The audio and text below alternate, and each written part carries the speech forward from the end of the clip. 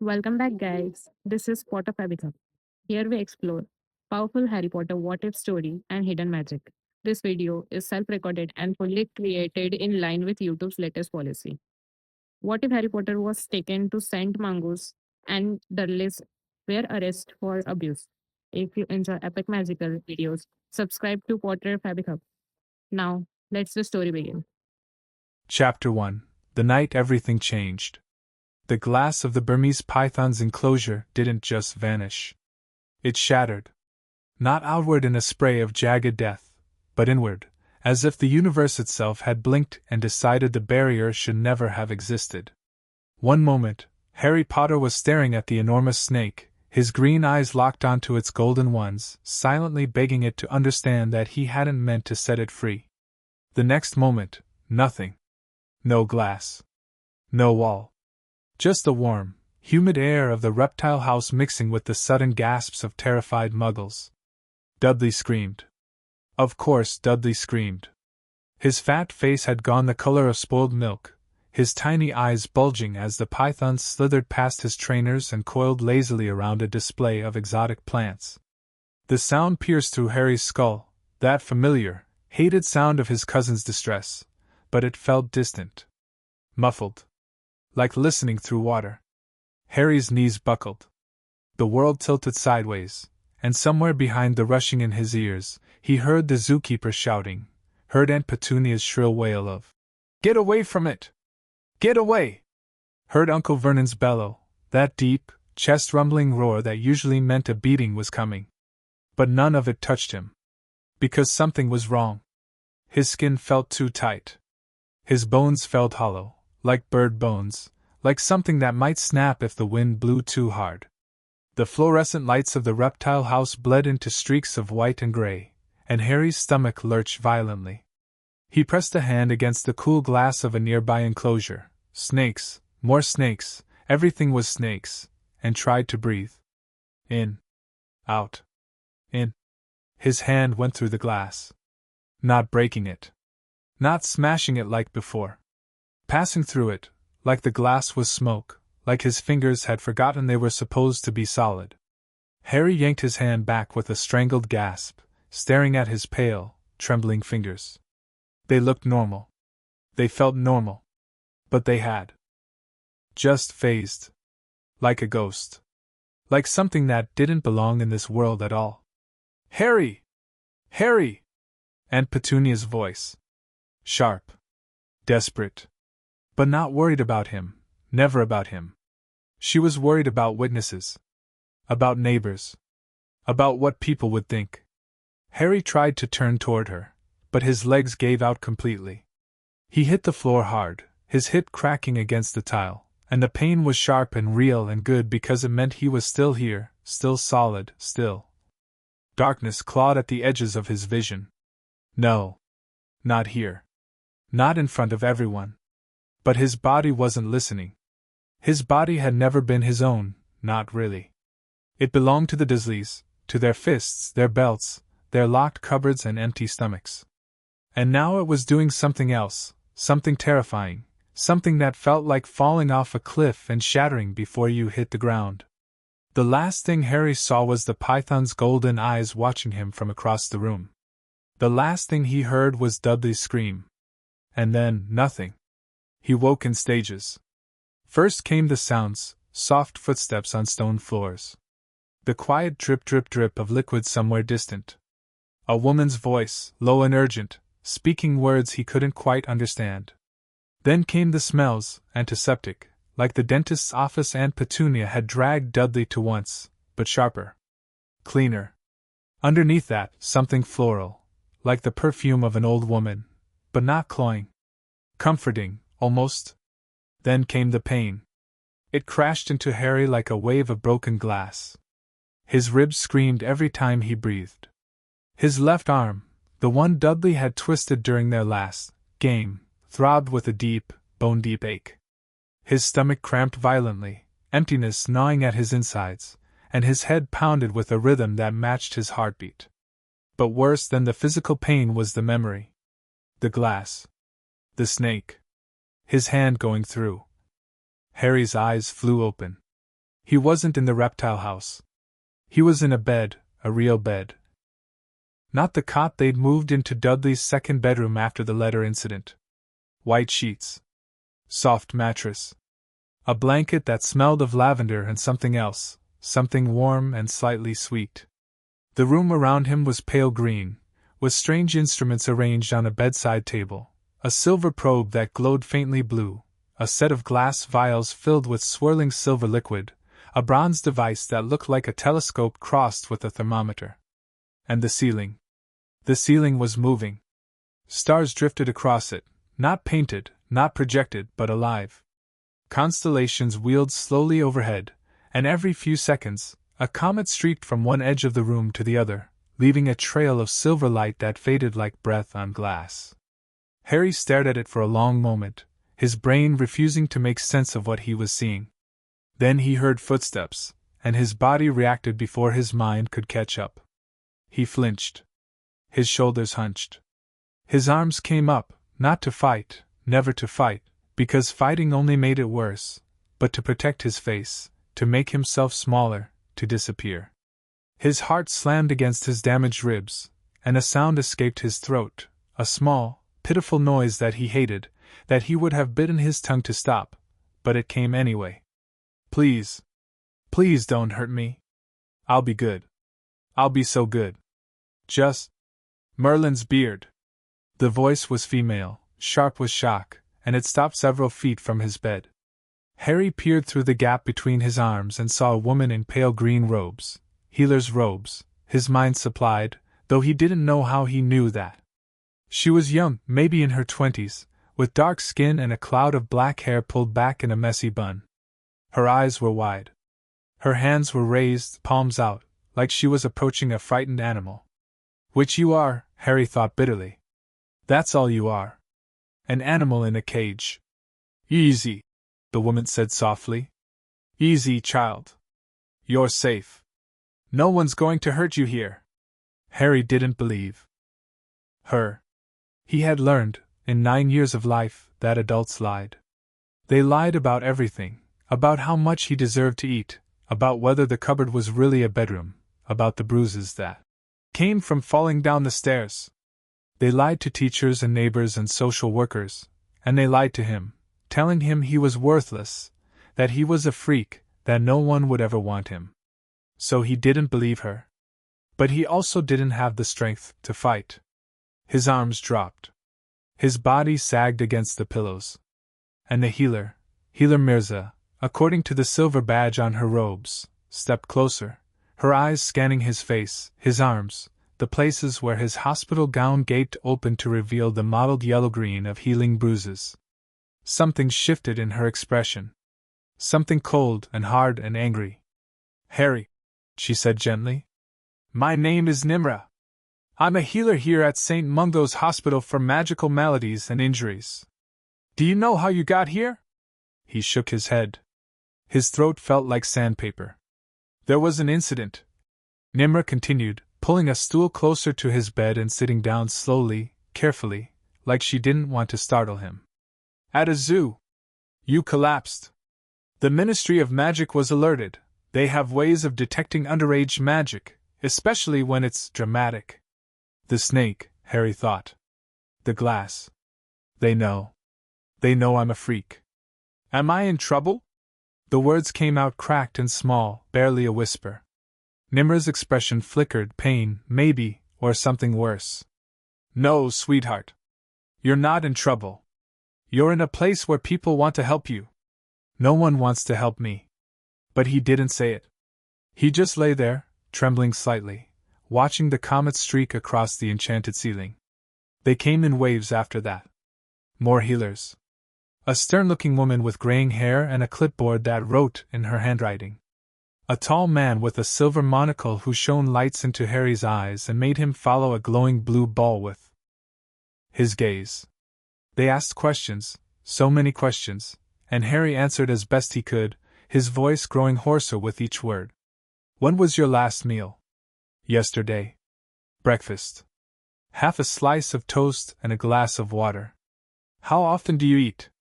Once a day. Sometimes twice, if Dudley was feeling generous. These bruises, how did you get them? Fell down the stairs. All of them? Yes. Harry, we need you to be honest with us. I am being honest. The cuts on your back. The welts. Those didn't come from falling. Who hurt you, Harry? No one. I'm just clumsy. He watched their faces as he lied, watched the way their jaws tightened, their eyes hardened, their hands clenched into fists at their sides. They weren't angry at him. He understood that, distantly. They were angry at whoever had done this. But it didn't matter. Because telling the truth meant consequences. It meant the Dursleys would be angry. It meant the cupboard would get smaller, the locks would get tighter, the beatings would get worse. It meant, if you say anything, boy, anything at all, I will make sure you regret it for the rest of your miserable life. Uncle Vernon's voice. Drunk with rage, his face purple, his fist raised. Harry closed his eyes and said nothing. The worst part came when they took off his gown. Not all the way, they were careful, so careful, like they were handling something precious that might shatter. But they needed to examine him properly, the gray-haired woman explained.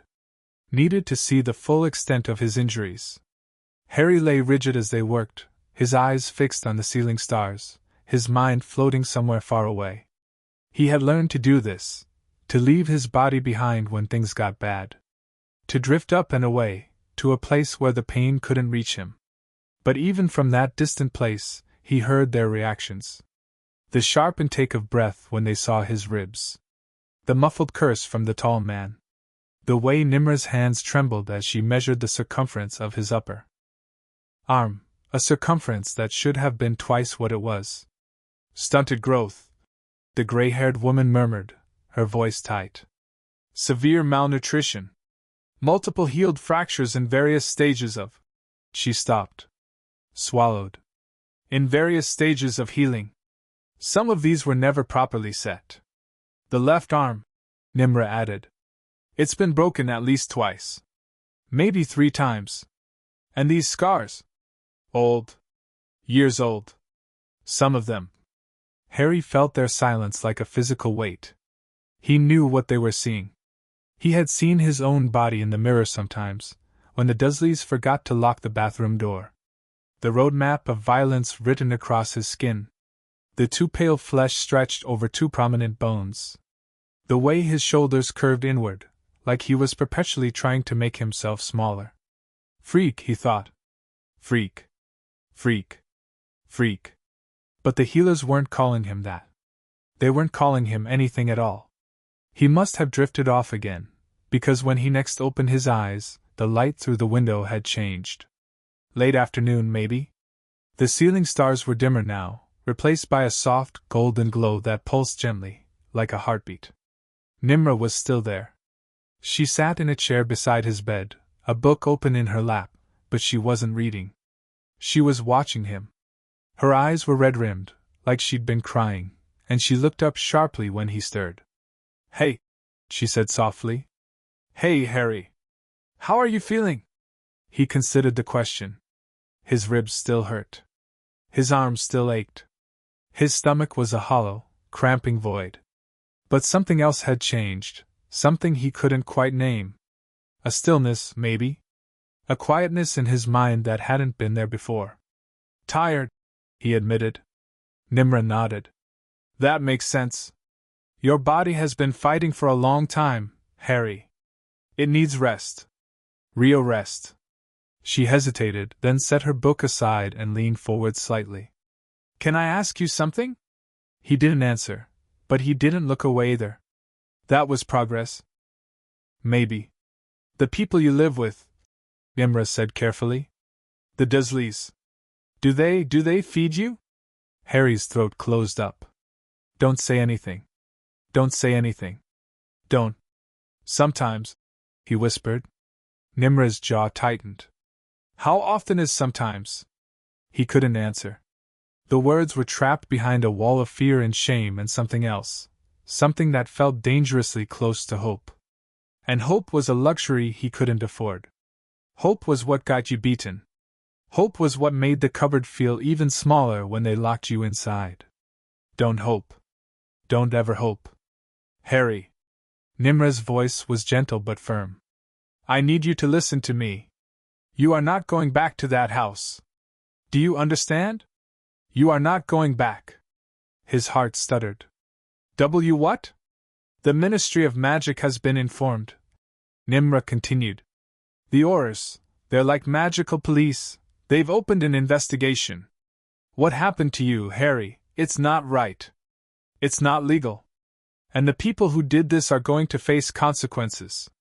Consequences. The word felt foreign. Impossible. People like the Dursleys didn't face consequences. They were the consequences.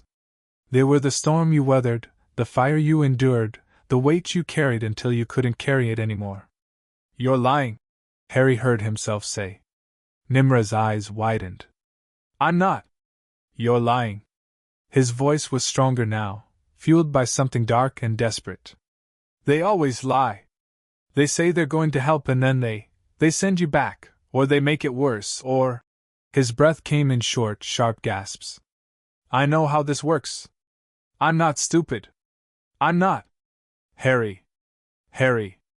A hand on his shoulder, gentle, so gentle, barely a touch, and Harry flinched like he'd been burned.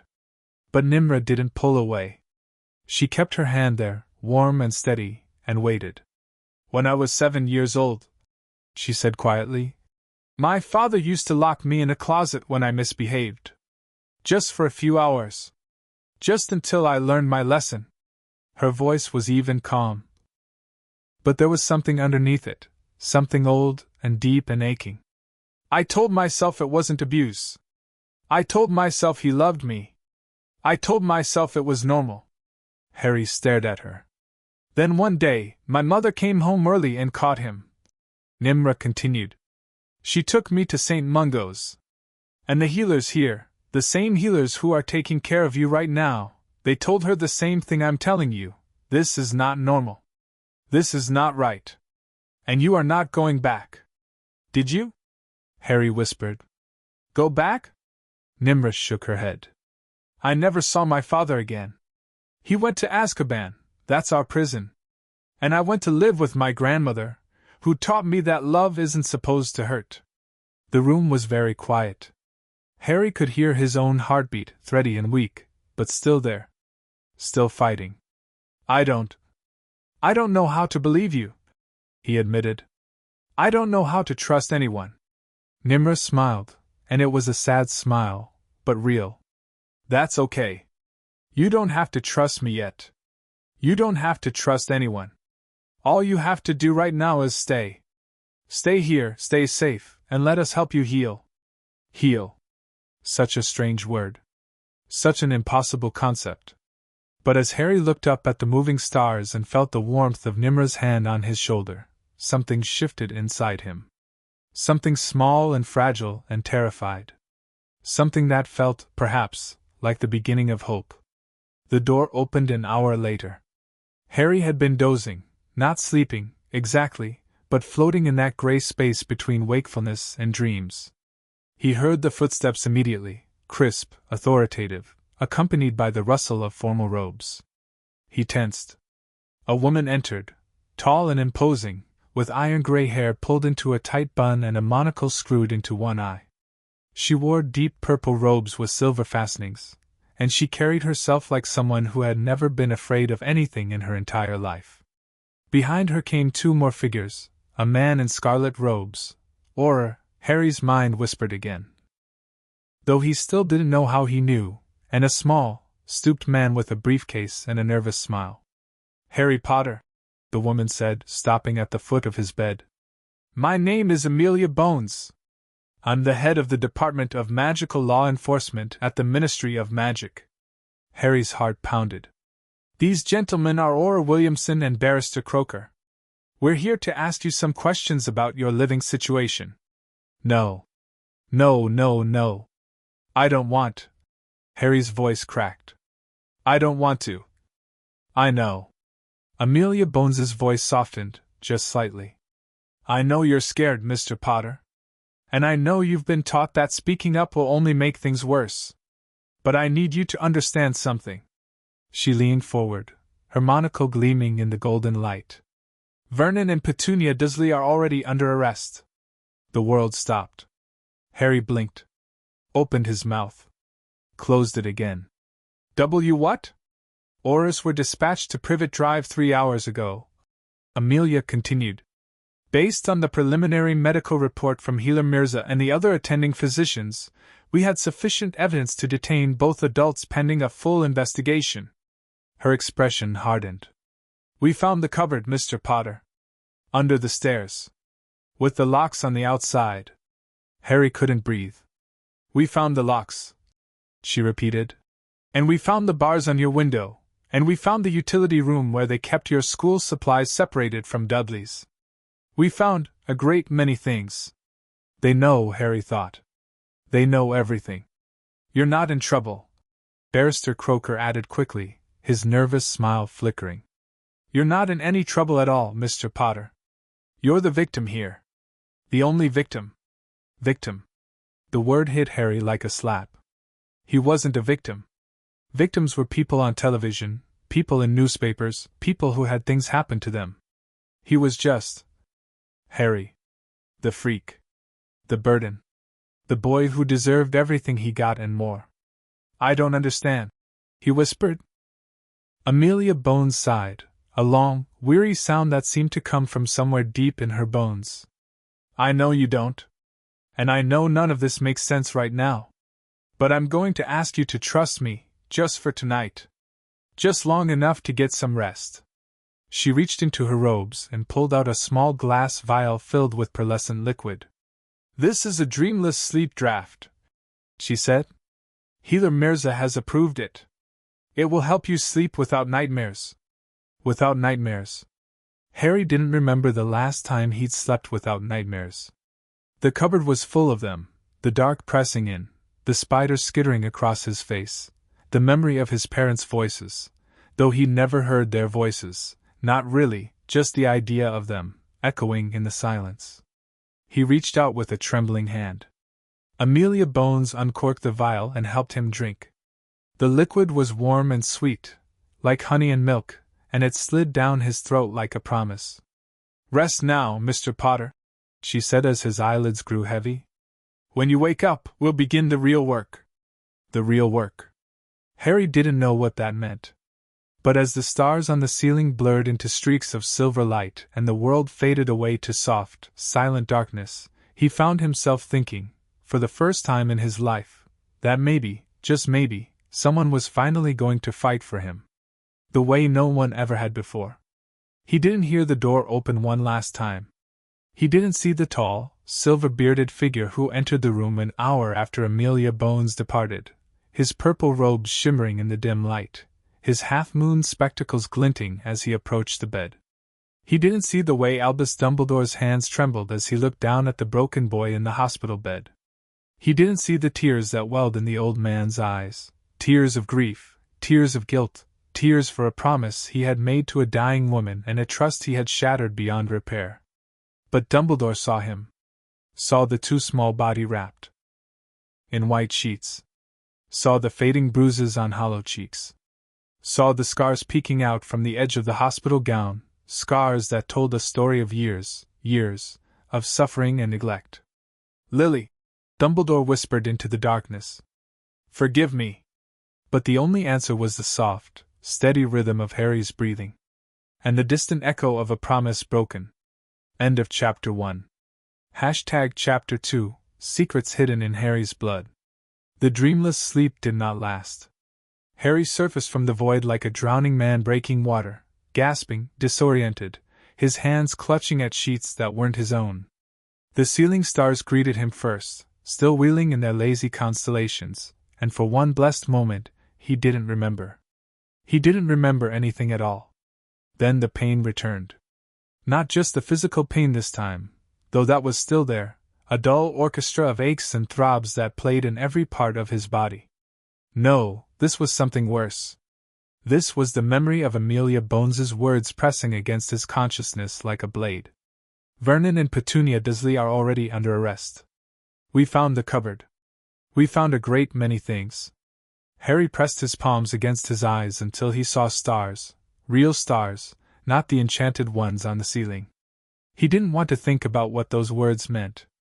He didn't want to think about the Dursleys in handcuffs, or Dudley watching his parents being led away, or the neighbors seeing, knowing, finally knowing what happened behind the closed door of number 4. He didn't want to think about what came next. Because if the Dursleys were gone, if they weren't there to feed him, such as it was, to shelter him, such as it was, to define the narrow boundaries of his existence, then what was left? What was he left with? Nothing. The answer came swift and cold. Nothing at all. Nimra arrived with breakfast. Not the breakfast Harry was used to, the half slice of toast, the glass of water, the careful calculation of how long he could make it last. No, this was a tray laden with things he didn't have names for, golden circles that smelled of honey, a bowl of porridge swimming in cream, slices of fruit arranged in a spiral, and a steaming mug of something that smelled like chocolate and warmth and safety. Harry stared at it like it might bite him. "I can't eat all this," he said. Nimra set the tray across his lap and pretended not to notice how his hands shook. "You can try. And if you can't, that's fine too. But your body needs fuel, Harry. You've been running on empty for a very long time." Running on empty. He liked that phrase. It made him sound like a car, not like a freak. Cars broke down when they ran out of fuel. Cars got repaired. Cars didn't have to feel ashamed of needing more than they were given. He picked up a spoon and took a single bite of porridge. The taste exploded across his tongue, sweet and warm and impossibly rich. His stomach cramped violently, protesting the sudden intrusion, and for a terrible moment Harry thought he might be sick. But he swallowed, and he took another bite, and another, until the bowl was half empty, and his eyes were burning with tears he refused to shed. Asterisk, don't cry. Don't ever cry. Crying makes it worse. Asterisk. What's wrong? Nimra asked gently. Nothing. Harry. Nothing is wrong. His voice came out harder than he intended. I'm fine. I'm always fine. Nimra didn't push. She just sat beside him, quiet and steady, while he finished the porridge and ate 2 of the honey golden circles and drank the entire mug of chocolate until his stomach was full, truly full, for the first time in as long as he could remember. It hurt. Not the way hunger hurt, all sharp edges and hollow spaces. This was a different kind of pain, a pressure, a stretching, a feeling of being too much in a body that had learned to take up as little space as possible. I don't like it, Harry whispered. The food? No. He stared at the remaining fruit on his tray. Being full. It feels wrong. Nimra was quiet for a long moment. Then she said, That makes sense. When your body gets used to scarcity, abundance feels dangerous. It feels like something that can be taken away. Something that can be taken away. Yes. That was exactly it. Every bite he took was a bite the Dursleys might decide he didn't deserve. Every scrap of comfort was a luxury that could be revoked at any moment. He had learned, in 9 years of careful survival, not to want things. Not to need things. Not to let himself believe that more was possible. And now they were telling him that more was not only possible, it was necessary. He didn't know how to survive that. The healers came again mid-morning. But this time, they brought different instruments. Not the glowing probes and silver vials of the day before, these were darker, heavier, made of black stone and copper wire. The gray-haired woman, Healer Primrose, Harry had learned, carried a shallow stone bowl etched with runes that seemed to shift when he wasn't looking directly at them. Harry, Primrose said, settling onto the stool beside his bed. We need to run some more detailed tests today. The examination we did yesterday gave us a picture of your physical condition. Today, we need to look at your magical health. Harry's heart stuttered. My what? Your magic, Imra said softly. Harry, you're a wizard. Didn't anyone ever tell you? The word hit him like a physical blow. Wizard. Images flashed through his mind, The snake at the zoo, the glass dissolving, his hand passing through solid matter like it was nothing. The strange things that always happened around him when he got upset. The vanishing glass at the zoo before, the teacher's wig turning blue, the jumper that shrank in the wash until it could only fit a doll. Wizard. Not freak. Not oddity. Not wrong. Wizard. I don't. Harry's voice cracked. I'm not. You are, Primrose said firmly. You're a wizard, Mr. Potter. One of the most powerful magical signatures we've ever recorded, in fact. But something is wrong. Something is blocking your magic, suppressing it, keeping it from flowing the way it should. Asterisk blocking. Suppressing, asterisk. The words tasted like truth. Harry thought about how tired he always was. How hard it was to concentrate in school, to keep his eyes open, to care about anything at all. He'd always assumed that was just him, just the way he was made, broken and defective and wrong. But maybe it wasn't his fault at all. What are you going to do? He asked, his eyes fixed on the stone bowl.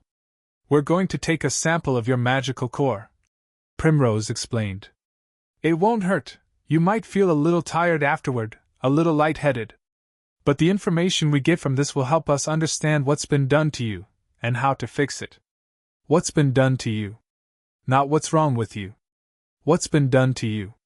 Harry nodded slowly. Okay. The ritual took an hour. Harry lay still while the healers arranged themselves around his bed, Primrose at his head, Nimra at his left, the tall man with the monocle, Healer Thorn, at his right. They held the black stone instruments over different parts of his body, his chest, his forehead, the hollow of his throat, the inside of his wrists.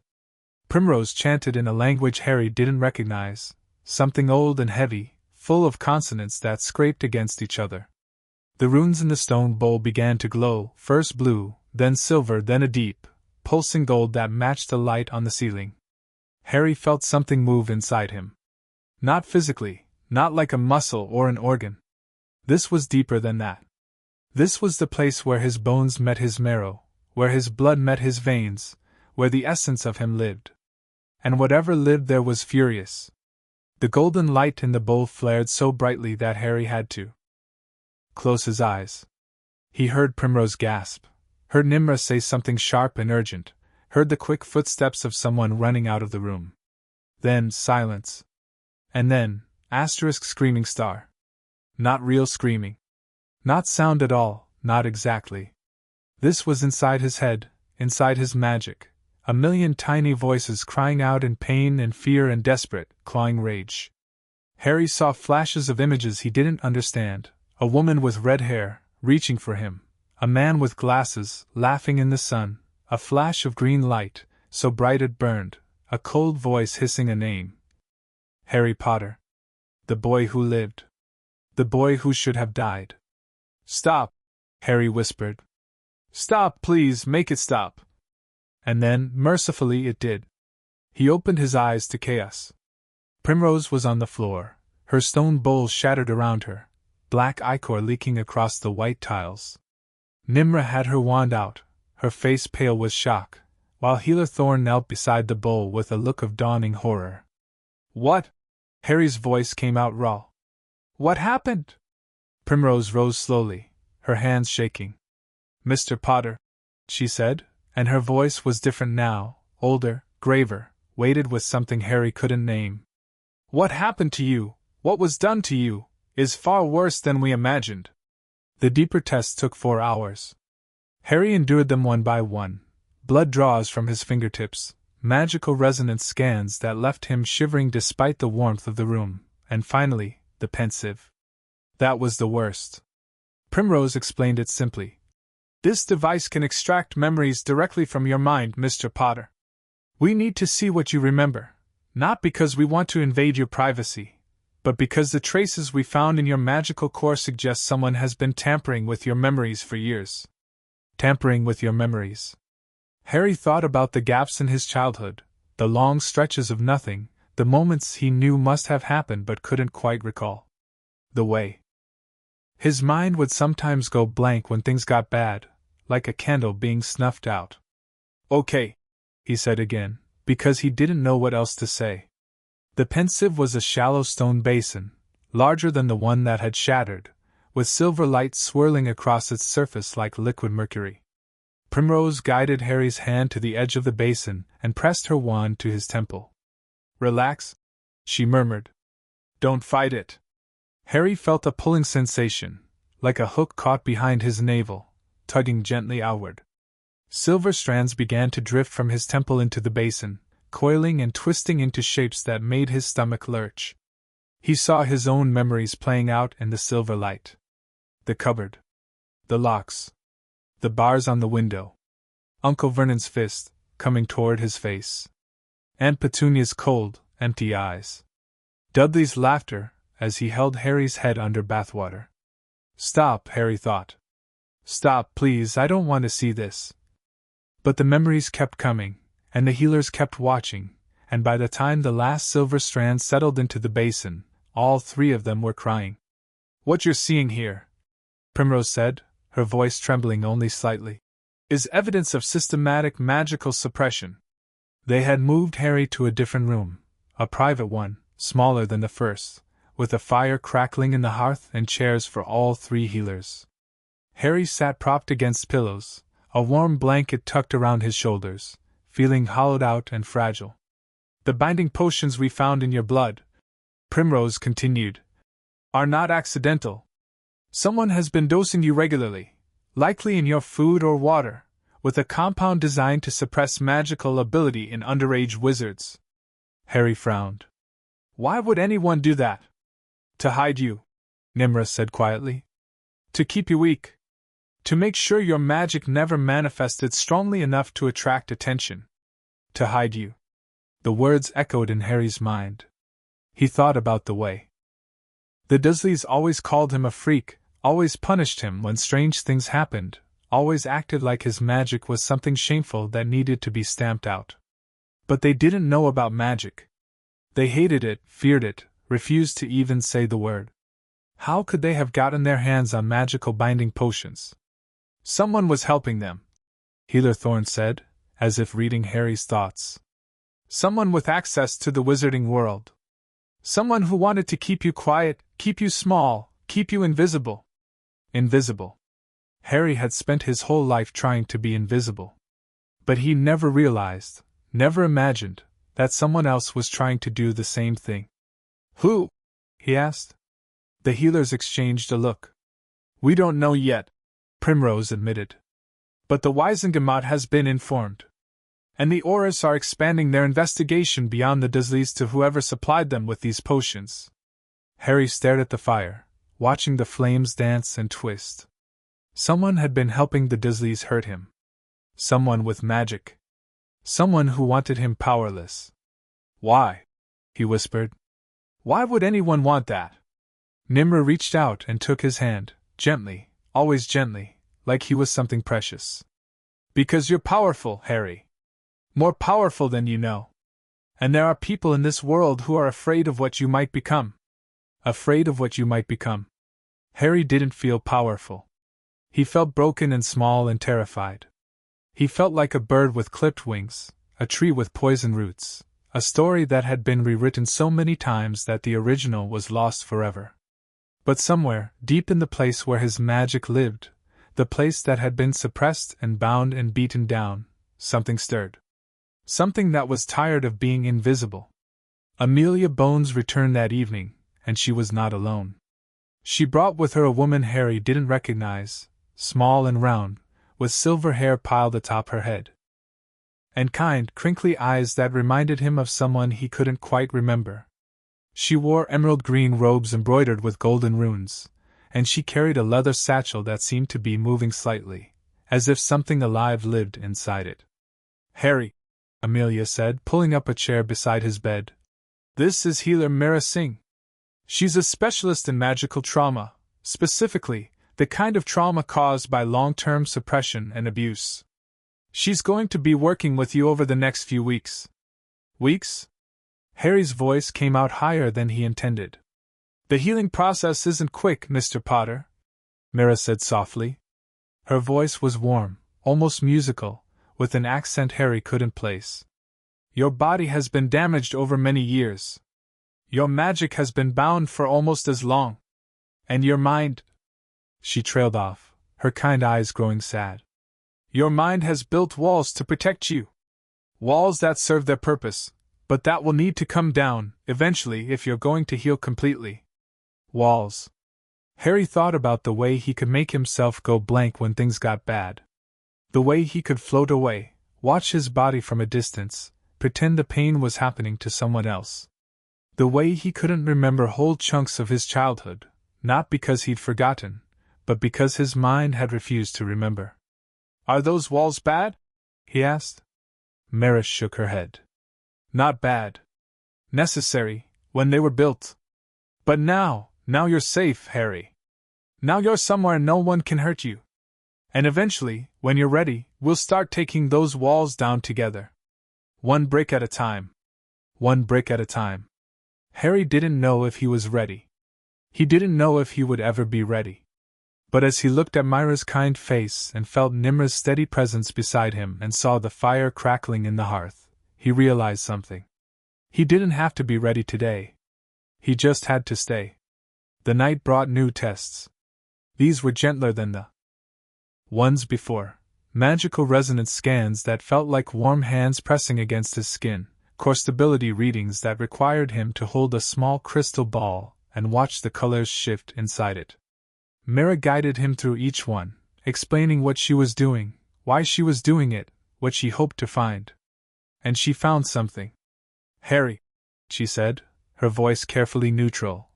I need to tell you something about the bindings on your magic. He tensed. What about them? They're not just potion-based. Mira set down her crystal ball and leaned forward, her expression grave. There's something else. Something older.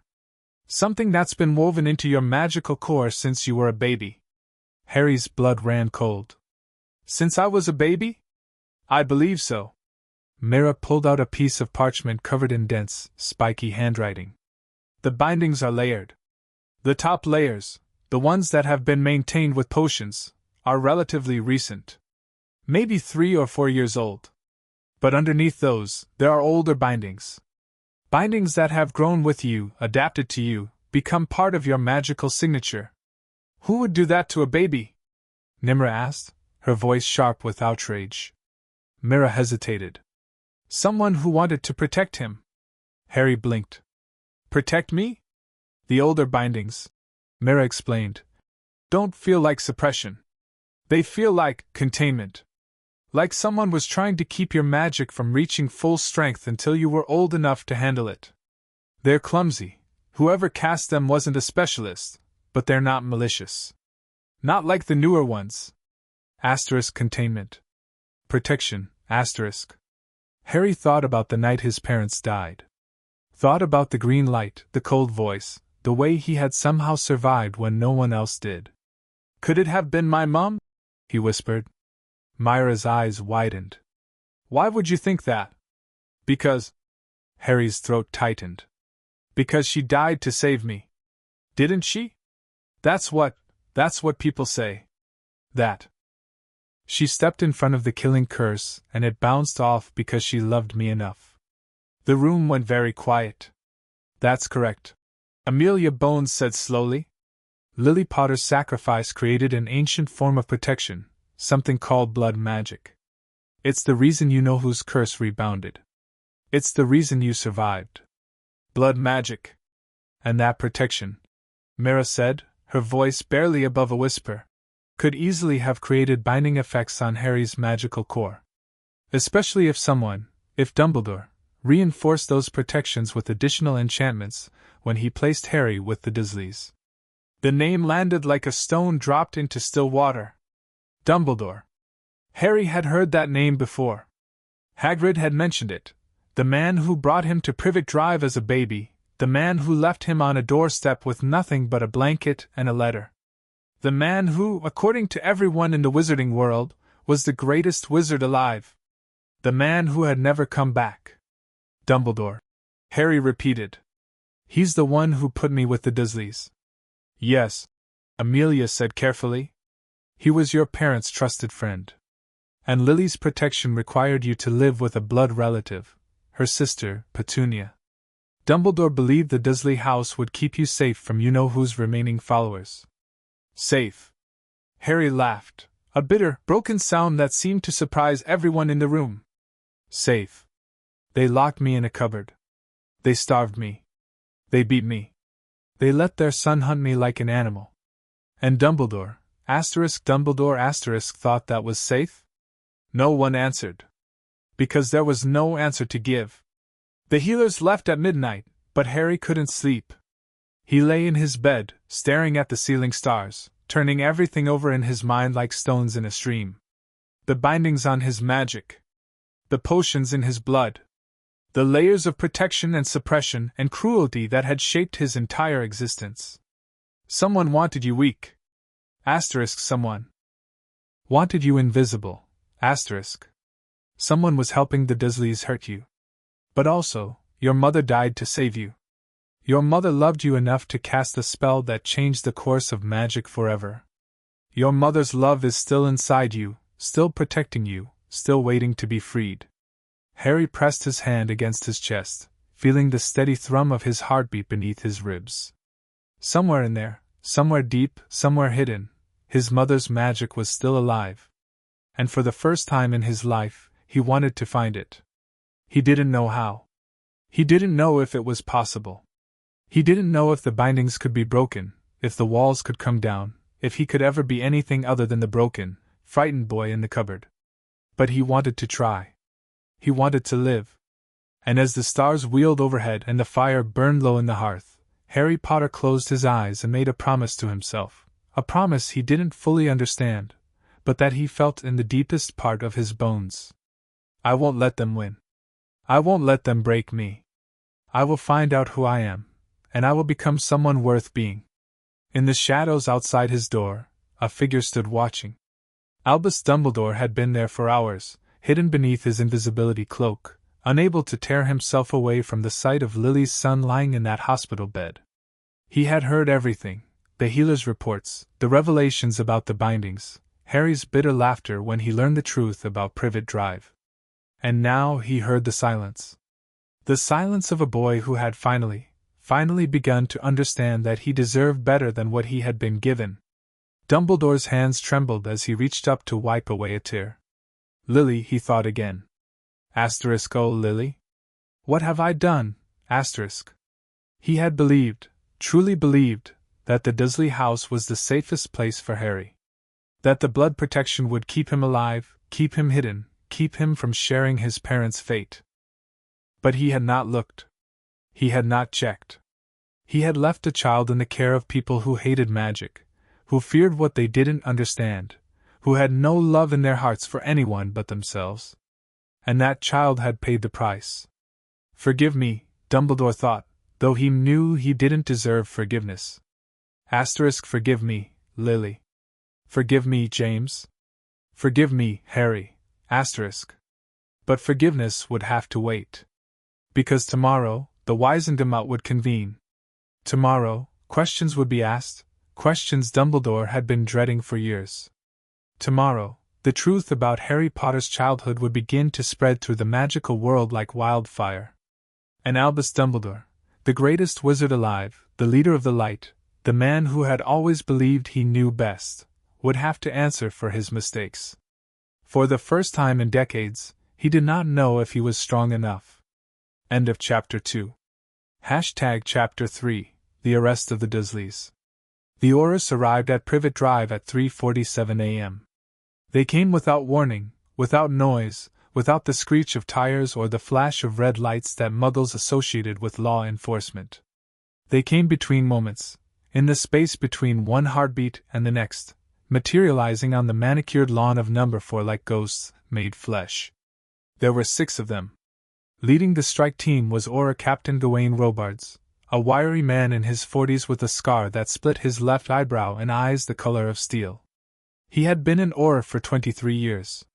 He had seen dark wizards at their worst, had chased Death Eaters through burning buildings, had held victims as they bled out in his arms. But he had never Been sickened by a mission briefing before tonight. Asterisk malnourished. Multiple healed fractures. Signs of prolonged confinement. Magical suppression. Age 9, asterisk. The words from the medical report had seared themselves into his brain. He had read them once, twice, 3 times, each time hoping they would somehow change. Each time hoping he had misread. He hadn't. Positions, Robarts murmured, and his team spread out across the lawn like smoke. 2 oars took the back garden, wands trained on the kitchen door. 2 more circled to the side windows, ready to block any escape attempts. The 6th, a young woman named Proudfoot with a nervous twitch and sharp eyes, stayed beside Robarts, clutching a roll of enchanted parchment.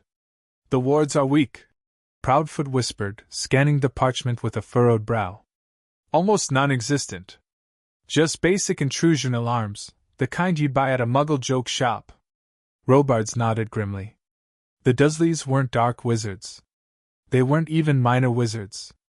They were Muggles, ordinary, unmagical people who had somehow managed to inflict more damage on the boy who lived than most Death Eaters had ever achieved. Breach on my mark, he said. 3, 2, 1, mark. The front door exploded inward. Vernon Dursley woke to the sound of his door splintering. For one blissful second, he didn't remember. He didn't remember the zoo, didn't remember the freak's collapse, didn't remember the hushed phone call from someone who claimed to be from the Ministry of Magic, demanding that he and Petunia remain on the premises pending investigation. Then the weight of the last 24 hours crashed down on him, and he sat up in bed with a roar of outrage. Petunia! Petunia, get the... He never finished the sentence. A figure appeared in his bedroom doorway, tall, hard-faced, wearing robes of deep scarlet that seemed to drink the dim light. The figure raised a thin wooden stick, wand Vernon's mind supplied through the red haze of his fury, and Vernon's voice died in his throat. Not because he was afraid. Because he couldn't speak. He opened his mouth, closed it, opened it again. Nothing came out. Not a whisper. Not a grunt. Not the bellow of rage that had been building in his chest since that damned freak had collapsed in the reptile house. What have you done to me? He tried to scream, but the words were ash on his tongue. Vernon Dursley, the figure said. His voice was calm, professional, utterly devoid of emotion. You are under arrest by order of the Wisengamot of the British Ministry of Magic. You have the right to remain silent. You have the right to request a legal representative. Anything you say may be used in evidence against you. Vernon's face turned purple. Beside him, Petunia let out a thin, reedy wail, the sound of a woman who had spent her entire life terrified of exposure, and was now watching that terror become reality. She clutched the bedsheets to her chest, her bony knuckles white, her eyes wide with the same expression she'd worn when Lily had received her Hogwarts letter all those years ago. Freaks, she thought. Freaks, all of them, coming to take me away like they took my sister. Petunia Dursley, the figure continued, turning those cold gray eyes on her. You are also under arrest. Please do not resist. Petunia hasn't done anything. The words burst out of Vernon. No, not burst.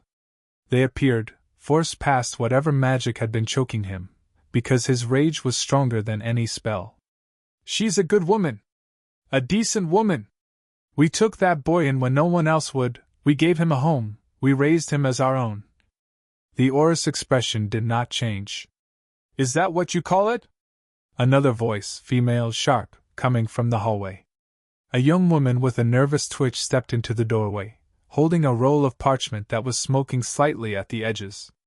Because according to the trace spells we just ran on this house, you kept him in a cupboard. A cupboard, Mr. Dursley.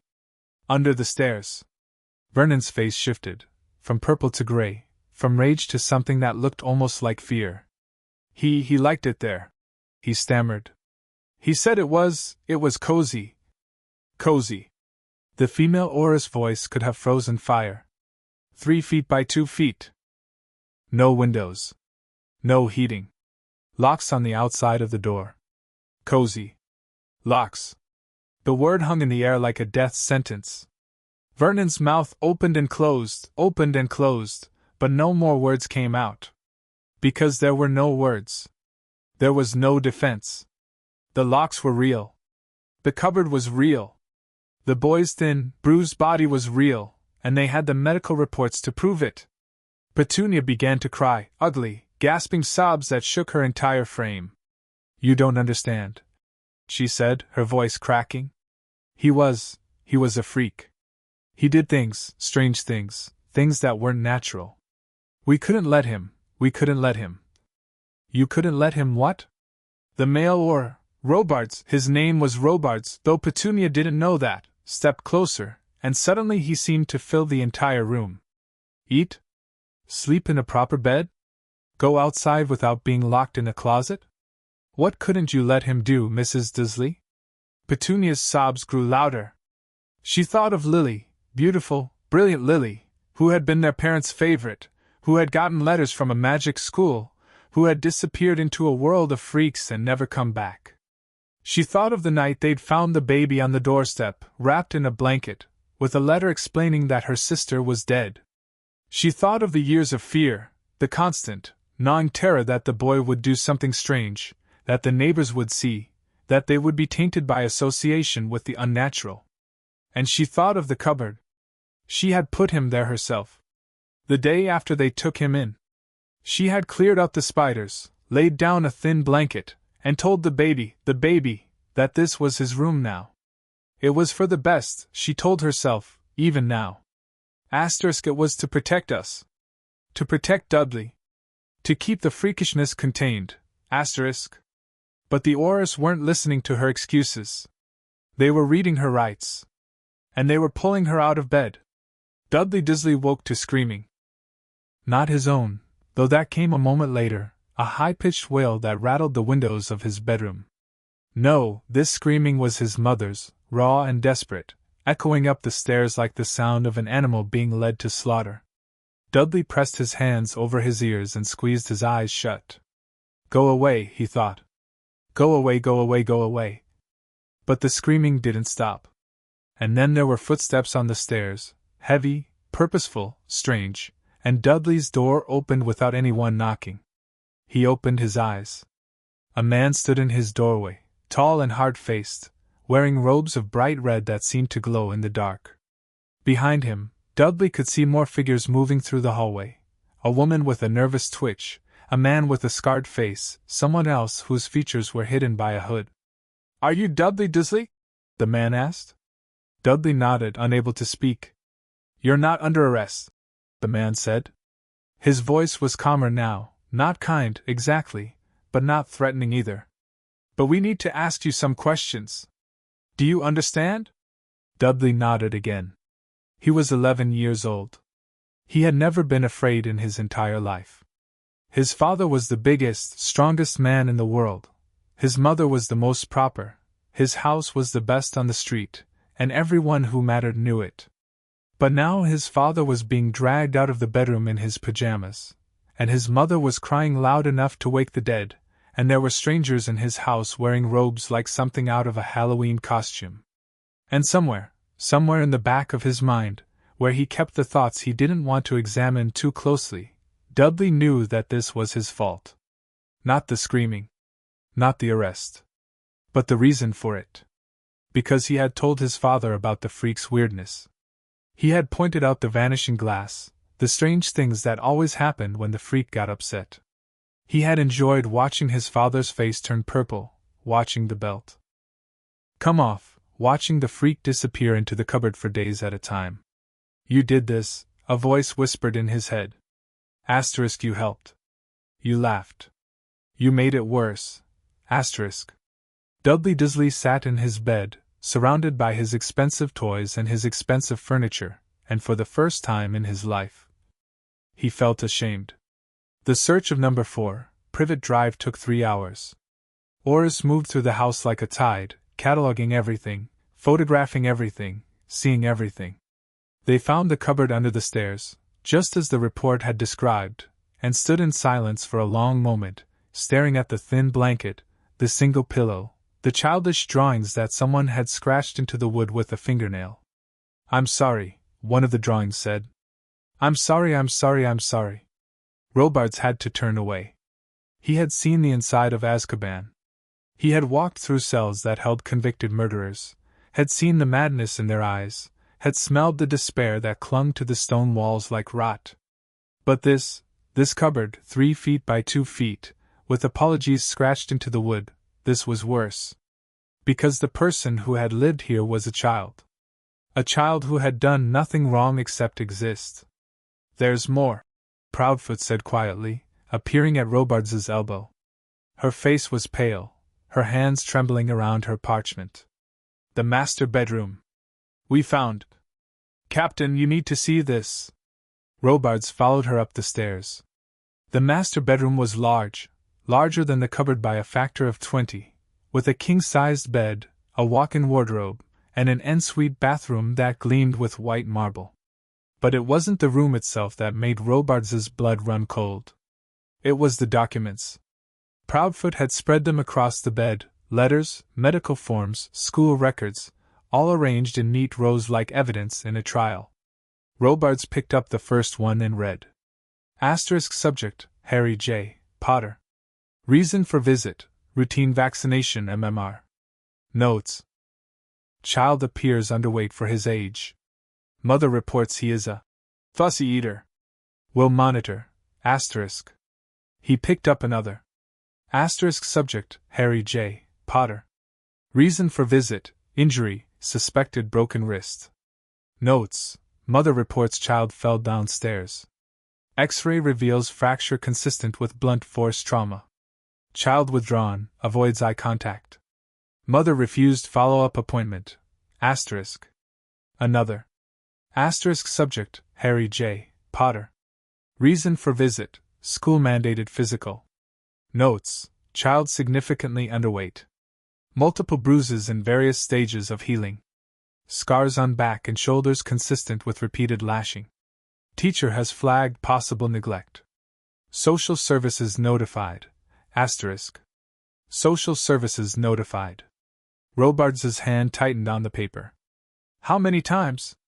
7. Proudfoot said quietly. Social services was called 7 times over the past 5 years. Each time, the Dursleys talked their way out of it.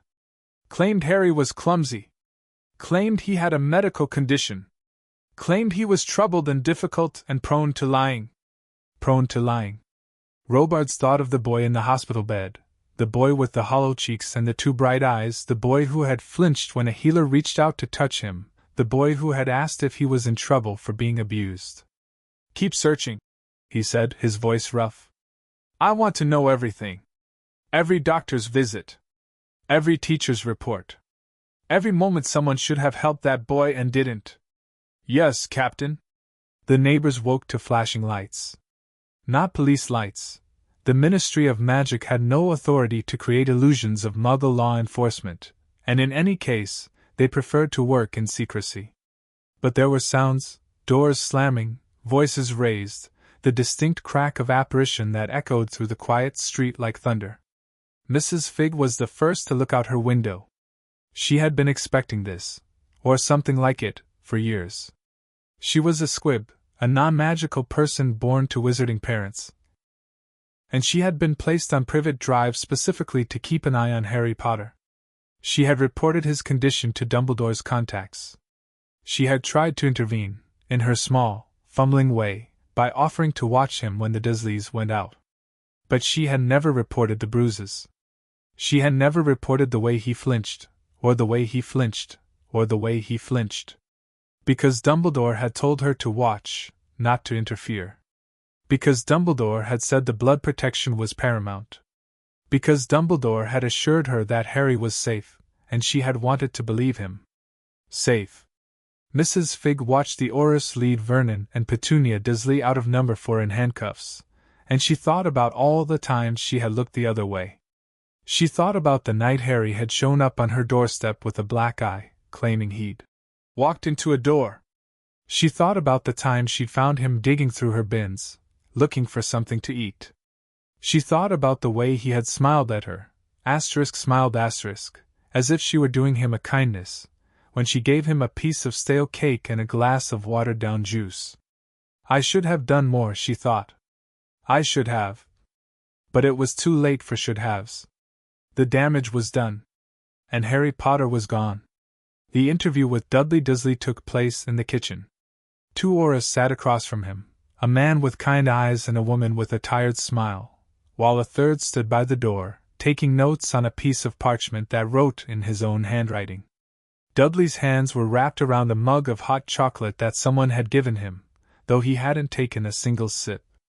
We just want to understand what happened, the woman said gently. Can you tell us about Harry? About what life was like in this house? Dudley stared into his mug. He thought about the hunting trips.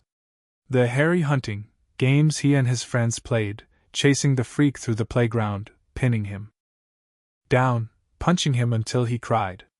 The way his father had laughed when Dudley came home with scraped knuckles. The way his mother had pretended not to see the blood on Dudley's shirt. He was a freak, Dudley said finally. That's what Dad said. A freak. He did strange things. Things normal people don't do. What kind of strange things? Things moved. Glass broke. His hair grew back overnight after Mum shaved it all off. Dudley's voice cracked. He talked to snakes. At the zoo. He talked to a snake and it listened. The Aurors exchanged a glance. Was that why you were scared of him? The man asked. Dudley looked up, his eyes red-rimmed. I wasn't scared of him.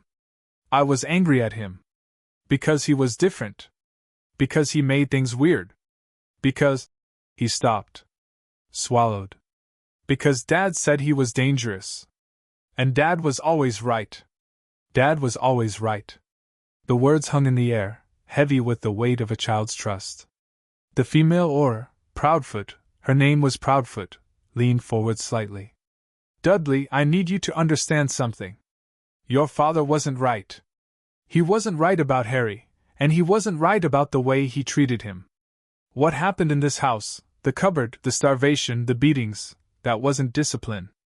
That was abuse. And it was wrong. Dudley's face crumpled. He had never been told he was wrong before.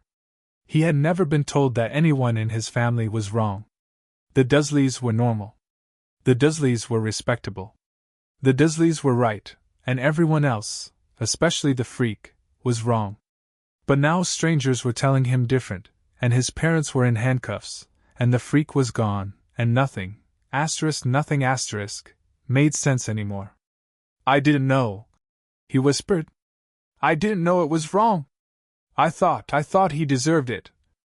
Did Harry ever do anything to deserve it? Dudley opened his mouth. Closed it. Opened it again. No words came out. Because Harry had never done anything. Not really. He had been quiet, small, invisible. He had taken up as little space as possible, eaten as little food as possible, made himself as unnoticeable as possible. He had apologized for existing, over and over, written into the walls of his cupboard in childish handwriting. I'm sorry. I'm sorry. I'm sorry, asterisk. No, Dudley whispered. He didn't do anything. He never did anything. And his voice broke. We hurt him anyway. The tears came then, not the crocodile tears he had used to manipulate his parents, but real ones, hot and shameful and ugly. They dripped off his chin and splashed into his hot chocolate, and for the first time in his 11 years, Dudley Dursley understood what he had done. He had been a monster. And the monster's name was Dudley. The sun rose over Privet Drive at 6:47 a.m. By then, the Aurors were gone. They had taken Vernon and Petunia Dursley to the ministry's holding cells, where they would await trial. They had taken Dudley to a temporary guardian, a ministry-appointed social worker who would place him with a relative or foster family until the legal proceedings were complete. And they had taken evidence. Boxes and boxes of evidence. Photographs of the cupboard. Copies of the medical records. Testimony from neighbors, teachers, and the social workers who had failed Harry again and again. The magical traces of binding potions found in the kitchen, hidden, the Aurors discovered, in a bottle of vitamin supplements that Petunia forced Harry to take every morning. Vitamin supplements, Robards thought bitterly. Iron for his blood. Calcium for his bones. And a little something extra to keep his magic suppressed. Someone had given the Dursleys those potions. Someone with access to the wizarding world. Someone who wanted Harry Potter weak, contained, invisible. Someone who might still be out there. "This isn't over," Robards said to Proudfoot as they stood on the pavement, watching the last of the evidence boxes load into a ministry van. "The Dursleys are just the beginning. Someone else was involved. Someone with magic." "I know," Proudfoot said. "The question is, who?" Robards didn't have an answer. But as he looked at number 4, Privet Drive, at the tidy lawn, the carefully trimmed hedges, the cheerful curtains that hid years of suffering, he made a silent promise. "I will find out," he thought. I will find out who helped them. Who encouraged them. Who looked the other way. And I will make them pay. Back at St. Mungo's, Harry Potter slept through the dawn. He didn't know about the arrest. He didn't know about the search, or the evidence, or the neighbors watching from their windows. He didn't know about Dudley's tears or Petunia's sobs or Vernon's purple-faced rage. He didn't know that his life had just changed forever. But as the first light of morning filtered through the enchanted windows of his hospital room, something shifted in his dreams. Something warm and golden, like sunlight through honey. Something that felt, impossibly, like safety. He dreamed of a woman with red hair. She was reaching for him, her arms open, her smile wide. She didn't say anything, didn't need to say anything. Her presence was enough. Her love was enough. "Mom," Harry tried to say, but the word wouldn't come. And then she was gone, and he was waking, and the room was empty except for Nimra's sleeping form in the chair beside his bed. But the warmth remained. The safety remained.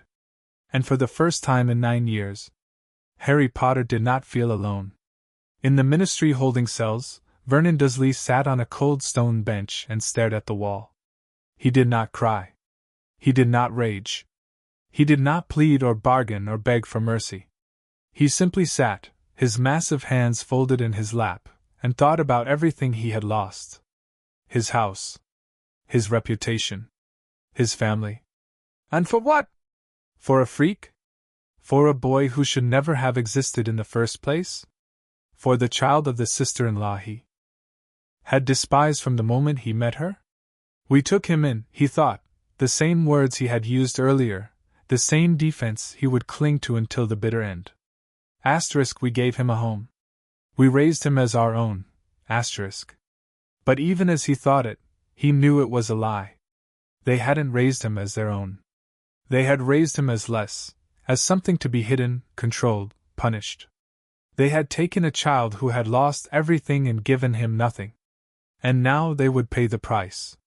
The cell door opened. A figure stepped inside, tall, silver-haired, wearing robes of deep purple embroidered with gold. "Dumbledore," Vernon said, and the name tasted like poison. "Mr. Dursley." The old man's voice was calm, measured, utterly without emotion. "I believe we need to talk." Vernon laughed, a harsh, ugly sound. "Talk? Talk? You left that boy on my doorstep 11 years ago. You told us to raise him.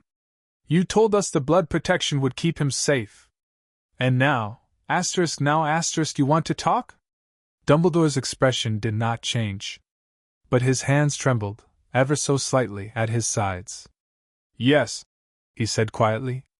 "I believe we have a great deal to discuss." End of Chapter 3. Chapter 4, Dumbledore's Greatest Mistake. The fire in the Wizengamot's private chamber burned low and green. Albus Dumbledore had stood before this fire many times. He had argued for the rights of werewolves, for the protection of muggleborns, for the admission of half-giants to positions of respect and authority. He had faced the fury of pure-blood bigots and the cold disdain of political rivals. He had won. He had lost. He had, through sheer force of will and reputation, bent the Wizengamot to his purposes more times than he could count. But he had never stood before them like this. Like a man awaiting judgment. The room was small by Wizengamot standards. No public galleries, no press boxes, no rows of observers hungry for spectacle. Just a curved wooden bench, high-backed and imposing, where 12 senior members of the Wizengamot sat in judgment. Behind them, in shadows that seemed almost deliberate, Amelia Bones stood with her arms folded and her monocle glinting. Dumbledore knew all 12 faces. He had dined with them, debated with them, fought alongside them in the first war against Voldemort. But tonight, they looked at him like a stranger. Like an enemy. "Albus Dumbledore," said Madame Marchbanks, the oldest and most respected member of the body, her voice trembling with something that might have been grief or rage or both. "You have been called before this council to answer questions regarding the welfare of one Harry James Potter, currently a patient at St. Mungo's Hospital for Magical Maladies and Injuries." Dumbledore inclined his head. "I am aware of the purpose of this hearing, Madame Marchbanks." "Then you are also aware," Marchbanks continued, "that the preliminary medical report from St. Mungo's describes a level of physical and magical neglect so severe that several of our senior healers have been moved to tears. That a child, Albus, was found to have suffered starvation, repeated physical trauma, long-term confinement, and systematic magical suppression over a period of nearly 10 years. She paused, her wrinkled hands gripping the edge of the bench. 10 years, she repeated. 10 years, while you, the boy's magical guardian, the executor of his parents' will, the most powerful wizard of our age, did nothing. The word hung in the air like a blade. Nothing. Dumbledore closed his eyes. He had known, of course. That was the worst of it. The part he could never confess, never explain, never excuse. He had known that the Dursleys were not kind people. He had known that Petunia resented her sister, that Vernon feared anything different, that the household was not one of warmth and love. He had left Harry there anyway. Because the blood protection was real. Because Lily's sacrifice had created a bond that could only be sustained by the presence of a blood relative, by Petunia, no matter how unwilling. Because Voldemort was not truly gone, and his followers were still out there, and the safest place for Harry Potter was anywhere his mother's magic could protect him. Or so he had told himself. Night after night, year after year, he had repeated that logic like a prayer. The blood protection. The blood protection. The blood protection. It was the foundation upon which he had built his entire plan for Harry's safety. But foundations could crack. And the cracks had been there from the beginning. He thought of the first time he had visited Privet Drive, not in person, of course, but through the network of informants he had established. Arabella Figg, the squib who lived 2 doors down, with her reports of Harry's too large clothes and too quiet demeanor. "He seems a little thin," she had written, "but the Dursleys say he's just a picky eater." Picky eater. Dumbledore had accepted that explanation. Had wanted to accept it. Because if Harry was just a picky eater, then everything was fine. If Harry was just clumsy, then the bruises were explainable. If Harry was just shy, then the lack of friends was understandable. You saw what you wanted to see, he told himself now, in the silence of his own mind. You heard what you wanted to hear. And you left him there. He had left Lily's son in a house where love did not exist. And that was a sin no amount of blood magic could wash away. "Chief Warlock," Amelia Bones said, stepping forward from the shadows. Her voice was formal, measured, the voice of a prosecutor building a case. "Can you explain to this council why you chose to place Harry Potter with Petunia Dursley, rather than with any of the other candidates proposed by his parents' will?" Dumbledore opened his eyes. "The will," he said carefully, "named me as executor and guardian in the event of James and Lily's deaths. It did not specify alternative placements. The decision was mine alone." "So you acknowledge that the placement was your choice?" "Yes." "And you had the authority to choose differently?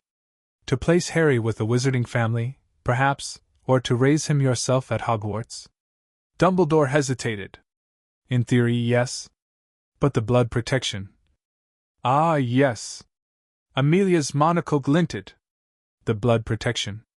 The magical bond created by Lily Potter's sacrifice, which required Harry to live with a blood relative of his mother in order to remain effective. This protection, you have argued for a decade, was the only thing standing between Harry and the remnants of you-know-who's followers. That is correct. And yet. Amelia pulled a scroll from her robes, long, densely written, sealed with the official mark of the Department of Mysteries. According to this analysis, commissioned by this council and conducted by the Unspeakables themselves, the blood protection would have remained viable even if Harry had been placed elsewhere. Provided he maintained regular contact with Petunia Dursley, visits, letters, even magical communication, the bond would have held. Dumbledore felt the floor shift beneath him. That wasn't. Wasn't what? Amelia's voice sharpened. Wasn't possible? Wasn't known? Or wasn't convenient, Chief Warlock? Because it seems to this council, that you made a decision based on incomplete information. Or worse, based on information you chose to ignore. The chamber was utterly silent. Dumbledore looked at the 12 faces before him, faces he had known for decades, faces he had trusted, faces that now looked at him with something close to contempt. They're right, he thought. They're right, and I believed, he said slowly, that the blood protection required continuous cohabitation with a blood relative. The Unspeakables analysis suggests otherwise. If I had known, if I had researched. But you didn't. No. The word came out like a sigh, like a surrender. I didn't. The interrogation continued for 3 hours. Amelia Bones was relentless. She questioned Dumbledore about every decision, every oversight, every moment over the past decade when he could have intervened and chose not to. She brought out letters from Arabella Figg, letters Dumbledore had received but never fully acted upon, and read them aloud to the council in a voice like ice. Asterisk. The boy seems lonely. The Dursleys do not allow him to play with other children. Asterisk. Asterisk. He has lost weight since my last report. I am concerned about his nutrition. Asterisk. Asterisk. There was an incident today. The boy fell down the stairs, or so they claim. He was limping for several days afterward. Asterisk. Asterisk. Please, Albus. I think something is very wrong. Asterisk. Each letter was a knife. Dumbledore had received them all. He had read them, filed them, convinced himself that Arabella was exaggerating, that the Dursleys were simply strict, that Harry was fine. He had been wrong.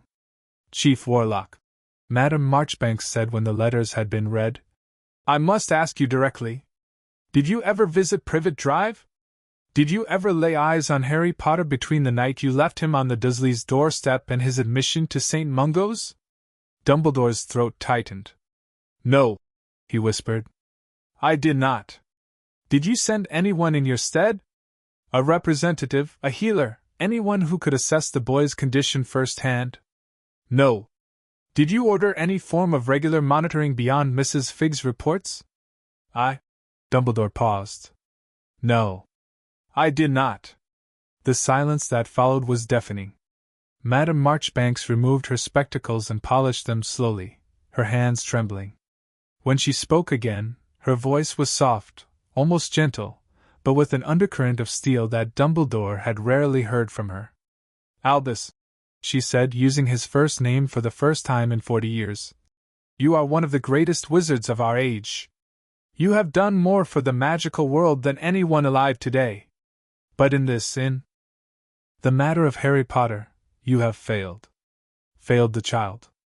Failed his parents. Failed the trust this council placed in you. She set her spectacles back on her nose. The question before us now is not whether you failed.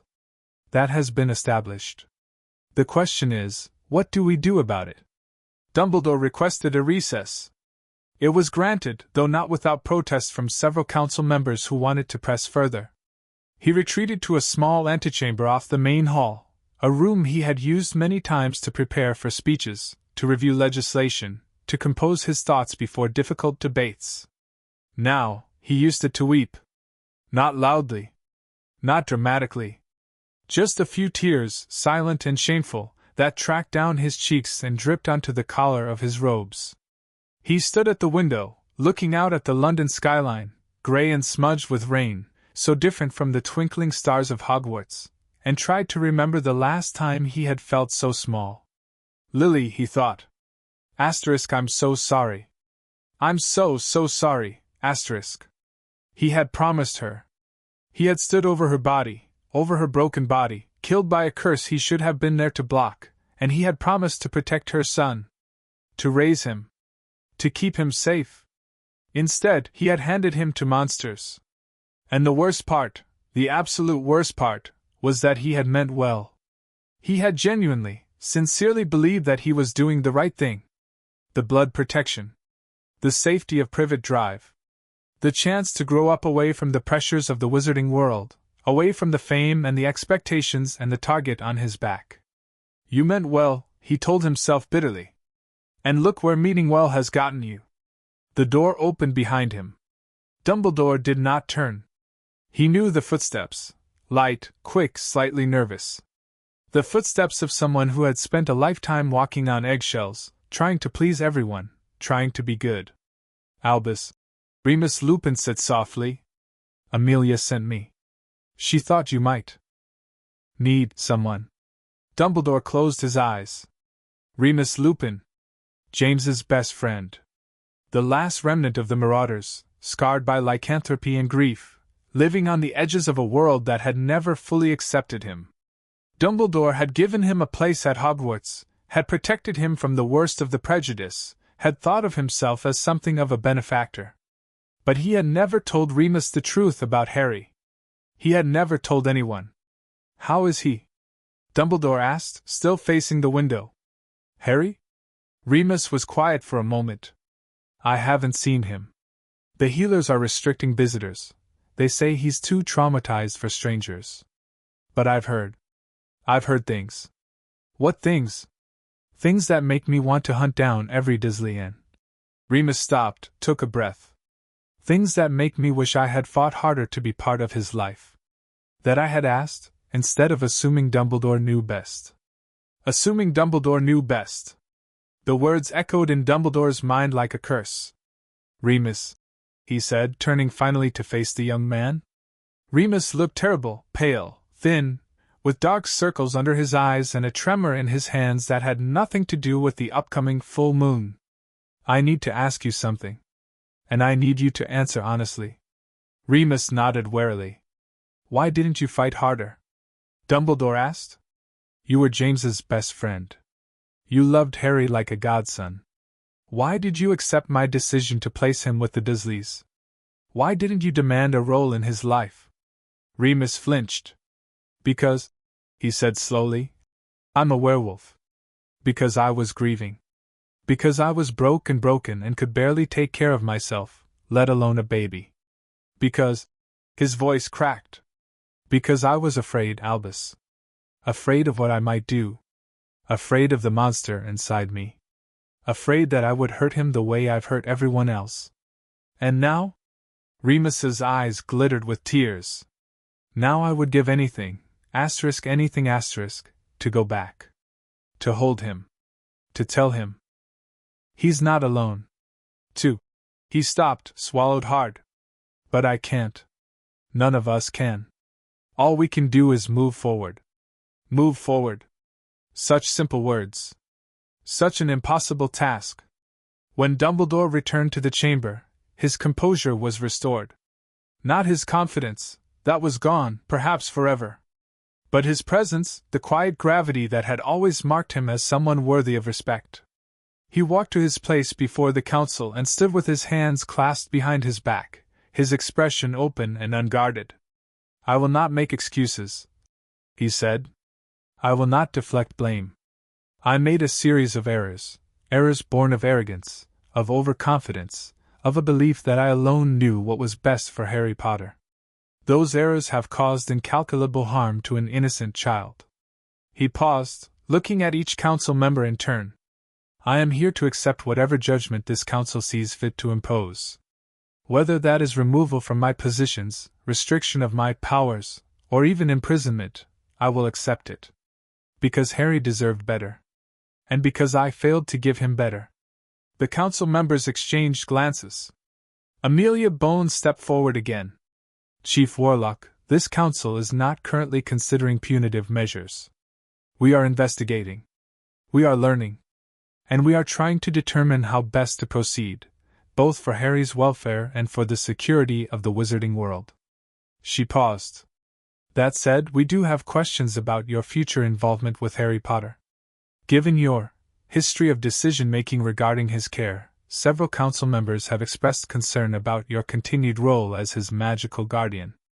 Dumbledore nodded slowly. I understand. And I agree. A murmur ran through the chamber. You agree? Madame Marchbanks said, her eyebrows rising. Harry needs people he can trust, Dumbledore said. People who have not failed him.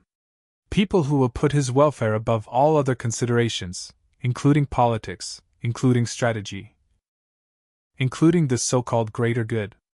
He looked down at his hands, old hands spotted and wrinkled, hands that had held wands and weapons and the weight of a world. I am no longer certain that I am one of those people. The silence stretched. Then, from the shadows at the back of the chamber, a new voice spoke. Then who? All heads turned. A woman stepped forward, young, perhaps 30, with sharp features and red hair that blazed like fire. She wore the robes of a junior counsel, but she moved with the confidence of someone who had been born to power. Tonks, Amelia Bones said, surprised. You're not supposed to be. I know, Nymphadora Tonks said, her hair flickering from red to brown to pink. But someone had to ask the question. If Dumbledore isn't fit to be Harry's guardian, and I'm not saying he isn't, I'm just following the logic, then who is? The boy has no living relatives besides the Dursleys. No named godparents besides a convicted murderer. No one. Sirius Black is not a murderer, Remus Lupin said sharply, stepping into the chamber behind Tonks. And I'll testify to that in any court in the land. The chamber erupted into chaos. It took 10 minutes to restore order. Dumbledore stood motionless through it all, watching the arguments swirl around him like leaves in a storm. Sirius Black. The Potter's will. The blood protection. The boy's future. Everyone had an opinion, no one had an answer. Finally, Madame Marchbanks raised her hand for silence. This council will adjourn, she said firmly. We will reconvene in 1 week, after we have reviewed all available evidence and consulted with appropriate experts. In the meantime, Harry Potter will remain at St. Mungo's under the care of Healer Mirza and her team. He will have no visitors except those approved by the healers and by Madame Bones. She looked at Dumbledore. Chief Warlock, you are instructed to remain available for further questioning. You are also instructed to refrain from any direct contact with Harry Potter until this council has reached a decision regarding your guardianship. Dumbledore nodded. I understand. Do you have anything further to add? He considered the question. There was so much he could say, explanations, justifications, pleas for understanding. But none of it would matter. None of it would undo the damage. None of it would give Harry back his childhood. No, he said quietly. Nothing. The council began to file out. Dumbledore remained where he was, watching them go. Amelia Bones passed him without a word, her expression unreadable. Madame Marchbanks paused at the door, looked back, opened her mouth as if to speak, then shook her head and disappeared into the corridor. Only Remus Lupin remained. Albus, Remus said, stepping closer. What are you going to do? Dumbledore turned to face the fire.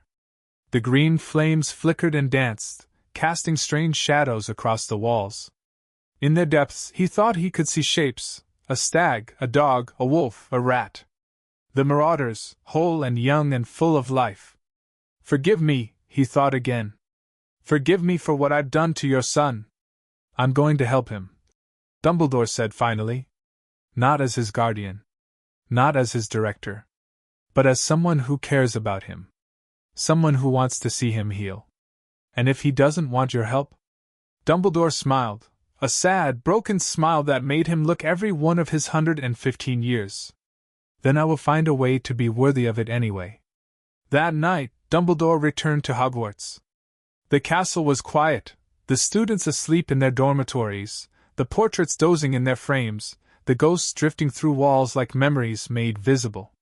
He walked the corridors alone, his footsteps echoing in the silence, until he reached a door he had not opened in years. The Potter's Memorial. It was a small room, hidden behind a tapestry on the third floor, created by the Hogwarts house elves after James and Lily's deaths. Inside, a single crystal vase held 2 roses, one red, one gold, preserved by magic to bloom forever. A plaque on the wall read, "In loving memory of James and Lily Potter, who gave their lives so that others might live." Dumbledore knelt before the roses. "James," he whispered. "Lily. I'm sorry." The words felt inadequate. They were inadequate. But they were all he had. He stayed there until dawn, kneeling on the cold stone floor, talking to ghosts who could not answer. He told them about Harry, about the cupboard, about the beatings, about the starvation. He told them about his own failures, his own blindness, his own arrogant certainty that he knew best. And when the first light of morning crept through the enchanted windows, he made a promise. "I will not fail him again. I will spend the rest of my life making this right. I swear it." The roses seemed to glow, just for a moment, brighter, warmer, touched by a magic that had nothing to do with spells or potions or ancient enchantments. A mother's love, perhaps. Or a father's forgiveness.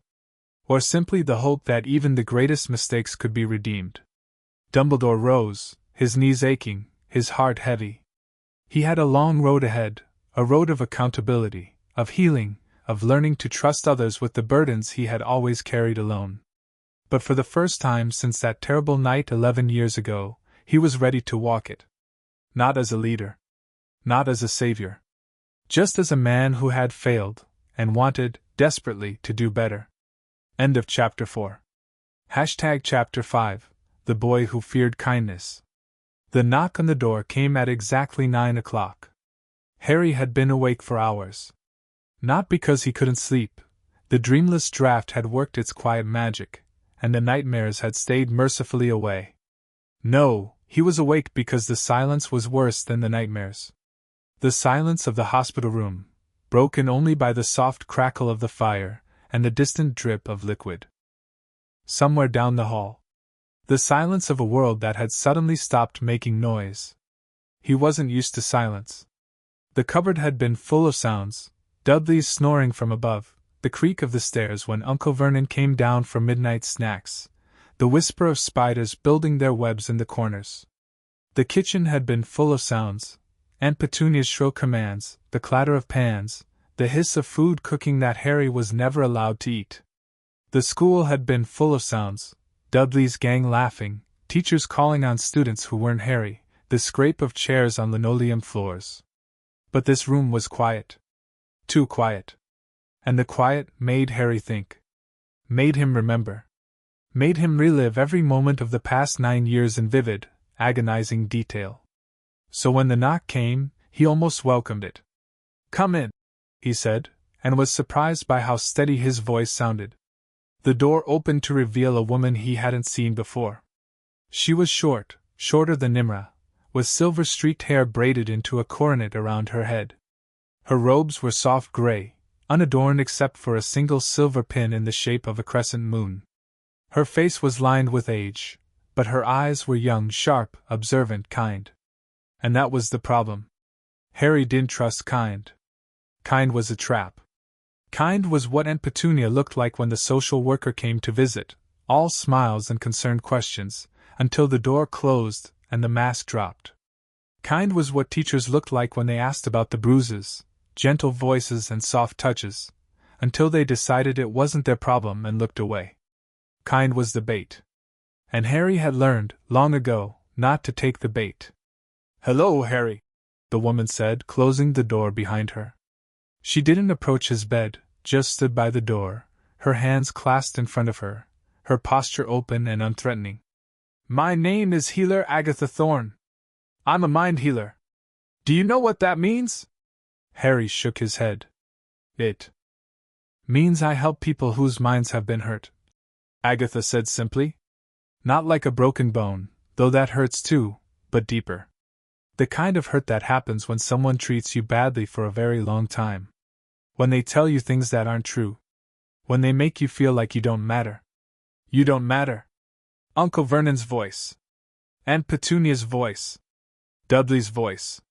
Even his own voice sometimes, in the dark hours before dawn when the silence pressed in and the doubts crept close.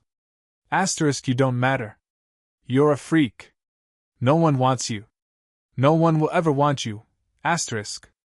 I don't need help, Harry said. I'm fine. Agatha didn't argue. Didn't push. Just nodded like he'd said something perfectly reasonable, and walked to the chair beside his bed, the one Nimra usually sat in. She sat down slowly, giving him time to react, to tell her to move, to do anything.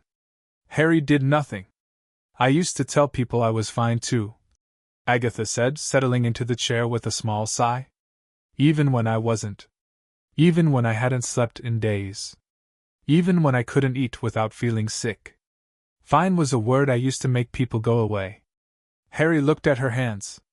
They were old, veined and spotted, but steady. She wasn't fidgeting. Wasn't reaching for a wand. Wasn't doing anything except being there. Did it work? He asked. Sometimes. Agatha smiled, a small, tired smile. But mostly, the people who really cared about me didn't believe it. They saw through the fine. And eventually, I stopped saying it. Not because I was better, but because I was tired of lying.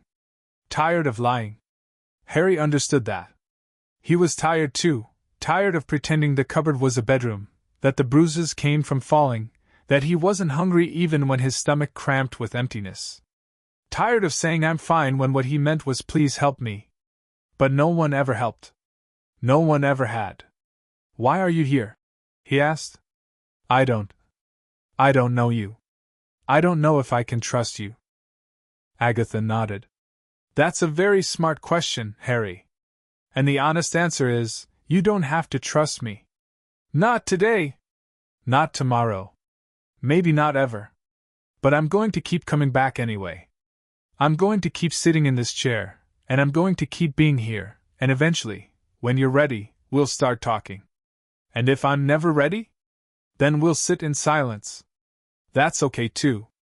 She reached into her robes and pulled out a small wooden box, plain, unadorned, no bigger than her palm. I brought you something. You don't have to accept it. But I thought you might like to have it. She set the box on the bedside table and stood. I'll come back tomorrow, Harry. Same time. You don't have to talk. You don't even have to look at me. But I'll be here. And then she was gone, the door closing softly behind her, leaving Harry alone with the quiet and the box. He didn't open it for an hour. Instead, he stared at it. Turned it over in his mind. Tried to figure out the trap, the trick, the angle. Because there was always an angle. Always a price. Always something they wanted from him in exchange for the smallest scrap of kindness. Maybe it's empty, he thought. Asterisk, maybe it's a test. Maybe it's, asterisk. But the box was just a box. Small. Brown. Unremarkable. And eventually, Harry's curiosity outweighed his fear. He reached out and lifted the lid. Inside, nestled on a bed of soft blue velvet, was a small stone. Smooth and gray, worn down by time and water, with a single word carved into its surface in delicate silver letters. Breathe. Harry picked up the stone and held it in his palm. It was warm, warmer than it should have been, as if it had been sitting in sunlight even though the room had no windows. The words seemed to pulse gently, in time with his heartbeat. Breathe. He didn't understand. But he held on to the stone anyway. Agatha Thorne returned the next day. And the day after that. And the day after that. Each time, she sat in the chair beside his bed.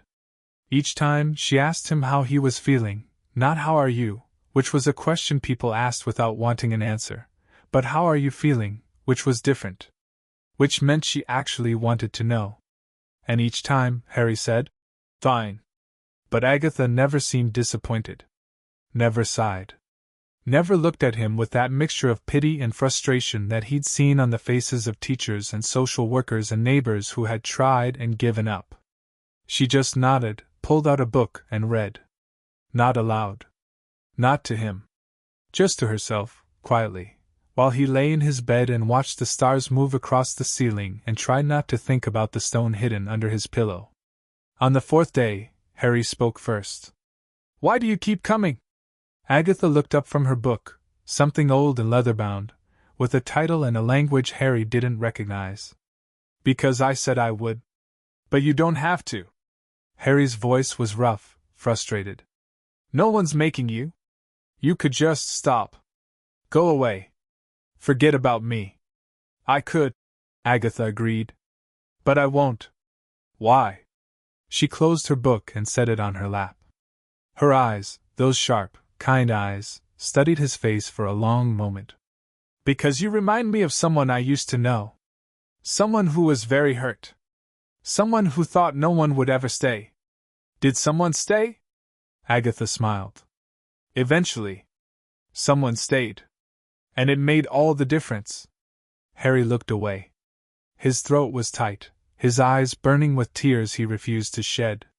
He didn't want to hear about someone staying. He didn't want to hope that someone might stay for him. Because hope was dangerous. Hope was a door that opened into nothing. But Agatha didn't push.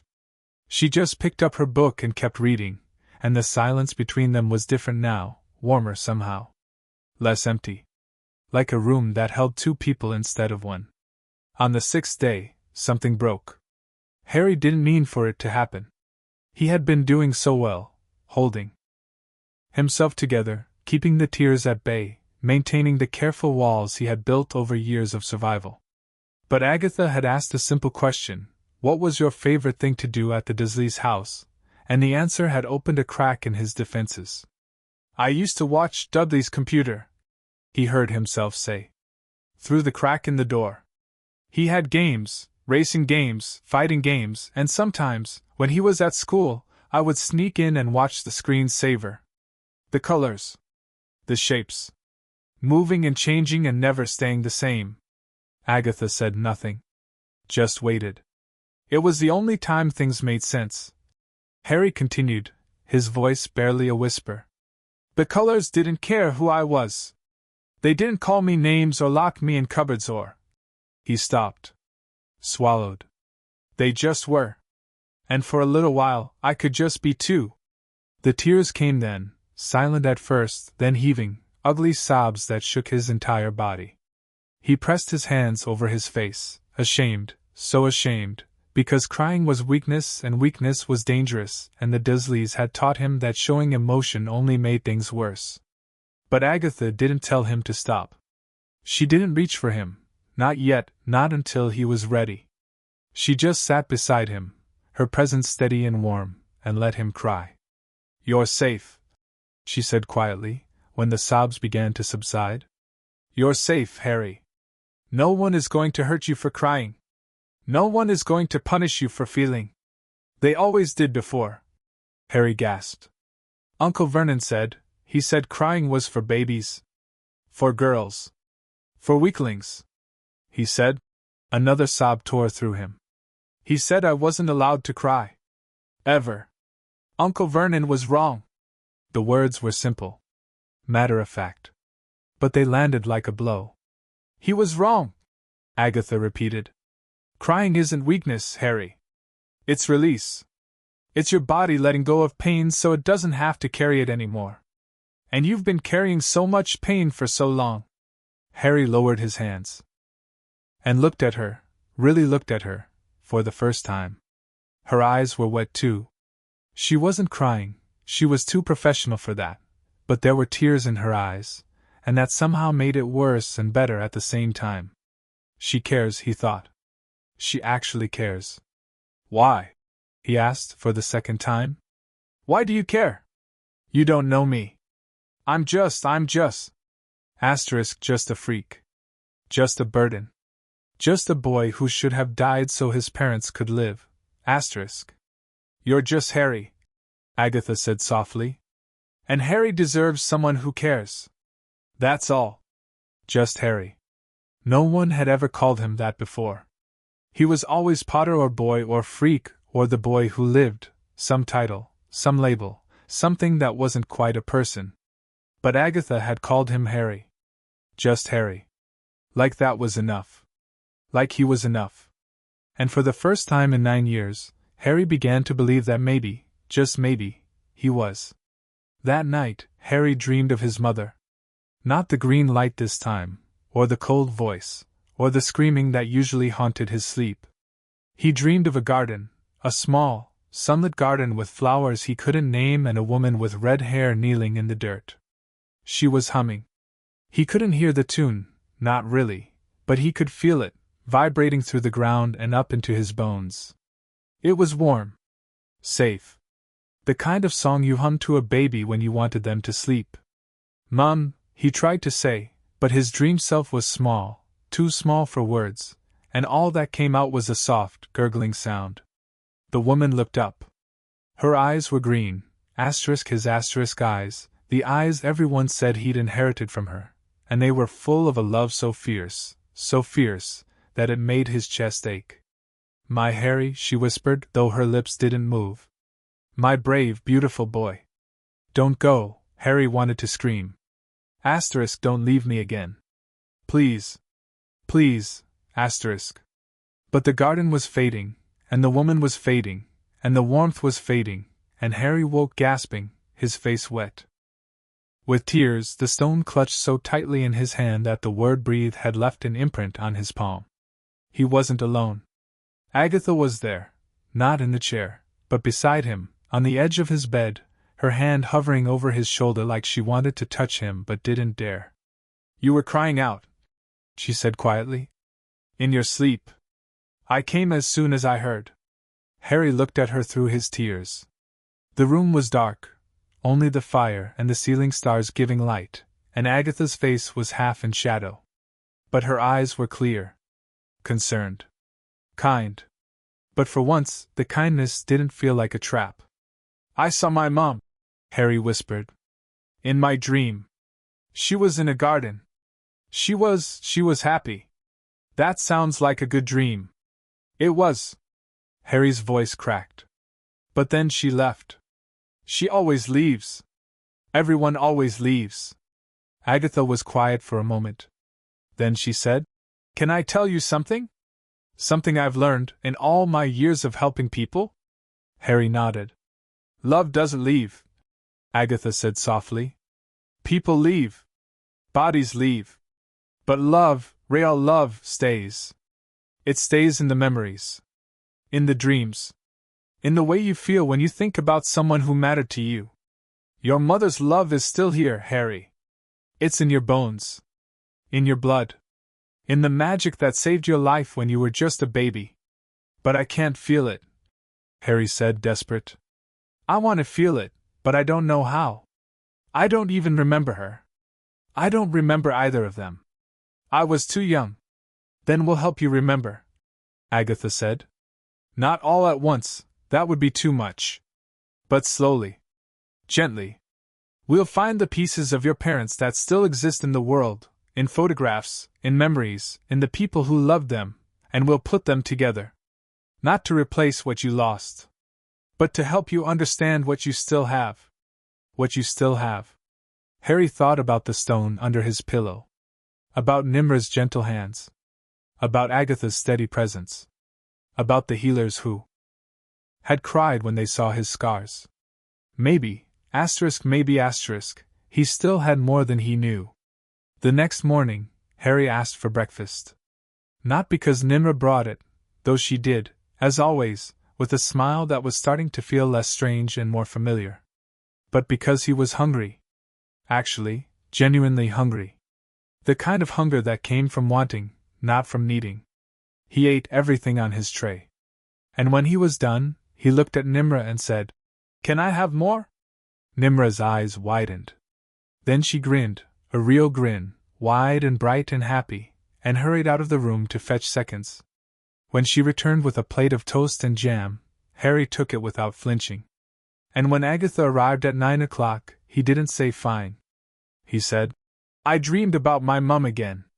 In the garden. She was singing." Agatha sat down in her chair. "What was she singing?" "I don't know. I couldn't hear the words. But it felt like home. Like home." Harry had never had a home. The cupboard wasn't a home. The Dursleys' house wasn't a home. Even Hogwarts, the magical castle he'd heard whispers about from the healers, wasn't a home, because he'd never been there, never seen it, never felt its stones beneath his feet. But maybe, home wasn't a place. Maybe home was a feeling. Maybe home was being safe. Maybe home was being seen. And for the first time in his life, Harry Potter was beginning to believe that he deserved to be seen. Agatha stayed longer than usual that day. They didn't talk about the Dursleys, or the abuse, or the years of pain. They talked about small things, the colors of the ceiling stars, the taste of the hospital food, the way the firelight made shadows dance on the walls. Normal things. Ordinary things. Things that made Harry feel, for a few precious hours, like a normal boy. And when Agatha finally stood to leave, she did something she hadn't done before. She reached out and touched his hand. Just a brush, fingertips. To knuckles light as a feather. But Harry didn't flinch. Didn't pull away. Didn't freeze the way he usually did when someone touched him without warning.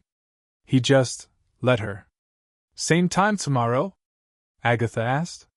Harry nodded. "Same time tomorrow."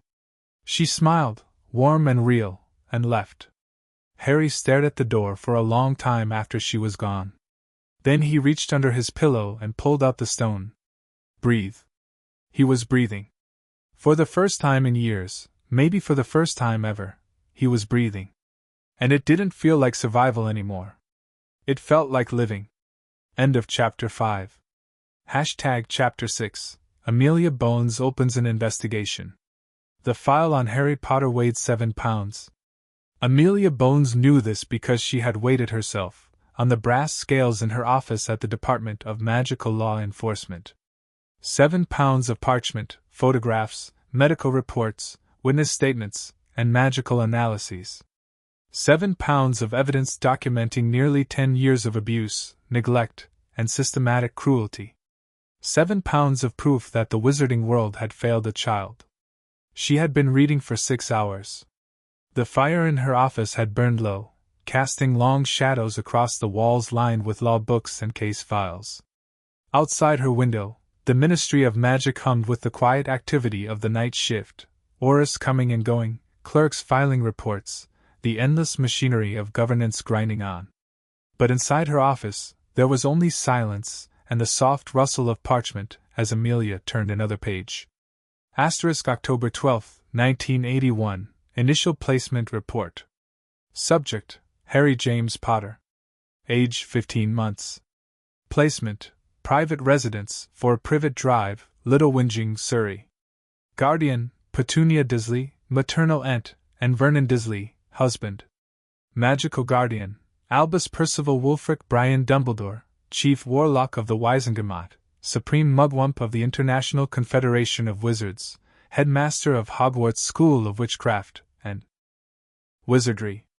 Notes: Blood wards established. Dumbledore expresses confidence in placement.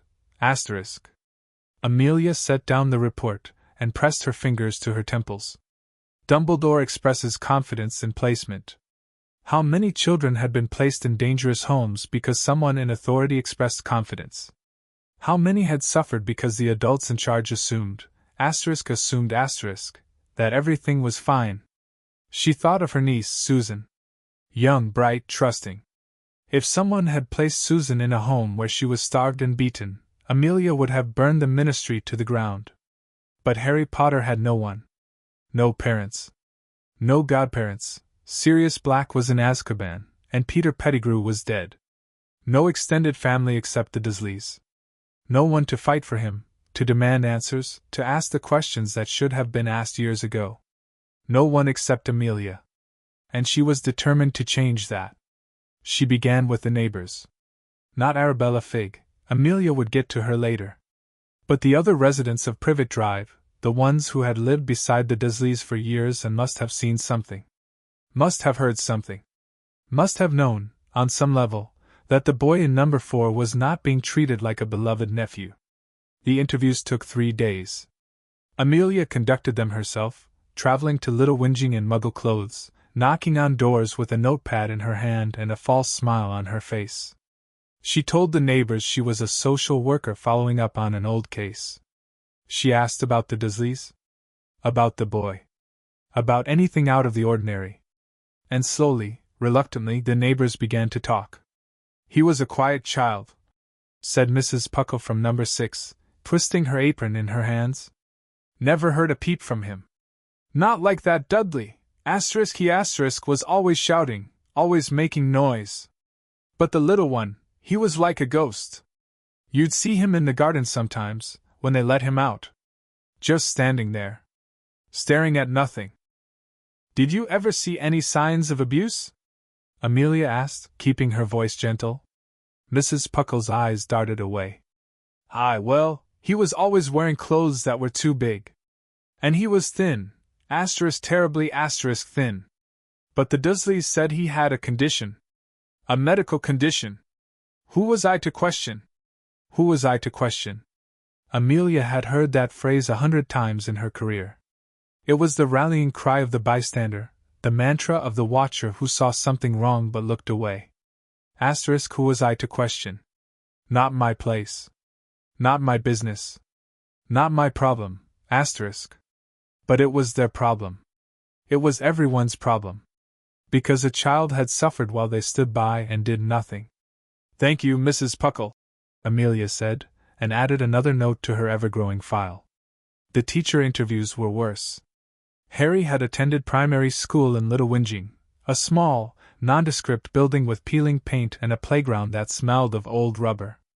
Amelia arrived during summer break, when the halls were empty and the classrooms were dark, but the headmistress, a stout woman named Mrs. Hargrove, agreed to meet her in the staff room. I've been expecting someone to come, Mrs. Hargrove said, pouring tea into chipped mugs. Ever since I heard about the arrest. The whole town's been talking, you know. Can't say I'm surprised. You suspected something was wrong? Mrs. Hargrove's hand trembled as she set down the teapot. I knew something was wrong. I've been teaching for 30 years, Miss Bones. I've seen hungry children before. I've seen bruised children before. And Harry. She paused, pressing her lips together. Harry was one of the worst cases I've ever encountered. Did you report it? Of course I reported it. Mrs. Hargrove's voice rose, then fell. I reported it 7 times. To social services, to the police, to anyone who would listen. And every time, the Dursleys talked their way out of it. Claimed he was clumsy. Claimed he had a condition. Claimed I was overreacting. She pulled a handkerchief from her sleeve and dabbed at her eyes. The last time I called, the social worker told me, she told me, that some children were just difficult. That I needed to manage my expectations. That Harry was lucky to have a family willing to take him in at all. Amelia's blood ran cold. Do you remember the name of that social worker? I'll never forget it. Mrs. Hargrove's voice was bitter. Her name was Marjorie Dursley. Vernon Dursley's sister. Marjorie Dursley. Amelia wrote the name in her notebook, pressing hard enough to tear the paper. Marge Dursley. Vernon's sister. The one who bred bulldogs and lived in the countryside. Someone had been helping the Dursleys avoid accountability. And that someone was family. The search for Marge Dursley began immediately. Orders were dispatched to her farm in the countryside, a sprawling property surrounded by paddocks and barking dogs. She was not there. Her neighbors reported that she had left suddenly 3 days ago, taking her dogs and a large suitcase, claiming she needed a holiday. Fled, Amelia thought. She's fled. But Marge Dursley was a muggle. She had no magic, No way to operate or flew or port key. She was on the run in a world she barely understood, and she wouldn't get far. Amelia issued a warrant for her arrest and sent photographs to every Muggle law enforcement agency in the country. She will be found, Amelia promised herself. And she will answer for what she did. The Dursleys' trial was set for 3 months away, enough time for the prosecution to build an airtight case, and enough time for Harry to heal enough to testify if necessary. But Amelia wasn't waiting for the trial. She was building something bigger. An investigation into the system that had failed Harry Potter. She subpoenaed records from every agency that had ever come into contact with the Dursleys: social services, the police, the schools, the hospitals. She interviewed every teacher, every neighbor, every social worker who had ever laid eyes on Harry. She compiled a timeline of missed opportunities, of ignored warnings, of children who had slipped through the cracks because no one had cared enough to catch them. And she discovered something that made her blood boil. The binding potions in Harry's system, the ones that suppressed his magic, had been traced to a source. A potion supplier in Nocturne Alley, a shadowy shop with no name and no owner, where anyone with enough gold could purchase anything. The trail went cold after that. The supplier had vanished, the shop had been abandoned, and the records were ashes. But Amelia had enough to know that the Dursleys had not acted alone. Someone in the wizarding world had helped them. Someone with knowledge of potions, with access to restricted ingredients, with a reason to want Harry Potter weak. Voldemort's followers, Amelia thought. Asterisk, it has to be. Who else would want to suppress the boy who lived? Asterisk. But Voldemort was gone, or so they believed. His followers were in Azkaban or living quiet lives under surveillance. Could one of them have slipped through the net? Could one of them have been working in the shadows all these years, slowly poisoning Harry Potter's magic? Amelia didn't know. But she was going to find out. The interview with Arabella Figg was the most difficult. The old squib sat in Amelia's office with her hands folded in her lap, her eyes fixed on the floor. She was smaller than Amelia had expected, frail, almost bird-like, with white hair and a tremor in her hands that never quite stopped. I should have done more, Arabella said before Amelia could ask a single question. I know I should have. I saw what was happening, and I told myself it wasn't my place. That Dumbledore knew best. That the blood protection was more important than... She stopped, her voice cracking. More important than a child suffering. Amelia finished. Arabella nodded, tears streaming down her wrinkled cheeks. I've been a coward and a fool. And Harry paid the price. Amelia studied the old woman for a long moment. She wanted to be angry. Should have been angry. Arabella Figg had been placed on privet drive specifically to watch over Harry. She had been Dumbledore's eyes and ears, his first line of defense, the person who should have raised the alarm the moment something went wrong. But she had done nothing. Or rather, she had done the bare minimum, sending letters, making reports, hoping someone else would act. And no one had. Mrs. Figg, Amelia said finally, I'm not here to assign blame. I'm here to understand what happened. So I need you to tell me everything. Every detail. Every memory. Every moment you knew something was wrong and didn't speak up. Arabella looked up, her eyes red and swollen. Even if it incriminates me? Especially if it incriminates you. The old woman took a shaky breath. And then she began to talk. The story took 4 hours. Arabella Figg told Amelia about the first time she saw Harry, a baby, barely walking, left on the Dursleys' doorstep like a package. She told her about the gradual changes, the way Harry's clothes grew baggier, the way his face grew thinner, the way he stopped smiling. She told her about the bruises, the endless parade of bruises, in new shapes and colors every week. She told her about the cupboard. Found out about it by accident, Arabella said, her voice hollow. Dudley left the door open one day when I was visiting. And there he was, curled up on a blanket, no bigger than a dog, with locks on the outside of the door. Locks, Miss Bones. To keep a 5-year-old contained. Why didn't you go to the authorities? Because I'm a squib. Arabella's voice was bitter. What was I going to do? March into the police station and say, there's a magical child being abused by his muggle relatives? They would have laughed me out of the building. So I wrote to Dumbledore. Again and again. Begging him to intervene. And he didn't. No. Arabella's hands trembled. He wrote back sometimes. Told me to be patient. Told me the blood protection was worth any cost. Told me. She stopped, her face contorting with rage. Told me that Harry was safe. Safe. The word was a mockery. Amelia closed her notebook and set down her quill. Mrs. Figg, I'm going to ask you to sign a witness statement. It will be used in the Dursleys' trial, and possibly in other proceedings as well. Are you willing to do that? Arabella nodded without hesitation. I'll do anything. Anything. If it helps Harry. Then let's begin. The investigation expanded. Amelia brought in a team of junior aurors to help with the legwork, interviewing witnesses, tracking down records, following leads that crisscrossed the country. She assigned her best analyst to review the Dursleys' financial records, searching for evidence of payments from unknown sources. She requested a full magical audit of Number 4, Privet Drive, looking for traces of the binding potions that had been found in Harry's blood. And she sent a formal request to the Hogwarts Board of Governors for all records related to Harry Potter's admission. Because someone at Hogwarts, someone with access to the school's resources, its potion stores, its restricted section, had helped the Dursleys. And Amelia was going to find them. The first breakthrough came on the 10th day.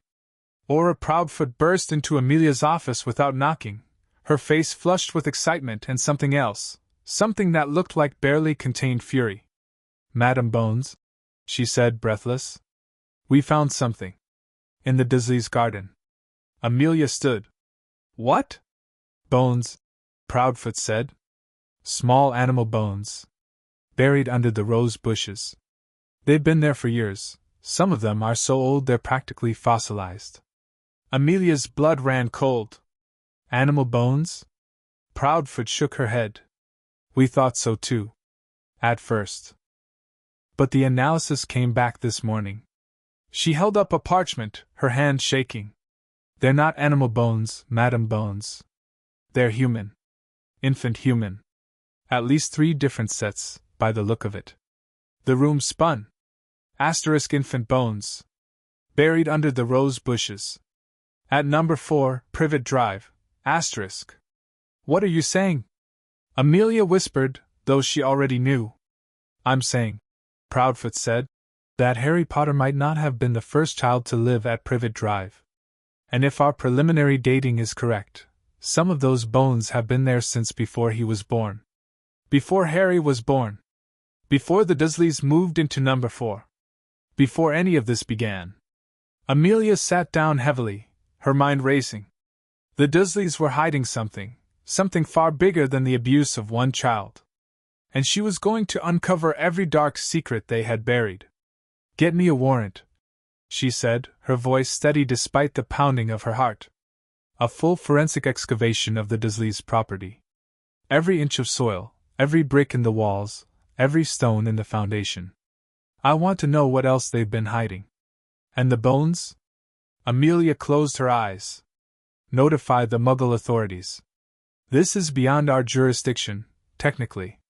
But I want our people on site when they excavate. I want to know everything. Who these children were. How they died. And whether the Dursleys. She paused, swallowing hard. Whether the Dursleys killed them. The word hung in the air like a death sentence. Killed.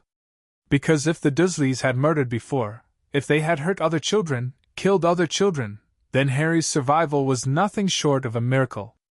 And the investigation had just become infinitely more complicated. That night, Amelia visited St. Mungo's. She didn't go to Harry's room. He was sleeping, and the healers had warned her not to disturb him unless absolutely necessary. Instead, she went to the healer's lounge, where Nimra Mirza was sitting with a cup of tea and a haunted look in her eyes. You've heard, Amelia said, sitting across from her. The Bones. Nimra nodded. One of the junior healers is dating an Auror. Word spreads fast. It spreads faster than I'd like. Amelia rubbed her temples. I need to know, does Harry remember anything? Anything at all? About other children in the house? About anything unusual? Nimra shook her head. He's been through too much trauma. His memories are fragmented, deliberately, I think. Someone's been tampering with them for years. Even if there were other children, he might not remember. Or he might not want to. Nimra agreed. He's just starting to trust Madame Bones. Just beginning to let his guard down. If we push too hard, if we force him to remember things he's not ready for, we could lose all the progress we've made. Amelia understood. But understanding didn't make the choice any easier. How long? She asked. How long until he's ready? Nimra was quiet for a long moment. Honestly? I don't know. It could be weeks. Months. Years. She met Amelia's eyes. But I do know this. Harry Potter is a survivor. He's been surviving his entire life. And if we give him time, give him support, give him love, he'll not only survive. He'll thrive. Thrive. Amelia wanted to believe that. She needed to believe that. Because if Harry couldn't thrive, if the damage was too deep, the scars too permanent, then what was the point of all this? What was the point of justice if the victim could never heal? He deserves better than we've given him, Amelia said quietly. Yes, Nimra agreed. He does. Which is why we're going to keep fighting for him. Every day. For as long as it takes. Amelia nodded and stood to leave. But at the door she paused. Thank you, she said. For taking care of him. For seeing him. For not looking away. Nimra smiled, a tired, sad smile. Someone should have seen him years ago. The least I can do is see him now. Amelia left the healer's lounge with a heavy heart and a heavier sense of purpose. The investigation was far from over. But for the first time in a decade, Harry Potter had people fighting for him. And Amelia Bones was not going to let them down. End of Chapter 6. Chapter 7. Sirius Black learns the truth. The cell at Azkaban had no window. That was by design. The Dementors, those hooded, rotting creatures that served as the prison's only guards, fed on hope, on light, on anything that reminded a prisoner of the world outside. A window would have been a vulnerability. A crack of sunlight, a glimpse of sky, a single bird flying free, these were luxuries that Azkaban could not afford. So the cells were dark. Always dark. Sirius Black had not seen the sun in 11 years. He measured time by the feedings, if they could be called that. A bowl of thin gruel pushed through a slot in the door every morning. A cup of water, warm and brackish, every evening. Sometimes the Dementors forgot. Sometimes days passed without food, without water, without any sign that the world beyond his cell still existed. Those were the hardest days. Not because of the hunger. Sirius had learned to live with hunger. Not because of the thirst. His body had adapted, shrinking and withering until he was half the man he'd been at 22. But because the Dementor's absence meant they were feeding elsewhere. On someone else. Someone who might break where Sirius had not. And every time they returned, he felt them testing his walls. Pushing against his mind. Searching for the memories that would destroy him. The memory of James. The memory of Lily. The memory of Harry, baby Harry, with his mother's eyes and his father's smile, giggling as Sirius bounced him on his knee. I'll be your godfather, Sirius had promised. I'll protect you. I'll always be there, And then he had failed. Failed James. Failed Lily. Failed Harry. Failed everyone who had ever trusted him. The Dementors loved that memory. They played it for him on repeat, day after day, year after year. The look on James's face when he realized his best friend had betrayed him, the green light of the killing curse, the sound of Lily's screams. Sirius had lived that night 1,000 times. 10,000 times. It had become as familiar as his own name. Sirius Black. Betrayer. Traitor. Murderer. He had stopped denying it years ago. Not because it was true. It wasn't true. He had never betrayed James, never served Voldemort, never killed all those muggles. But because denial was exhausting. Because fighting the Dementors took all his strength, and he had none left for fighting his own guilt. So he sat in his cell, in the dark, and waited to die. The whisper came on a Tuesday. Or what Sirius thought was a Tuesday, the days blurred together, indistinguishable, measured only by the ebb and flow of despair. But something was different today. The Dementors were agitated, drifting past his cell more frequently than usual, their ragged breaths hissing through the slot in the door. And then, a voice. Not a Dementor's voice. They didn't speak, not really. They felt, projected emotions like weapons, but they had no language, no words, no thoughts that a human mind could comprehend. This voice was human. And it was whispering. Heard about the Potter boy. In St. Mungo's. The Dursleys? Sirius's heart stopped. Potter boy. St. Mungo's. The Dursleys. He pressed himself against the door of his cell, straining to hear. The voice was coming from the cell next to his. A prisoner he'd never spoken to. A man who had been here almost as long as Sirius himself. Antonin Dolohov. Death Eater. Murderer. Mad. Dursleys arrested. Dolohov continued, his voice a sing-song murmur. Abusing the boy. Starving him. Beating him. Keeping him in a cupboard, they say. A cupboard. Sirius's vision went red. A cupboard. Starving. Beating. Harry. His godson. James and Lily's son. The boy he had sworn to protect with his life. What have they done to you? What have they done? He slammed his fist against the door, once, twice, 3 times, ignoring the pain that shot through his knuckles. Dolohov! Dolohov! What did you say? What did you hear? Silence. Then Dolohov's mad laugh, echoing through the stone walls. The boy who living in a cupboard, the great Harry Potter, beaten by muggles. More laughter, high and hysterical. The Dark Lord will be so pleased. So pleased. Sirius sank to the floor, his heart pounding, his breath coming in ragged gasps. Harry. He had told himself, over and over, that Harry was safe. That Dumbledore would protect him. That the Blood Wards would keep him from harm. That the Dursleys, no matter how unpleasant, would at least feed him, clothe him, give him a roof over his head. But a cupboard? Starvation? Beatings? The Dursleys had been hurting him. For years. And Sirius had been here, in Azkaban, unable to do anything. Unable to save him. Unable to fulfill the only promise that had ever mattered. I'll protect you.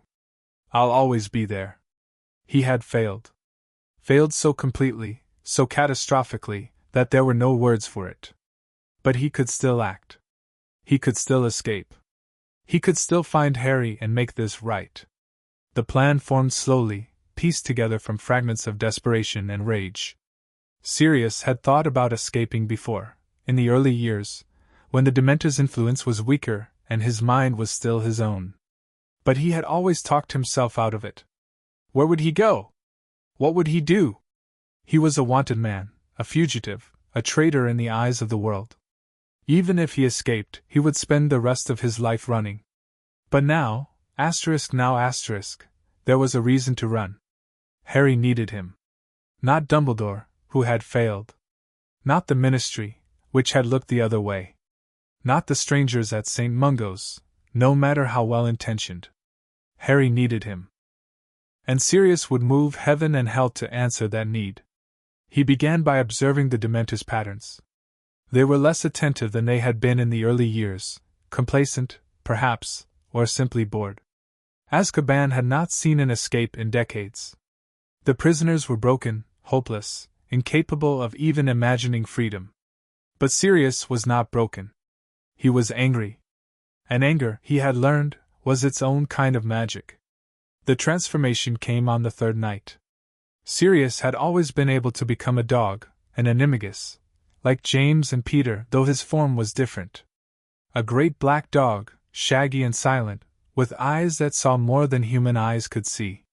He had used the transformation for pranks at Hogwarts, for adventures in the Forbidden Forest, for late-night runs under the stars with James at his side. He had never used it for escape. But now, in the darkness of his cell, he closed his eyes and reached for the animal inside him. Felt his bones shift, his muscles realign, his senses sharpen. The world became smells and sounds, the salt of the sea, the rot of the Dementors, the distant cry of gulls. And then, small star. The dog was smaller than the man. Much smaller. Small enough to slip through the gap between his cell door and the stone floor. Sirius waited until the Dementors' patrol passed, felt their cold presence drift down the corridor, searching, hungry, and then he moved. He slid through the gap like smoke. And then he was in the corridor. And then he was running. The escape was not clean. Nothing about Azkaban was clean. Sirius ran through corridors of black stone, past cells filled with moaning prisoners, past Dementors who turned too slowly, who reached for him with rotting hands, who screamed when they realized what was happening. He ran until his paws bled, until his lungs burned, until the only thing keeping him going was the image of Harry's face, a face he hadn't seen in 11 years, a face he barely remembered, a face that he would die to protect. He reached the outer wall at dawn. The sea was gray and churning, crashing against the rocks below. There was no boat, no bridge, no path. Only water, cold and endless, stretching toward a horizon he could not see. Sirius shifted back to human form, gasping, shivering, his body broken and bleeding. And then he jumped. The water hit him like a fist, cold enough to stop his heart, deep enough to swallow him whole. He kicked, fought, surged upward, breaking the surface with a gasp that turned into a scream. Harry, he thought. I'm coming. I'm coming. Hold on, And then he swam. He washed ashore on a beach in Dorset 3 days later. He didn't remember most of it, only fragments, the taste of salt, the burn of cold, the endless darkness of the sea. He had almost drowned a dozen times. Had almost given up 100 more. But every time his body screamed for rest, every time his mind begged for the sweet release of death, he thought of Harry. And he kept swimming. The beach was empty, gray sand, gray sky, gray stones that cut his feet as he staggered ashore. He collapsed at the high tide line, shaking, vomiting seawater, coughing until his throat was raw. But he was alive. And he was free. He lay on the cold sand for a long time, staring up at the clouds, feeling the rain begin to fall. His body was a ruin, 11 years of starvation and neglect, compounded by 3 days of exposure and exhaustion. He could barely move. Could barely think. But he had to move. He had to find Harry. He pushed himself to his feet, swaying, almost falling. The beach stretched before him, empty and indifferent. Somewhere beyond the dunes, there was a road. Somewhere beyond the road, there was a town. Somewhere beyond the town, there was a way to reach St. Mungo's. Sirius began to walk. It took him a week to reach London. He traveled at night, avoiding roads and towns, living on scraps stolen from bins and water from streams. His dog form made it easier, smaller, faster, less noticeable, but the transformation cost him energy he didn't have. By the 5th day, he was running on nothing but fury and grief. On the 6th day, he found a newspaper. It was lying on a bench in a park, discarded by someone who had finished reading it over lunch.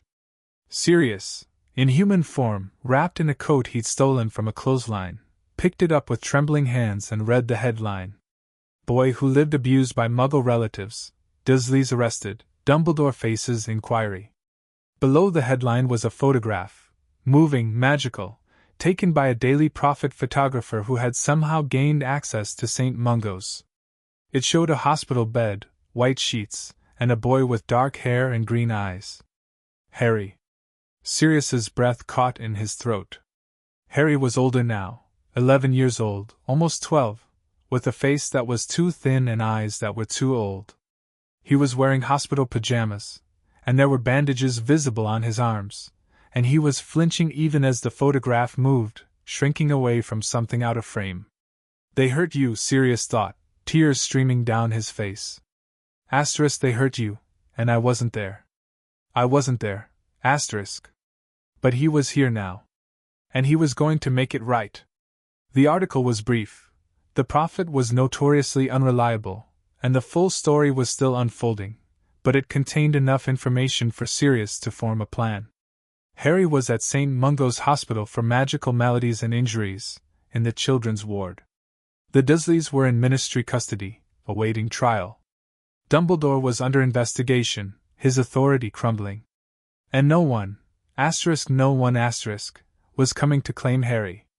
Sirius read the article 3 times, memorizing every word. Then he folded the newspaper and tucked it inside his stolen coat. He knew where he needed to go. He just needed to figure out how to get there without being caught.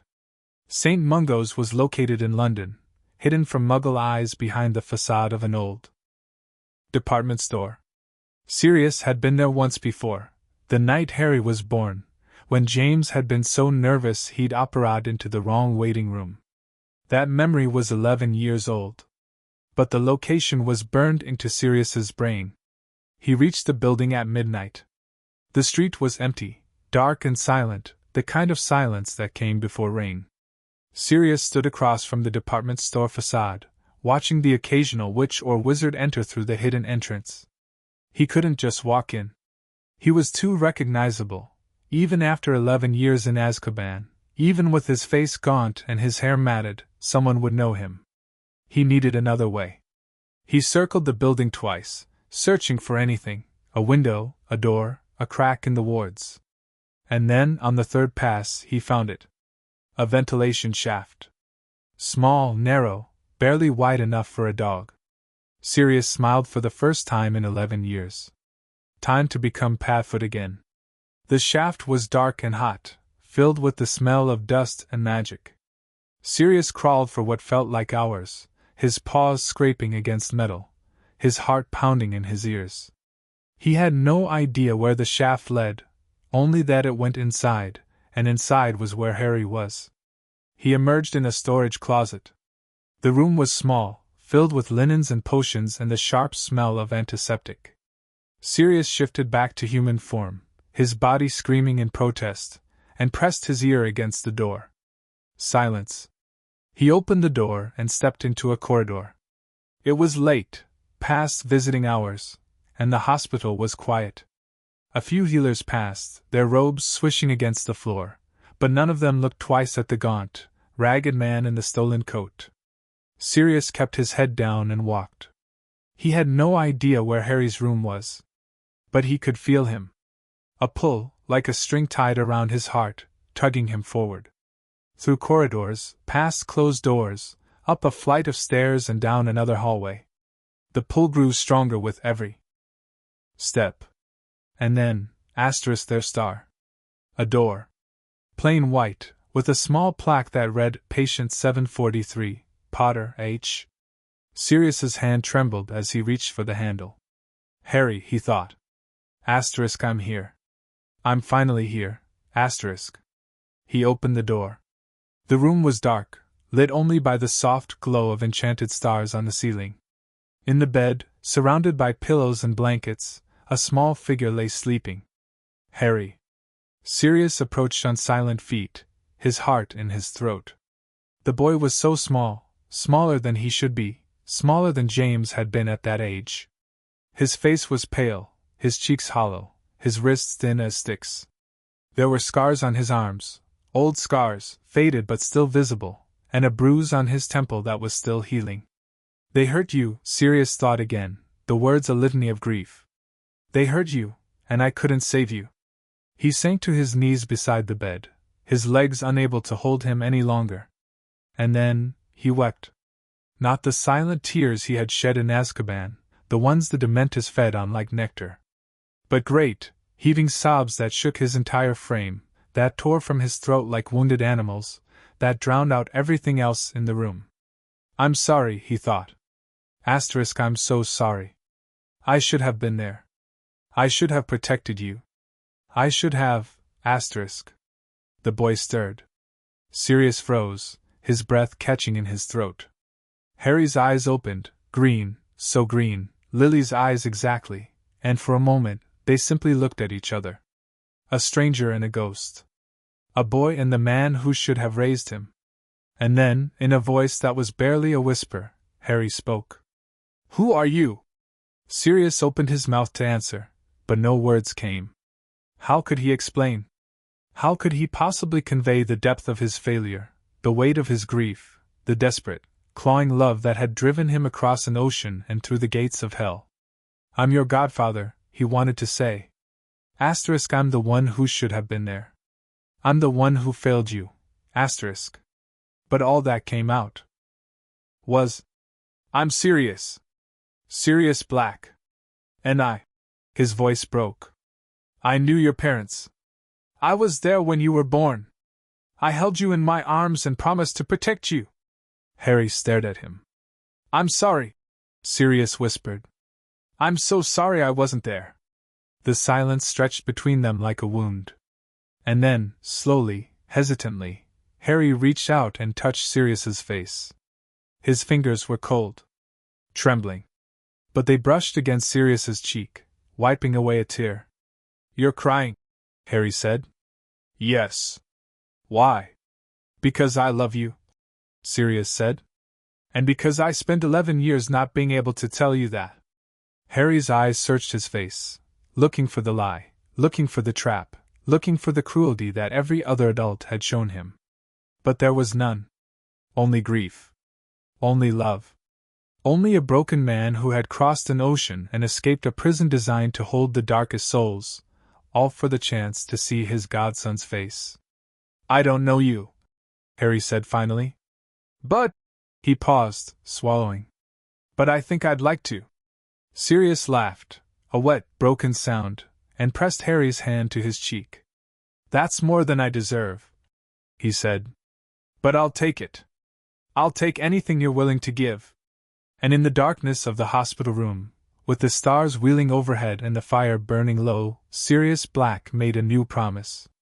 I will spend the rest of my life making this right. I will protect you. I will never leave you again.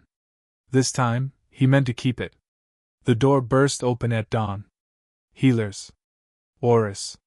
Wands raised, spells ready, voices shouting in alarm. They had found him. Of course they had found him. An escaped convict couldn't hide in a hospital forever, not even one as desperate as Sirius. But Sirius didn't move. He was still kneeling beside Harry's bed, the boy's hand in his, their eyes locked. Sirius Black, Amelia Bones said, her voice hard. You are under arrest for... No. The word came from the bed. From Harry. Everyone froze. No. Harry repeated louder now. He sat up, still holding Sirius's hand, his green eyes blazing. You're not arresting him. He's my godfather. He came to help me. And he's staying. Amelia stared at the boy, at the fierce, protective set of his jaw, at the way his thin fingers gripped Sirius's hand like a lifeline. Harry, she said carefully, you don't understand. This man is a convicted. I don't care. Harry's voice was shaking, but it didn't break. I don't care what he did. I don't care what anyone says. He's mine.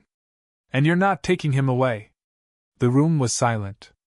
And then, slowly, cautiously, Amelia lowered her wand. Someone, she said quietly, had better start explaining.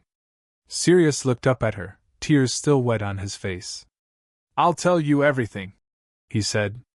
Everything you want to know. The truth about that night. The truth about Peter Pettigrew. The truth about who really betrayed the Potters. He paused. But I'm not leaving this room. Not without Harry.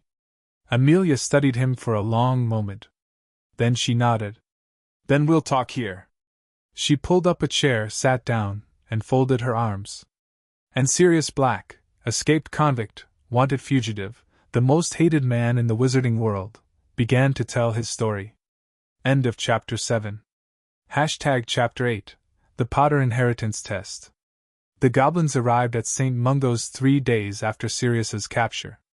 Not capture, surrender star. That was the word Amelia Bones had used when she'd explained the situation to the press. Sirius Black had not been apprehended. He had surrendered to ministry custody, voluntarily, with the understanding that he would be held at St. Mungo's under guard until his case could be reviewed. The Daily Prophet had exploded. Black surrenders at St. Mungo's, claims innocence after 11 years. The boy who lived refuses to testify against escaped convict. Dumbledore silent as scandal grows. But Sirius didn't care about the press. He didn't care about the guards stationed outside Harry's door, or the magical cuffs that still circled his wrists, or the whispers that followed him every time he walked the hospital corridors. He only cared about Harry. And now, the goblins were here. There were 3 of them, tall for their kind, with sharp features and sharper eyes, dressed in dark suits that seemed to absorb the light. The leader introduced himself as Grip Hook, though he was not the same Grip Hook who had escorted Harry to his vault years ago. This Grip Hook was older, more weathered, with a scar that split his left ear and a voice like grinding stones. "Harry Potter," Grip Hook said, bowing slightly. "We meet at last. I am a senior account manager at Gringotts Wizarding Bank. I have traveled here at the request of the Department of Magical Law Enforcement to conduct an inheritance test on your behalf." Harry sat up in bed, his back against the pillows, Sirius's hand warm in his. "An inheritance test? It is a standard procedure for magical heirs," Grip Hook explained. "The test analyzes your magical core, your bloodline, and any magically binding inheritances or protections that may be attached to your person. Given your circumstances, the Ministry believes such a test may reveal information relevant to your case." Your circumstances.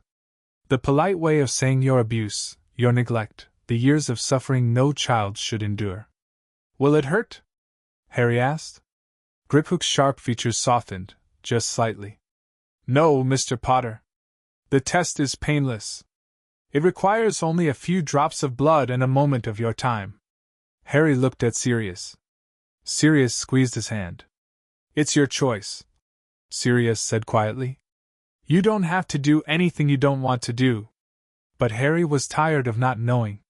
Tired of the gaps in his memory, the mysteries of his past, the questions that no one seemed able to answer. The test might give him answers. And even if the answers hurt, even if they revealed something terrible, at least he would know.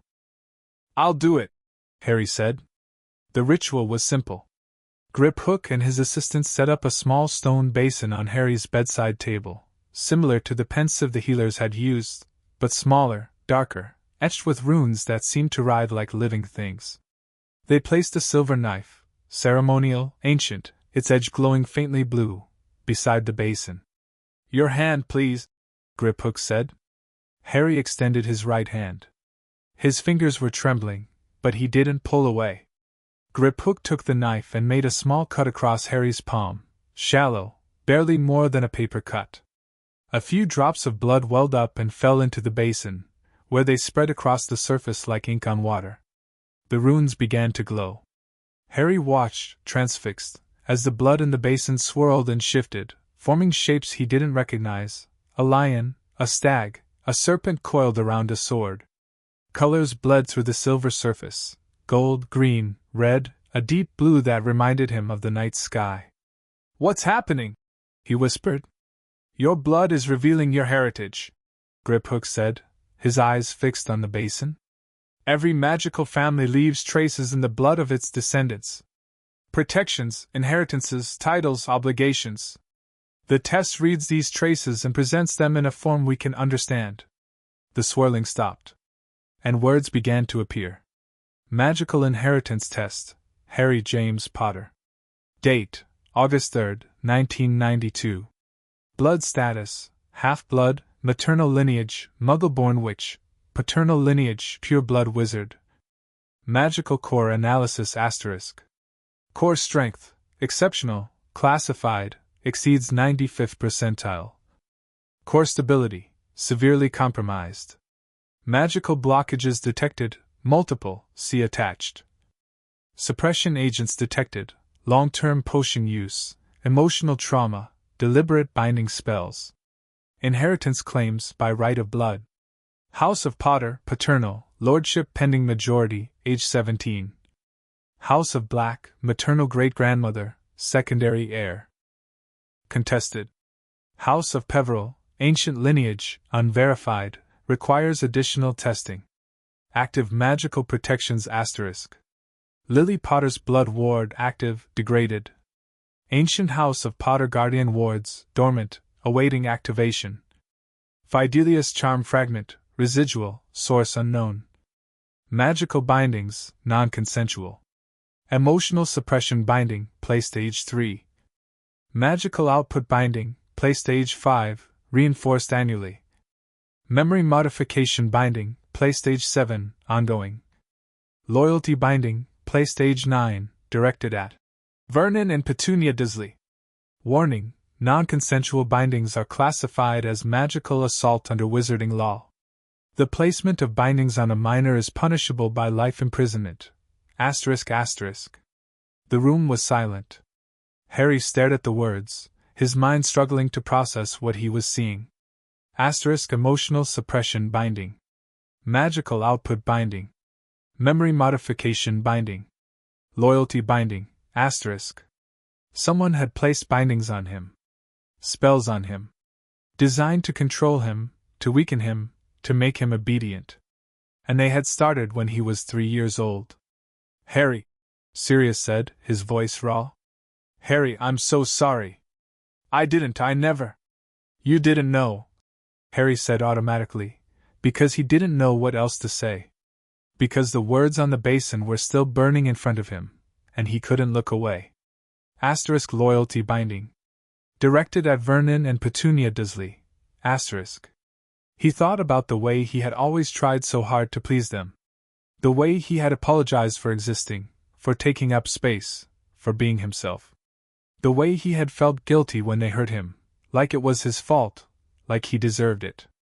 That wasn't real, he realized. Asterisk that wasn't me. That was the binding, asterisk. The betrayal was so vast, so complete, that he couldn't feel it yet. It was like a wound too deep to bleed, shock numbing everything, holding the pain at bay. But the pain would come. He knew it would come.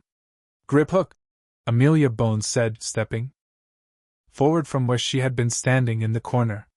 She had been observing the test in silence, her face unreadable.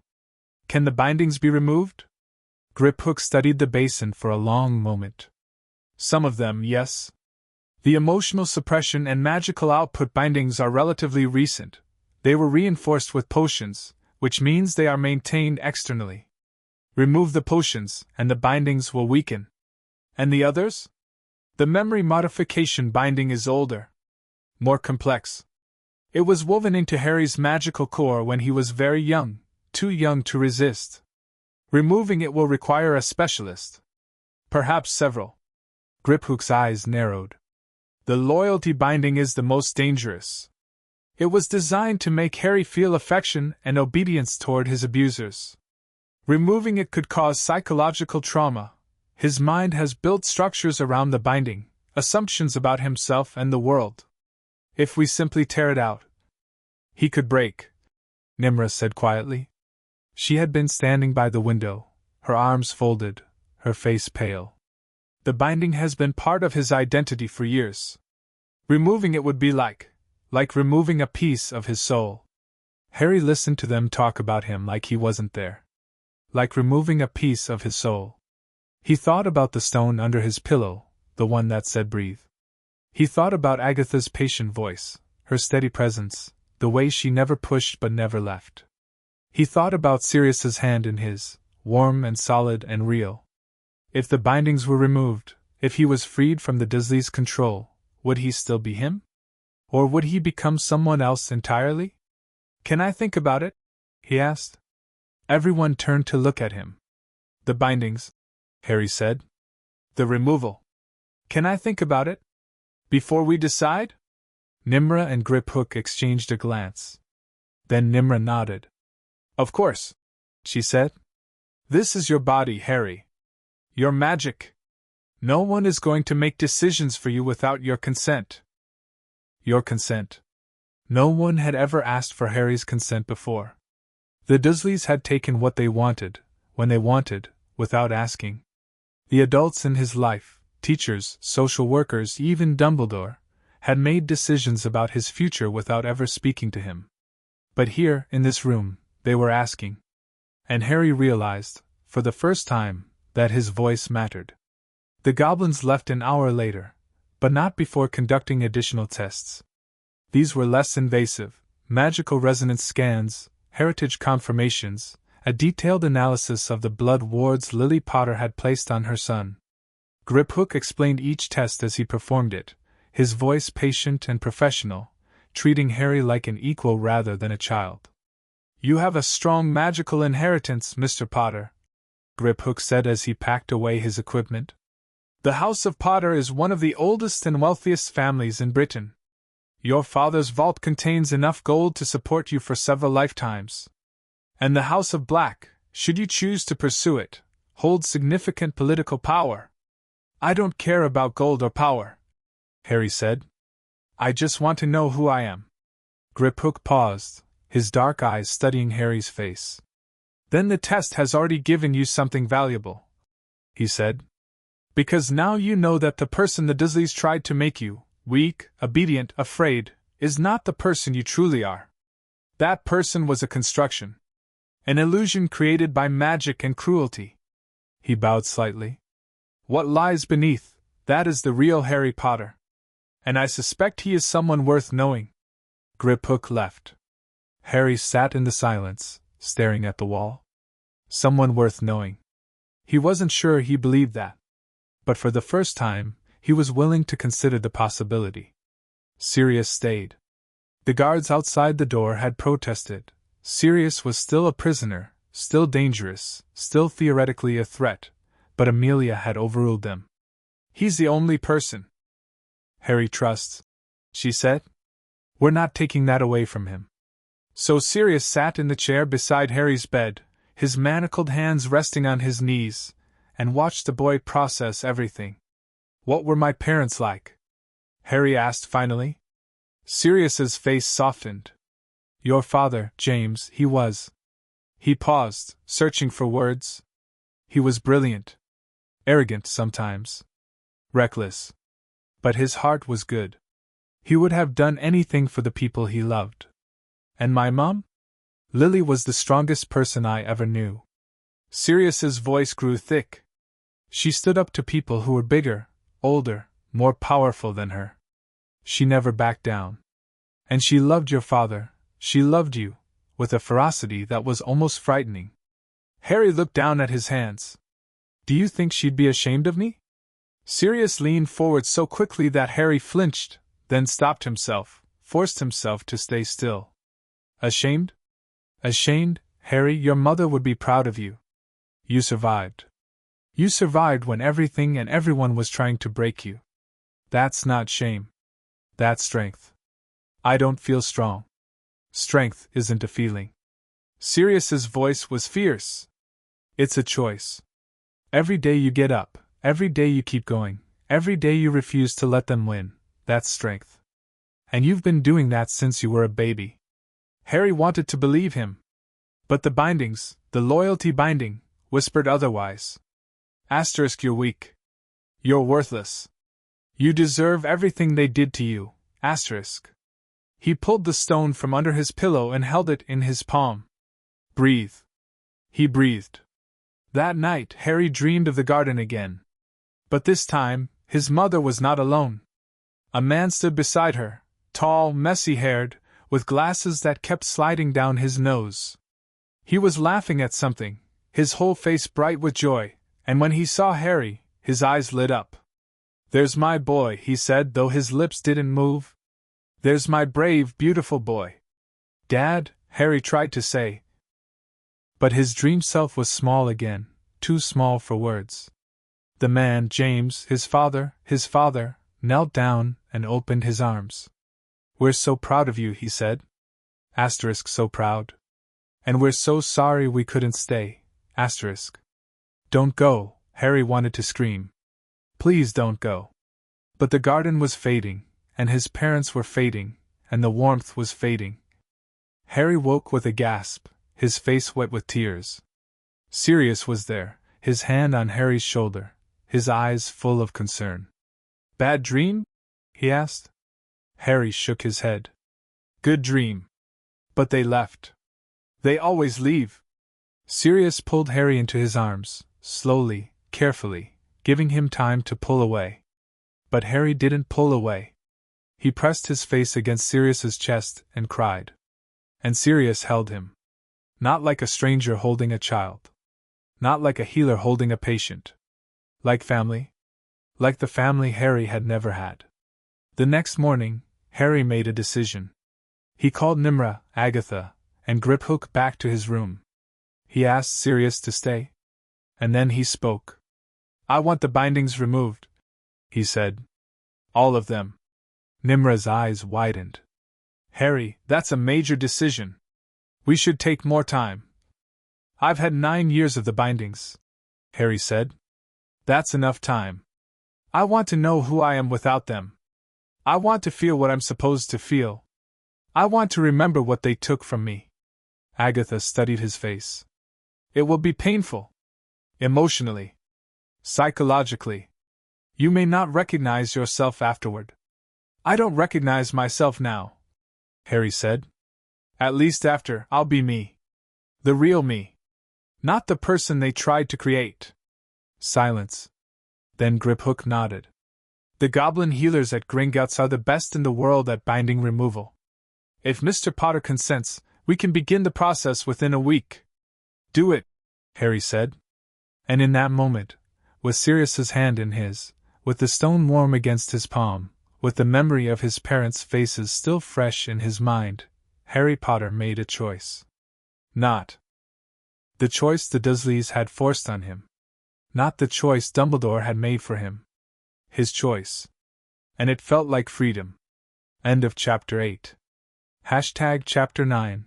Hogwarts reacts to the scandal. The Daily Prophet arrived at Hogwarts on a Tuesday morning, as it always did. But this Tuesday was different.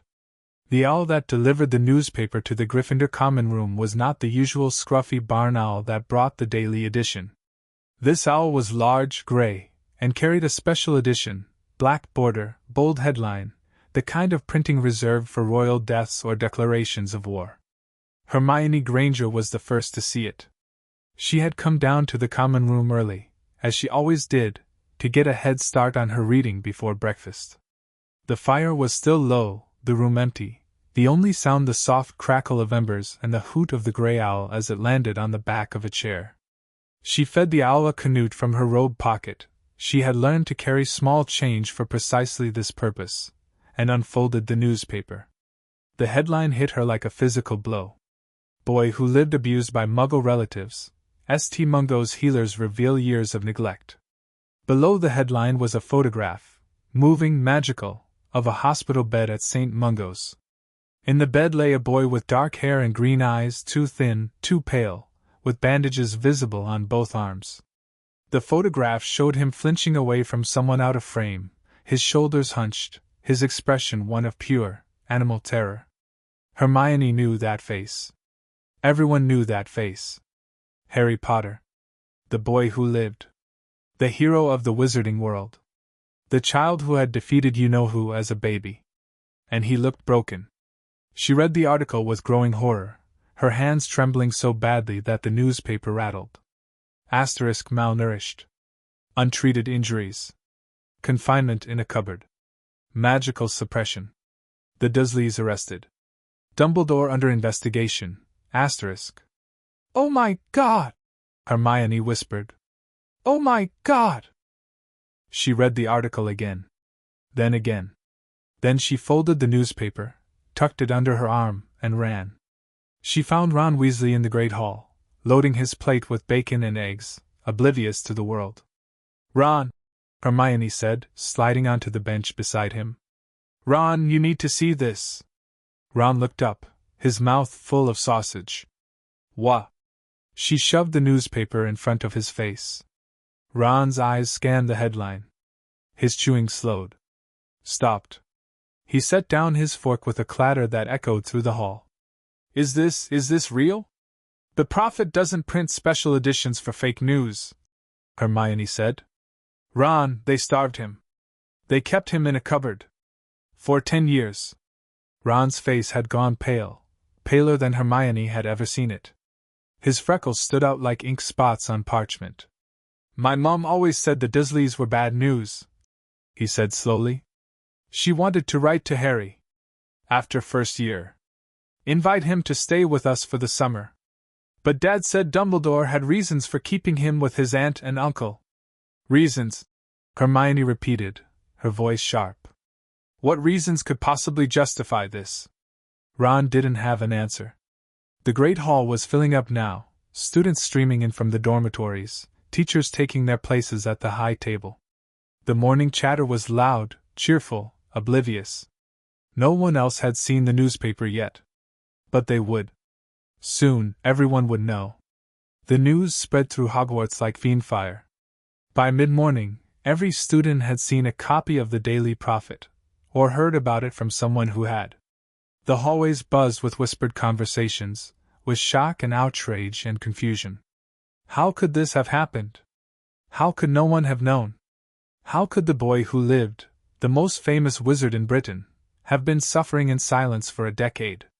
In the Slytherin common room, the reaction was different. Draco Malfoy sat in his favorite chair by the fire, a copy of the Prophet in his hands, a strange expression on his face. His usual sneer was absent, replaced by something that looked almost like discomfort. Well, Pansy Parkinson said from beside him, her voice high and brittle. It explains why Potter's always been so weird. All that saving people nonsense, probably just desperate for attention. Pansy, Blaise Zabini said quietly. The boy was locked in a cupboard. So? My father says Muggles are barbaric. This just proves it. Draco said nothing. His gray eyes were fixed on the photograph of Harry, on the hollow cheeks, the visible ribs, the way he flinched. He thought about the train ride to Hogwarts last year, when he had offered Harry friendship. When Harry had refused. You'll find out soon enough that some wizarding families are better than others. Draco's own words echoed in his head, and for the first time, they sounded hollow. He looked at Pansy. Looked at Crabbe and Goyle, who were laughing at something on the other side of the room. Looked at the fire, burning bright and warm. What if it was me? Draco asked suddenly. The table went quiet. What if it was me in that cupboard? He continued, his voice low. What if someone had locked me up and starved me and beaten me for 10 years? Would you still be laughing? Pansy's mouth opened and closed. That's different, she said finally. I'm what? A pureblood? Draco's laugh was bitter. Potter's a half-blood. His mother was Muggle-born. Does that make it okay? Does that make it funny? No one answered. Draco folded the newspaper, set it on the table, and walked out of the common room without another word. In the staff room, the atmosphere was even worse. Professor McGonagall had not spoken since reading The Prophet. She sat in her chair by the window, the newspaper in her lap, her face as gray as her hair. Around her, the other teachers murmured amongst themselves, shocked, horrified, trying to make sense of something that made no sense. I saw him, McGonagall said finally. Everyone turned to look at her. Last year. The day Hagrid brought him to Diagon Alley. I saw him. Her voice cracked. He was too small. Too thin. Dressed in clothes that didn't fit. I noticed. And I told myself it was none of my business. Minerva, Professor Flitwick said gently. You couldn't have known. I should have known. McGonagall's voice was fierce now, angry. I'm a teacher. It's my job to notice when children are suffering. And I looked at that boy, at Lily and James's son, and I said nothing. She stood up abruptly, knocking the newspaper to the floor. I need to write to Albus, she said. I need to understand how this happened. She left the room without waiting for a response. The remaining teachers exchanged glances. We should have done more, Professor Sprout said quietly. All of us. We should have asked questions. We trusted Dumbledore, Professor Snape said from his corner. He had been silent until now, his black eyes fixed on some middle distance. We trusted that he knew what he was doing. And now? Snape didn't answer. He stood up, his robes billowing behind him, and walked out of the room. Severus Snape did not go to his classroom. He did not go to the dungeons, or to the Great Hall, or to any of the places where students or colleagues might find him. Instead, he walked to the 7th floor, paced past the tapestry of Barnabas the Barmy 3 times, and entered the room of requirement. The room, as always, gave him what he needed. A small chamber, dark and quiet, with a single window looking out over the Black Lake. A desk, a chair, a bottle of fire whiskey that he had not asked for but did not refuse. Snape poured himself a glass and drank it in one swallow. Then he poured another. He had seen the prophet. He had seen the photograph of Harry Potter, Lily's son, James's son, the living reminder of everything he had lost and everything he had failed to protect. And he had felt something he had not expected. Guilt. He had hated Harry Potter from the moment he saw him. Hated him for looking like James, for having James's face, James's arrogance, James's existence when James should have died screaming. He had looked at the boy and seen only the father, never the mother. He had never asked about the Dursleys. Never wondered why Harry was so small, so quiet, so desperate for approval. Never cared. Lily, he thought. Lily, I'm sorry. I'm sorry I hated your son. I'm sorry I didn't protect him. I'm sorry, But the apologies were ashes in his mouth. Because he had done nothing. For 10 years he had done nothing. He poured another glass. In the Gryffindor common room that evening, a group of second years gathered to discuss the news. Seamus Finnegan was the most vocal. My mom always said there was something off about the Dursleys, he said, shaking his head. She met them once, at some ministry function. Said the husband was a right git, and the wife looked like she'd swallowed a lemon. That's not helpful, Seamus, Dean Thomas said. The point is, Harry was being abused. For years. And no one did anything. What could we have done? Lavender Brown asked. We're kids. We didn't even know. We could have been nicer to him, Neville Longbottom said quietly. Everyone turned to look at him. Neville was sitting in the corner, his copy of the Prophet clutched in his hands. His face was pale, his eyes red-rimmed, like he'd been crying. I was always too scared to talk to him, Neville continued. He was famous. He was the boy who lived. I thought he wouldn't want to be friends with someone like me. Someone clumsy and forgetful and weak. Neville, you're not weak, Hermione started. But I was, Neville insisted. I was weak. Because I saw him, and I was too scared to reach out. And now. His voice broke. And now he's in the hospital, and I'm here, and I can't do anything. Hermione sat down beside him and put her arm around his shoulders. We can write to him, she said. We can send letters. Tell him we're thinking of him. Tell him he's not alone. Do you think he'd want to hear from us? Ron asked. I think, Hermione said carefully, that a boy who's been alone his whole life might want to know that someone cares. The room was quiet. Then Ron nodded. All right. Let's write. The letters came pouring in over the next week. From Gryffindors and Hufflepuffs and Ravenclaws, even a few from Slytherin, though those were mostly anonymous. They arrived at St. Mungo's in a steady stream, carried by owls and hospital messengers and even a few ministry officials who had been pressed into service. Harry stared at the pile of envelopes on his bedside table. They're for me? He asked Nimra. All of them, Nimra said. Students from Hogwarts. They heard what happened. They want you to know they're thinking of you. Harry picked up the top envelope. It was decorated with a lion crest and sealed with red wax. He opened it carefully, still not quite believing it was real, and read. Dear Harry. We've never met, but I'm in Gryffindor too. I just wanted to say that I'm sorry for what those people did to you. No one deserves that. I hope you get better soon, asterisk. Asterisk your friend, maybe? If you want, comma, asterisk. Colin Creevy. Asterisk P.S. I'm a muggle-born too. My dad's a milkman. He says muggles can be horrible sometimes, but most of them aren't. I hope you don't hate us, asterisk. Harry read the letter twice. Then he set it down and picked up another. Harry. Asterisk I don't know if you remember me. I'm Ron. We shared a compartment on the Hogwarts Express. You had a sandwich and I had corned beef, and we both thought Hermione was a nightmare until she saved us from a troll. Asterisk. Asterisk I just wanted to say that my mum is furious.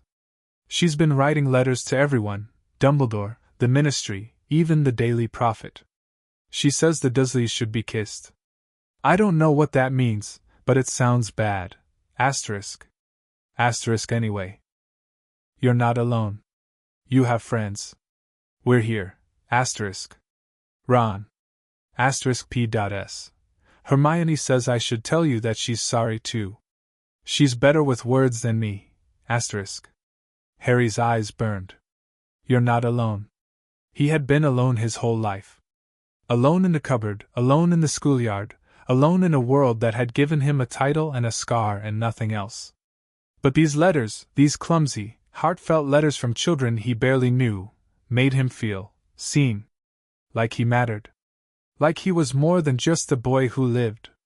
Professor Dumbledore received a different kind of letter. It came on Thursday morning, delivered by a ministry owl with an official seal. The letter was short, formal, and devastating.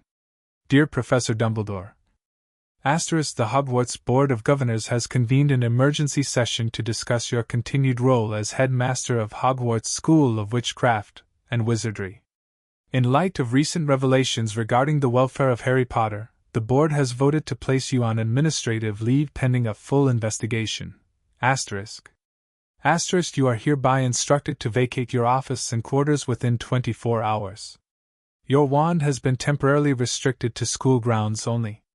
Any attempt to leave Hogwarts without board approval will be considered a violation of this order. Asterisk. Further communication will follow. Yours in sorrow. Lucius Malfoy, Acting Chairman, Hogwarts Board of Governors. Dumbledore read the letter 3 times. Then he folded it carefully, tucked it into his robe pocket, and looked out the window of his office at the grounds below. Students were walking across the lawn, laughing, oblivious. The sun was shining. The giant squid was waving its tentacles in the lake. Everything looked normal. But nothing would ever be normal again. Fawkes, Dumbledore said quietly. The phoenix looked up from its perch, its golden eyes bright and knowing. I think we've made a terrible mistake. Fawkes trilled, a sad, sweet sound, and flew to Dumbledore's shoulder. Together, they watched the sun set over Hogwarts. And Dumbledore wondered, for the first time in decades, if he would ever be welcome here again. End of Chapter 9. Chapter 10. Snape faces Lily's memory. The room smelled of old parchment and suppressed grief. Severus Snape had been standing outside the door to Harry Potter's hospital room for 17 minutes. He knew this because he had counted every second, each one a small lifetime, each one an opportunity to turn around, to walk away, to retreat to the cold comfort of his dungeons and his hatred. But he did not turn around. Because Lily's son was on the other side of that door. Lily's son, who had been starved and beaten and locked in a cupboard. Lily's son, who had grown up believing he was worthless. Lily's son, who carried the trace of her magic in his blood and the echo of her sacrifice on his skin. Lily. The name was a wound that had never healed. 11 years since he had last seen her, 11 years since he had held her body in his arms and screamed at a god he didn't believe in. 11 years of guilt and regret and bitter, self-destructive rage. And now this. He reached out and knocked.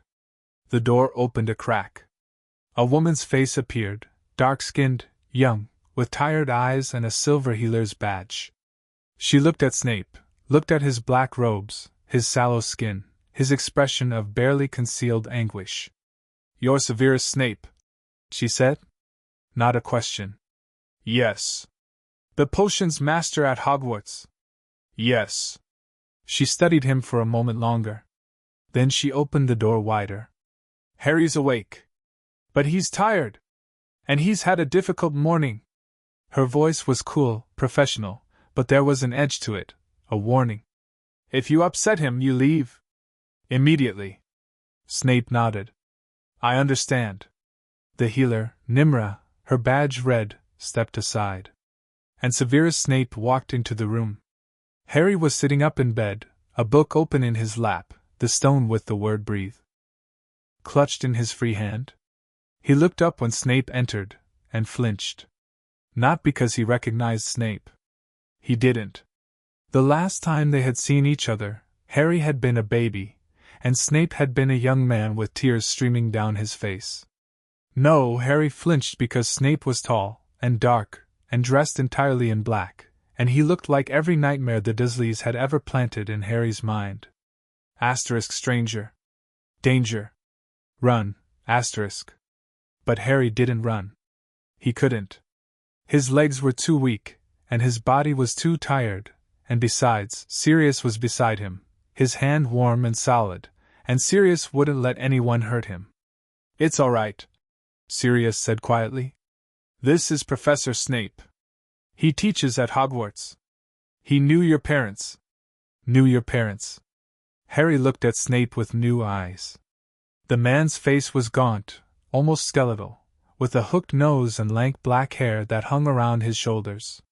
His eyes were dark, darker than Harry's, darker than anyone's, and they were fixed on Harry with an intensity that was almost frightening. But there was something else in those eyes. Something that looked almost like grief. "Hello?" Harry said. His voice was steady, though his heart was pounding.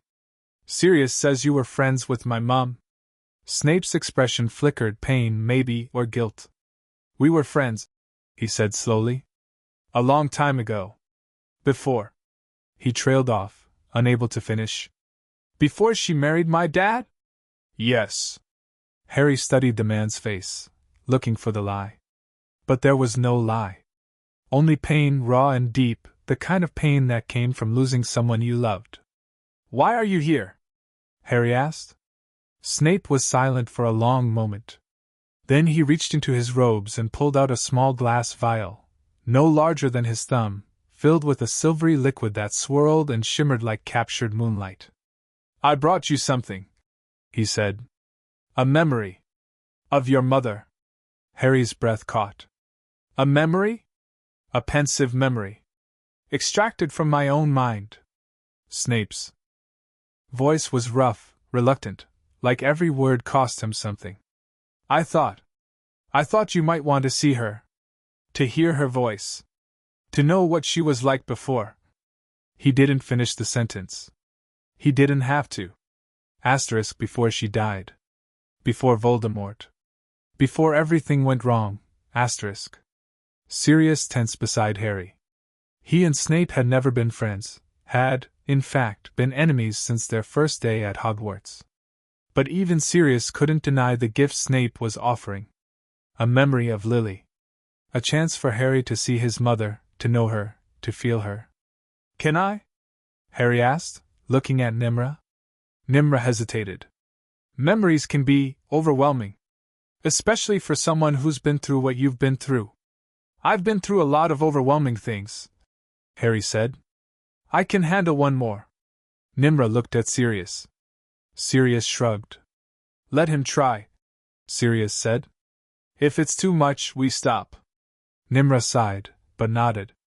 She pulled a small stone basin from a cabinet, a portable pensieve, smaller than the one the healers had used but otherwise identical, and set it on Harry's bedside table.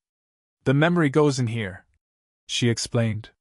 "You'll need to touch the surface with your fingertips. The memory will pull you in. You'll experience it as if you were there, seeing what Professor Snape saw, hearing what he heard. And I can't get stuck? In the memory? No. The connection is temporary. A few minutes at most. When the memory ends, you'll come back.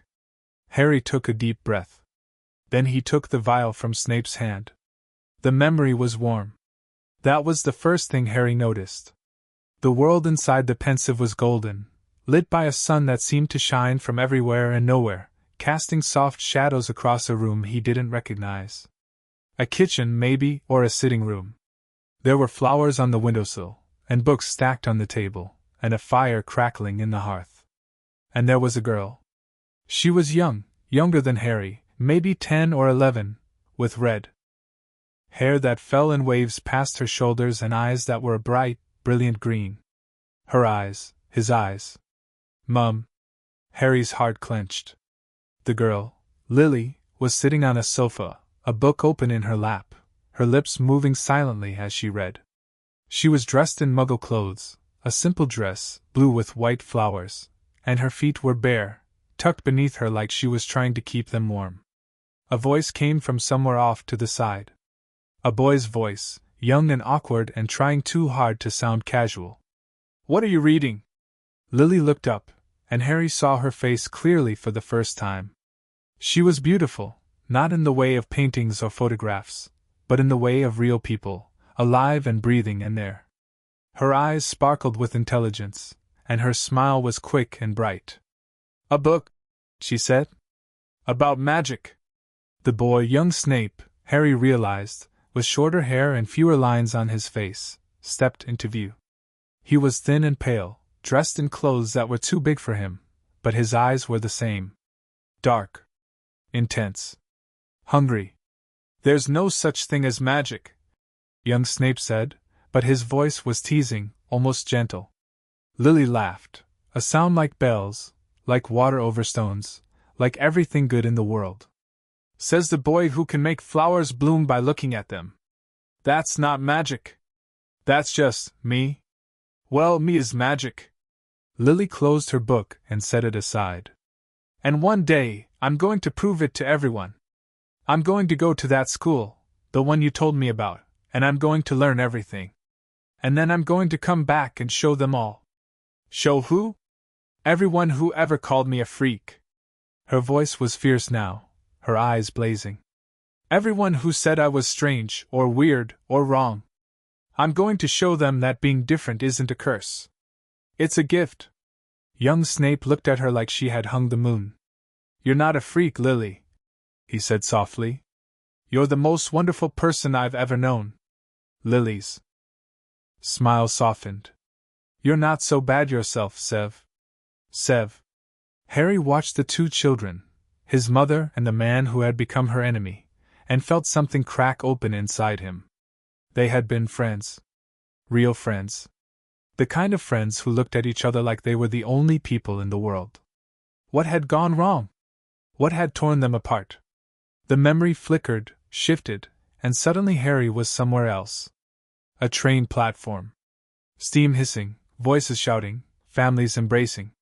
And Lily, older now, maybe 11, was standing with a woman who looked like her, a woman with the same red hair and the same green eyes. Petunia, Harry realized. And Petunia, before she became that. Lily, please, Petunia was saying, her voice tight with something that might have been fear. Don't go. You don't have to go. You can stay here, with us, and be normal. Normal? Lily's voice was sharp. I'm not normal, Petunia. I'm a witch. And I'm going to Hogwarts, and I'm going to learn magic, and nothing you say is going to stop me. Petunia's face crumpled. You're choosing them over me. I'm choosing me, Lily said. For once in my life, I'm choosing me. She stepped onto the train without looking back. Harry felt the memory begin to fade, the platform dissolving, the voices echoing, the light dimming, but before it ended completely, he saw one more thing. Snape, standing on the platform, watching Lily board the train. Not with jealousy, or resentment, or any of the dark emotions that would later consume him. but with wonder. Like he was watching a star being born. Harry came back to himself gasping. The hospital rooms swam into focus. The ceiling stars, the fire, the concerned faces of Sirius and Nimra and Snape, standing in the corner, his arms wrapped around himself like he was holding his own body together. "You saw," Snape said. It wasn't a question. "I saw," Harry whispered.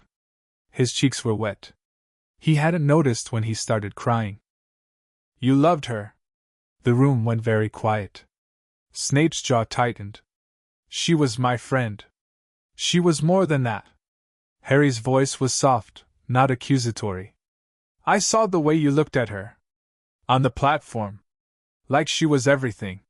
Snape closed his eyes. "I was a child," he said. "I didn't understand. You understood enough." Harry wiped his tears with the back of his hand. "You loved her. And then you lost her." The silence stretched between them, heavy with things unsaid. Then Snape opened his eyes, and for the first time, he looked directly at Harry, not through him, not past him, but at him. "Your mother was the bravest person I ever knew," Snape said. "She stood up to people who were bigger, stronger, more powerful than her. She never backed down. She never apologized for who she was." He paused. "You have her eyes," he continued, his voice barely above a whisper.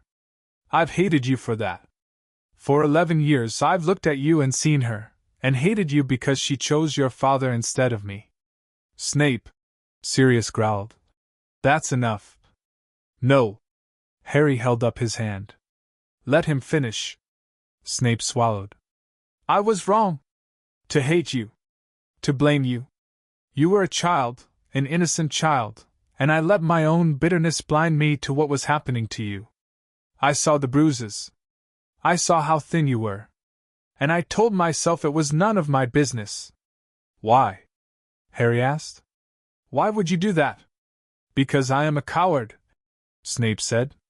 "Because it was easier to hate you than to help you. Because," his voice cracked, "because I have spent my entire life making the wrong choices, and by the time I realized it, it was too late to change." Harry studied the man before him, the man who had tormented him in class, who had sneered at him in hallways, who had made him feel small and worthless and wrong. And he saw something he hadn't expected. He saw himself. A boy who had been hurt. A boy who had been broken. A boy who had made terrible choices because he didn't know how to do anything else. "I forgive you," Harry said. Snape stared at him. "What?" "I forgive you." Harry's voice was steady, certain. "You were wrong. You did terrible things. But you're here now. You brought me a memory of my mother. You're trying to be better." He held out his hand. "That counts for something." Snape looked at Harry's hand like it might bite him. Then, slowly, he reached out and took it. His fingers were cold. Thin. Trembling. "Thank you," Snape whispered. "I don't deserve." "No," Harry agreed. "You don't. But I'm giving it anyway." Snape left an hour later. He didn't say much after the handshake, just sat in the corner while Harry talked to Sirius, watched the boy laugh at something his godfather said, listened to the easy rhythm of their conversation. It was strange, seeing Harry like this. Vulnerable, yes, but also strong. Resilient. Lily's son, Snape thought. Lily's son, through and through.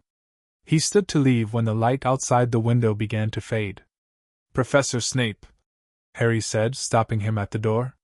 Snape turned. "Thank you," Harry said. "For the memory. For coming. For telling me the truth." Snape nodded stiffly. "If you need anything at all, you can contact me. Through the hospital. I'll come. Even if it's just to talk?" Snape hesitated. Then, slowly, he nodded again. "Even then." He left the room and walked down the corridor, his footsteps echoing on the stone floor. His chest ached, a strange, unfamiliar feeling, like something that had been frozen for years was beginning to thaw. "Lily," he thought. **I'm trying. I'm trying to be the person you thought I could be, Asterisk. He didn't know if he would succeed. But for the first time in 11 years, he was willing to try. That night, Harry dreamed of his mother again. But this time, the dream was different. She wasn't in the garden, and she wasn't alone. She was sitting at a kitchen table, the same kitchen from the memory, with young Snape across from her, both of them laughing at something Harry couldn't see. "You have to be kind to him," Lily said, though her lips didn't move. Asterisk. He's broken, Harry. Like you? Like all of us. Asterisk. I know, Harry thought back. I know. Then help him, Lily said. Asterisk. Help each other. That's what love is. Helping each other be better than we are alone. Asterisk. Harry woke with the words still echoing in his mind. Help each other. He looked at the stone beside his bed. Asterisk. Breathe. Asterisk. And thought about Snape's cold hand in his, the trembling gratitude in the man's eyes. Maybe healing wasn't just about fixing what was broken. Maybe it was about finding other broken people and holding them together. I'll try, Harry promised the darkness. I'll try. End of Chapter 10. Chapter 11. Harry meets Neville. The children's recovery ward at St. Mungo's was different from the private room where Harry had been staying. It was brighter, for one thing, walls painted a soft yellow instead of pale green, with murals of magical creatures that moved and played across the plaster. A phoenix soared over the doorway, leaving trails of golden light. A dragon curled around the windows, its tail twitching lazily. Unicorns galloped through enchanted forests that seemed to stretch into the distance, though the walls were only inches thick. The beds were smaller too, arranged in a semicircle around a central play area cluttered with toys, books, and a battered old chess set that moved its own pieces when no one was looking. There were 4 other children in the ward. Harry stood in the doorway, clutching Sirius's hand, his heart pounding. He hadn't been around other children since the zoo, since before the zoo, really. The Dursleys had made sure of that. No playdates, no birthday parties, no trips to the park where he might accidentally talk to someone his own age. Other children meant danger. Other children meant Dudley and his gang, fists and feet and names that cut deeper than bruises. Other children meant pain. You don't have to stay, Imra said from behind him. She had been the one to suggest the move. Harry was well enough now, physically, to leave the intensive care unit, and the healers thought being around other children might help with his social development. The private room is still available. You can go back any time. Harry shook his head. I want to try. And he did. He wanted to try. He wanted to know what it felt like to be around kids who weren't trying to hurt him. Kids who might even, maybe, want to be his friend. Sirius squeezed his hand. I'll be right outside. If you need me, just call. Harry nodded, took a deep breath, and stepped into the room. The other children looked up as he entered. A girl with bright pink hair and a bandage around her wrist waved shyly from the bed nearest the window. A boy with a broken leg, the bone was visible through the magical cast, an eerie purple glow emanating from the fracture, was reading a comic book and didn't look up. A toddler in a crib at the far end of the room was sleeping, her tiny chest rising and falling in rhythm with the heart monitor beside her. And then there was the boy in the bed closest to the door.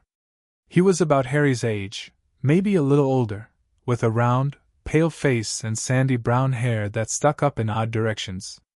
His ears were too big for his head, and his hands were clasped around a small potted plant that seemed to be glowing faintly green. But it wasn't his appearance that made Harry stop. It was his eyes. The boy was looking at Harry with an expression that Harry recognized instantly. Not fear. Not disgust. Not the cold curiosity of someone who had heard about the boy who lived and wanted to see if the scar was real. But recognition. The look of someone who had seen suffering and knew it when he saw it in someone else. Hi, the boy said. His voice was soft, almost shy. You're Harry Potter, aren't you? Harry nodded, not trusting his voice. I'm Neville. The boy smiled, a small, tentative smile. Neville Longbottom. We're in the same year at Hogwarts. Gryffindor. He paused. I don't think we've ever really talked. No, Harry said. We haven't. The silence stretched between them, awkward and heavy. Then Neville held up his potted plant. This is Mimbulus Mimbletonia, he said. It's a very rare magical plant. My great-uncle Algy gave it to me for my birthday. It's supposed to have all sorts of medicinal properties, but mostly I just like the way it glows. Harry stepped closer, curious despite himself. The plant was glowing, a soft, pulsing green that reminded him of the ceiling stars in his old room. Its leaves were thick and waxy, covered in tiny bumps that looked like blisters. Does it hurt? Harry asked. The blisters? Nah, that's just how it looks. Neville's smile grew a little wider. It's actually very friendly. You can touch it if you want. Harry reached out hesitantly and brushed his finger against one of the leaves. The plant shivered, a full body ripple that ran from its roots to its topmost leaf, and let out a small, contented sigh. It likes you, Neville said, sounding surprised. It doesn't usually like strangers. Harry pulled his hand back, something warm blooming in his chest. Maybe it knows I'm not a stranger. Neville's eyes met his. Yeah, he said. Maybe it does. They talked for hours. Not about anything important, not about the Dursleys, or the abuse, or the hospital. Just things. Plants, mostly. Neville knew everything about plants, their names, their properties, their histories, their secrets. He talked about greenhouse work at Hogwarts, about Professor Sprout's kindness, about the time he'd accidentally knocked over a shelf of venomous tentaculous seedlings and caused a minor panic. I'm rubbish at most magic, Neville admitted, his ears turning pink. I'm always messing up spells. Setting things on fire. Breaking things. Grant says I got my father's nerve but not his talent. Your father? Harry asked. Neville's face darkened. He was in horror. Him and my mum. They were tortured by Death Eaters after you-know-who fell. They've been at St. Mungo's ever since. In the long-term care ward. Harry's heart ached. I'm sorry. It's not your fault. Neville shrugged, but his eyes were sad. I used to visit them, every week. But it's hard. They don't remember me. They don't remember anything. Harry thought about his own parents, dead, not lost. Gone forever, not lingering somewhere just out of reach. He didn't know which was worse. Do you want to talk about it? Harry asked. Neville shook his head. Not really. I just wanted to talk to someone who gets it. You know? Who gets what it's like to have a family that's not normal. Normal. Harry thought about the Dursleys, about the cupboard and the beatings and the starvation. He thought about Sirius, who had escaped from Azkaban to find him. He thought about Snape, who had hated him for 11 years and was only now beginning to see him as a person. My family's not normal either, Harry said. Neville looked at him, really looked at him, and nodded. Yeah, he said. I know. The other children came over eventually. The pink-haired girl was named Maisie, and she had been attacked by a werewolf during the last full moon. Her wrist was healing, but she would have scars forever, and she was afraid of the dark now. The boy with the broken leg was called Thomas, and he had fallen off his broom during a pick-up Quidditch game. Mum says I'm not allowed to fly again until I'm 30, but Dad says he'll teach me behind her back. The toddler's name was Eliza, and she had swallowed a vanishing spell that had been meant for a piece of furniture. She would be fine, the healers said, but she would probably glow in the dark for the rest of her life. They accepted Harry without question. Not because he was famous, though some of them knew about the scar, about the boy who lived, about the night Voldemort fell. But because he was there. Because he was a kid like them, with bandages and bruises and a story that didn't need to be told out loud. Want to play Exploding Snap? Maisie asked, holding up a battered deck of cards. Harry looked at Neville. Neville shrugged. I'm rubbish at it, Neville said. I always set the cards on fire. Me too, Harry said, and for some reason that made them both laugh. They played until visiting hours ended, and by the time Sirius came to collect him, Harry had forgotten, just for a little while, that he was supposed to be broken. "Looks like you made a friend," Sirius said as they walked back to Harry's private room. Harry had decided to stay in the children's ward overnight, but he wanted to keep his old room for quiet moments, for reading, for thinking, for times when being around other people felt like too much. "Neville," Harry said. "He's nice. His parents were Oris," Sirius said quietly. "Good ones. Frank and Alice. What happened to them was—" He paused, searching for words. "It was a tragedy. One of the worst of the war. Do you think they'll ever get better?" Sirius shook his head. "The healers say no. The damage was too deep.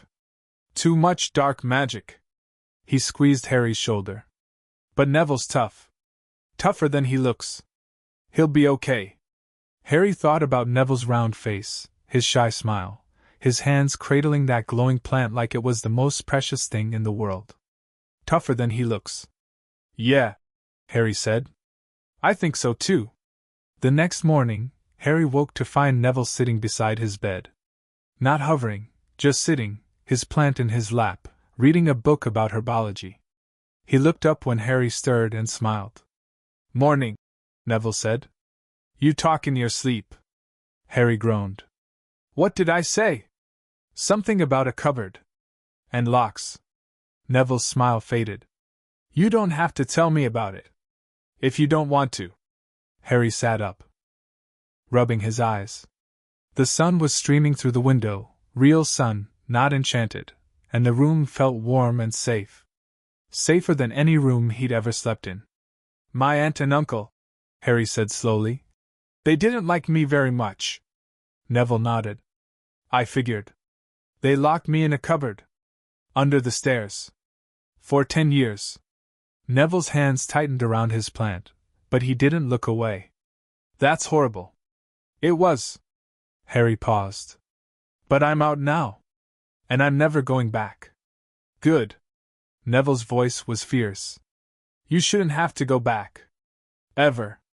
Harry smiled, a real smile, small but genuine. "Thanks." "For what?" "For not looking at me like I'm a freak." Neville's expression softened. "You're not a freak, Harry. You're just someone who had really terrible things happen to him. That's not your fault. Not your fault." The words settled into Harry's chest like stones into still water. He had been told, his whole life, that everything was his fault. The Dursleys' cruelty. His parents' death. The strange things that happened when his magic got out of control. But Neville was right. It wasn't his fault. It had never been his fault. "Do you want to see something cool?" Neville asked, clearly trying to change the subject. "Sure." Neville set down his plant and pulled a small silver ball from his pocket, about the size of a marble, engraved with tiny runes that seemed to move when Harry wasn't looking directly at them. "This is a remembrall," Neville said. "It turns red when you've forgotten something. Gran gave it to me before my first year at Hogwarts. Does it work?" Neville's ears turned pink. "It's always red.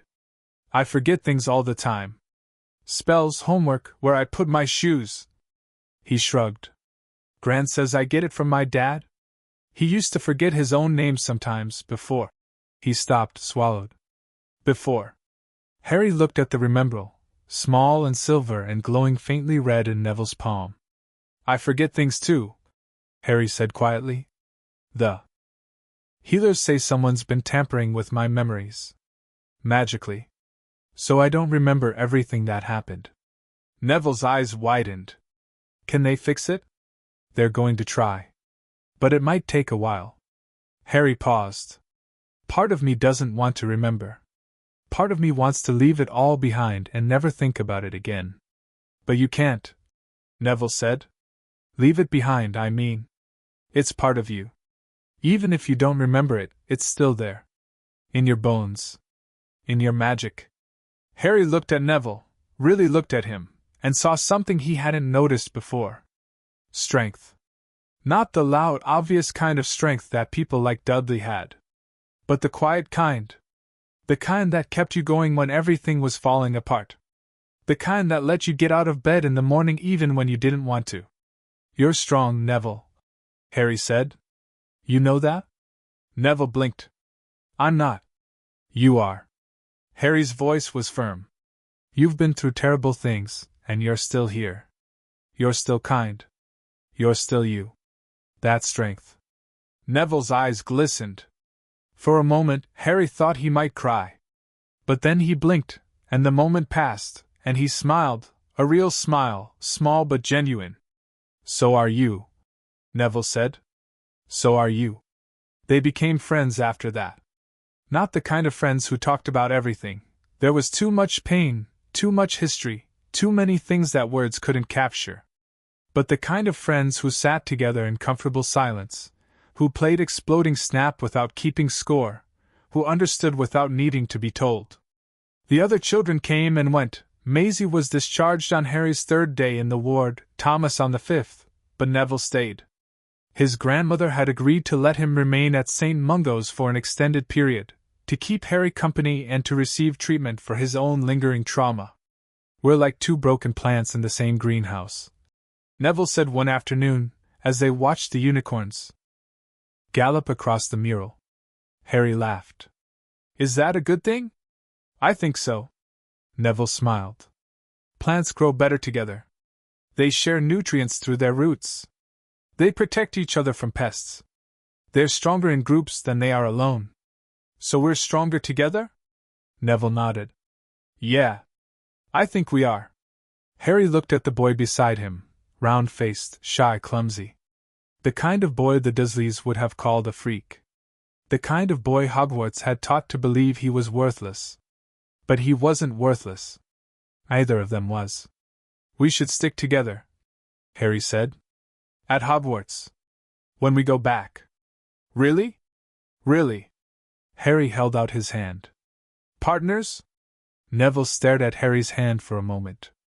Then he reached out and shook it, firmly, confidently, like someone who had finally found something worth holding on to. Partners, Neville said. And in the children's recovery ward, surrounded by moving murals and enchanted toys and the soft sounds of sleeping children, Harry Potter made his first real friend. Not because he was famous. Not because of the scar. But because he was Harry. And for the first time, that felt like enough. End of Chapter 11. Chapter 12, The Trial of the Dursleys. The courtroom was packed. Every seat in the public gallery had been filled an hour before the proceedings began. Witches and wizards from across Britain, jostling for position, craning their necks to catch a glimpse of the defendants, or the famous victim, or the legendary figures who had gathered to witness the fall of the Dursleys. Reporters from the Daily Prophet lined the front row, quills scratching furiously against parchment.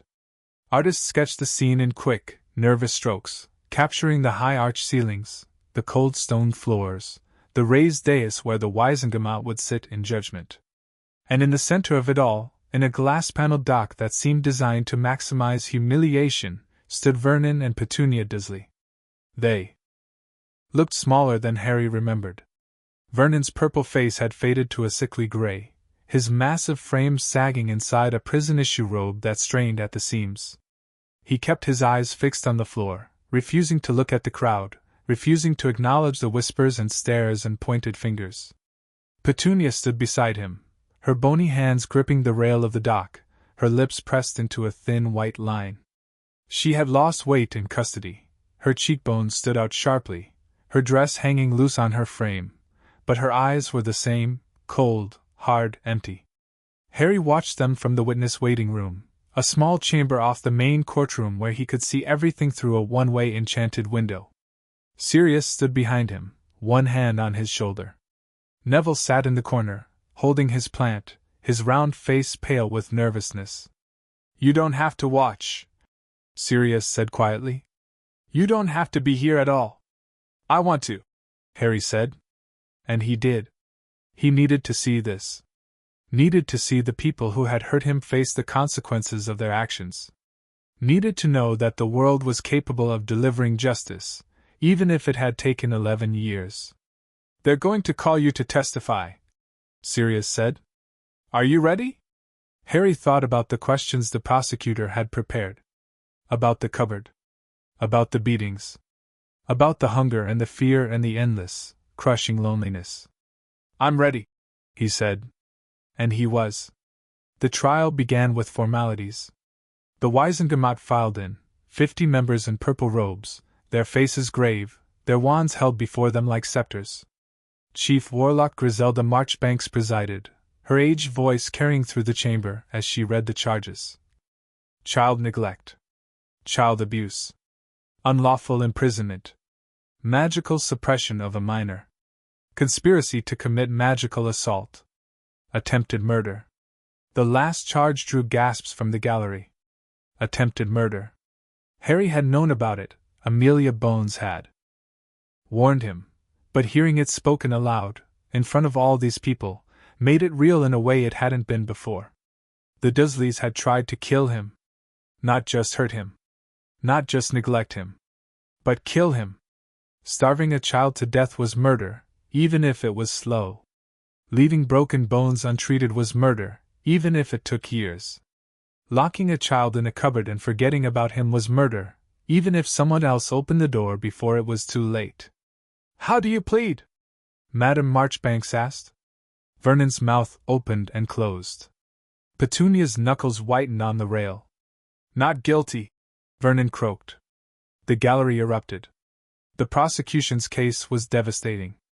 Amelia Bones herself led the argument, her voice calm and measured as she laid out the evidence piece by piece. The medical records from St. Mungo's. The photographs of the cupboard. The testimony of neighbors, teachers, social workers who had seen the signs and done nothing. She called witness after witness. Mrs. Figg took the stand, her voice trembling as she described the first time she saw Harry. He was so small, so thin, and his eyes were so old. And the years of watching, reporting, hoping someone would intervene. "He was a good boy," Mrs. Figg said, tears streaming down her cheeks. "He never complained. Never fought back. Just accepted it, like he thought he deserved it." "Did the Dursleys ever explain why they kept him in the cupboard?" Amelia asked. "They said he liked it there. Said it was his idea." Mrs. Figg's voice hardened. "I didn't believe them. I never believed them. But no one listened." Mrs. Hargrove, the headmistress, testified next. She brought copies of the 7 reports she had filed with social services, each one documenting Harry's injuries, his malnutrition, his desperate hunger. "I begged them to investigate," she said. "I told them the boy was in danger. And they told me I was overreacting. Told me the Dursleys were respectable people. Told me to mind my own business." "And who told you that?" Amelia asked. Mrs. Hargrove's eyes found Petunia in the dock. Her sister-in-law, Marjorie Dursley.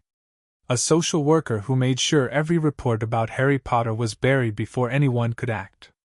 The gallery buzzed. Marjorie Dursley had been arrested the previous week, pulled off a train to Scotland where she had been trying to flee the country. Her trial would come later. But her name hung in the air now like a curse. The pensive testimony was the worst. Under wizarding law, memories extracted for trial could not be tampered with. They were considered irrefutable evidence, more reliable than any spoken word. The prosecution had obtained memories from Harry, from the healers, from several of the neighbors who had witnessed the Dursleys' cruelty firsthand. Now, those memories were played for the courtroom. Harry watched through the one-way window as images of his own childhood flickered across a massive silver screen, the cupboard dark and cold, the locks clicking shut, Dudley's fists, over and over, Vernon's belt, whistling through the air, Petunia's cold eyes, watching him cry. He heard his own voice, small and broken, apologizing for things that weren't his fault. Asterisk, "I'm sorry. I'm sorry. I'm sorry." Asterisk. The gallery wept. Witches and wizards who had fought dark wizards, who had survived wars and plagues and terrible losses, covered their faces and sobbed like children. Even the Wisengamot members, stoic, seasoned, hardened by decades of difficult judgments, dabbed at their eyes. And in the dock, Vernon Dursley finally looked up. His face was gray. His eyes were empty. For the first time, he seemed to understand what he had done. Petunia was crying too, not with remorse, but with rage. Her lips moved silently, forming words that Harry couldn't hear but could guess. Freak. Freak. Freak, asterisk. She still believes it, Harry thought. Asterisk after everything. She still believes I deserved it, asterisk. The memory ended. The silver screen went dark. And the courtroom sat in stunned, horrified silence. Harry's testimony came in the afternoon. He walked into the courtroom with Sirius at his side, his heart pounding so hard he could feel it in his throat. The gallery turned to look at him, hundreds of faces, staring, judging, and for a moment he wanted to run. To hide. To disappear the way he had learned to disappear in the cupboard. But then he saw Neville in the front row, holding up his plant like a banner. And he saw Sirius beside him, solid and steady. And he saw the Dursleys in the dock, small now, diminished, nothing like the giants who had haunted his nightmares. He took a deep breath. And he walked to the witness stand. Mr. Potter, Amelia Bones said gently, can you tell the court what your life was like at Privet Drive? Harry's mouth was dry. He had practiced this. He had rehearsed the words until they felt like a script. But now, facing the real thing, the words felt hollow. It was lonely, he said finally. I was always alone. Even when there were people around, I was alone. Can you describe your living quarters? I lived in a cupboard. Under the stairs. Harry's voice was steady, though his hands were shaking. It was small. About 3 feet by 2 feet. There was a blanket and a pillow. Sometimes spiders. And how long did you live there? Until I was 10. Then they moved me to Dudley's second bedroom. But they kept the locks on the door. And the bars on the windows. Did they feed you? Sometimes. Harry swallowed. Not as much as they fed Dudley. I usually got toast for breakfast, if there was any left. Sometimes nothing. For dinner, I got leftovers. Whatever they didn't want. And when you say leftovers, what do you mean? Harry thought about the cold soup, the stale bread, the half-eaten plates of food that Dudley had pushed away. He thought about the hunger, the constant, gnawing emptiness that had been his companion for as long as he could remember. Scraps, he said. I ate scraps. The gallery murmured. Did they hurt you? Amelia asked. Yes. How? Harry closed his eyes. The memories flickered behind his lids, Dudley's fists, Vernon's belt, Petunia's frying pan. The time Dudley had held his head under bathwater until he saw stars. The time Vernon had thrown him against the wall so hard his shoulder had dislocated. The time Petunia had locked him in the cupboard for a week because he'd accidentally broken one of her precious china figures. They hit me, Harry said. They locked me in the cupboard.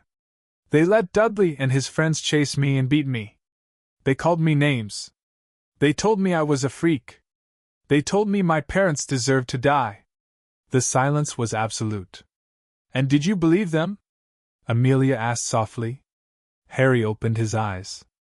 Yes, he said. For 11 years, I believed every word. The defense was weak. The Dursleys had hired the best lawyer money could buy, a slick, silver-tongued man named Percival Crouch, cousin to the late Barty Crouch Sr., but even he couldn't polish a turd. His cross-examination of Harry was brief and clumsy, filled with objections that were overruled and questions that backfired. Mr. Potter, Crouch said, isn't it true that your aunt and uncle took you in when no one else would? That they gave you a home when you could have been sent to an orphanage? They gave me a cupboard, Harry said. And an orphanage would have been better. Isn't it true that you were a difficult child? That you did strange things, magical things, that frightened your aunt and uncle? They were frightened because they were ignorant, Harry said. And I was a baby. Babies aren't difficult. They're helpless. They need love. Crouch opened his mouth to ask another question, but Madame Marchbanks cut him off. Mr. Crouch, I fail to see how blaming a child for his own abuse serves your clients. Please sit down. Crouch sat. The gallery applauded. The verdict came at 4:47 p.m. The Wiesendemat deliberated for only 47 minutes, a record, the reporters whispered. When they filed back into the chamber, their faces were grim. On the charge of child neglect, Madame Marchbanks said. How finds the Wiesendemat? Guilty, the members intoned, 50 voices as one. On the charge of child abuse? Guilty. On the charge of unlawful imprisonment? Guilty. On the charge of magical suppression of a minor? Guilty. On the charge of conspiracy to commit magical assault? Guilty. The charges continued, one after another, each met with the same single word, guilty. By the time Madame Marchbanks reached attempted murder, the Dursleys were both sobbing, Vernon quietly, Petunia with loud, racking gasps that echoed through the chamber. On the charge of attempted murder, Madame Marchbanks said. How finds the Wiesendemat? Guilty. The word fell like a hammer. Harry watched the Dursleys crumble. Watched Vernon sink to his knees, his massive frame collapsing like a building in an earthquake. Watched Petunia claw at the rail of the dock, her cold mask finally shattered, her face twisted with grief and rage and something that might have been, could it be, regrets star. The court will now recess for sentencing, Madame Marchbanks said. The defendants will be remanded to ministry custody until such time as the Wiesendemat determines appropriate punishment. Horace stepped forward to lead the Dursleys away. As they passed the witness stand, Petunia turned her head. Her eyes met Harry's. And for a moment, just a moment, something flickered across her face. Not love. Not even remorse. But recognition. She sees me, Harry thought. For the first time, she actually sees me. Then the Aurors pulled her away, and she was gone. The sentencing hearing was held 3 days later. The Wiesendemat had considered the evidence, weighed the testimony, and arrived at a decision. The courtroom was even more crowded than before, every seat filled, every reporter present, every artist sketching furiously. Vernon and Petunia Dursley stood in the dock, their faces blank, their bodies limp. They had given up. There was no fight left in them.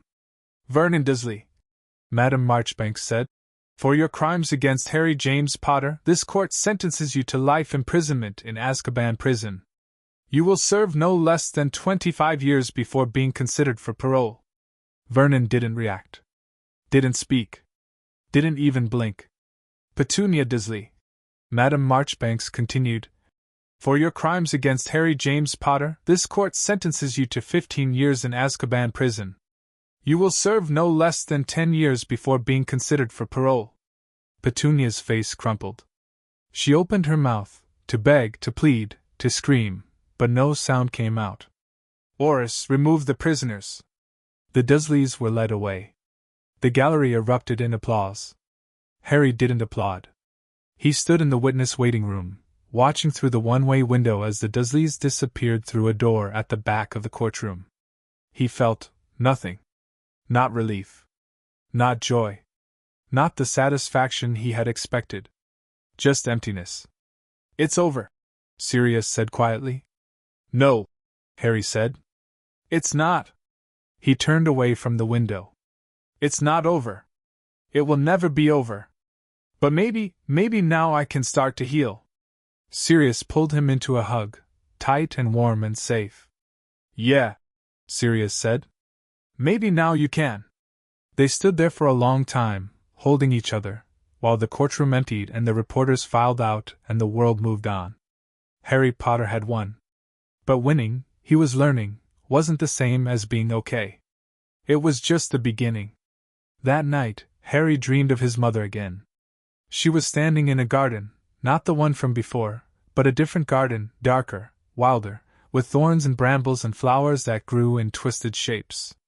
She was holding something in her hands, a small, glowing light. You? Did well, Lily said. I'm proud of you. I don't feel proud, Harry thought. I feel tired. That's okay, Lily said. Rest now. Tomorrow, you start again, Start what? Living, Lily said. Asterisk, really living.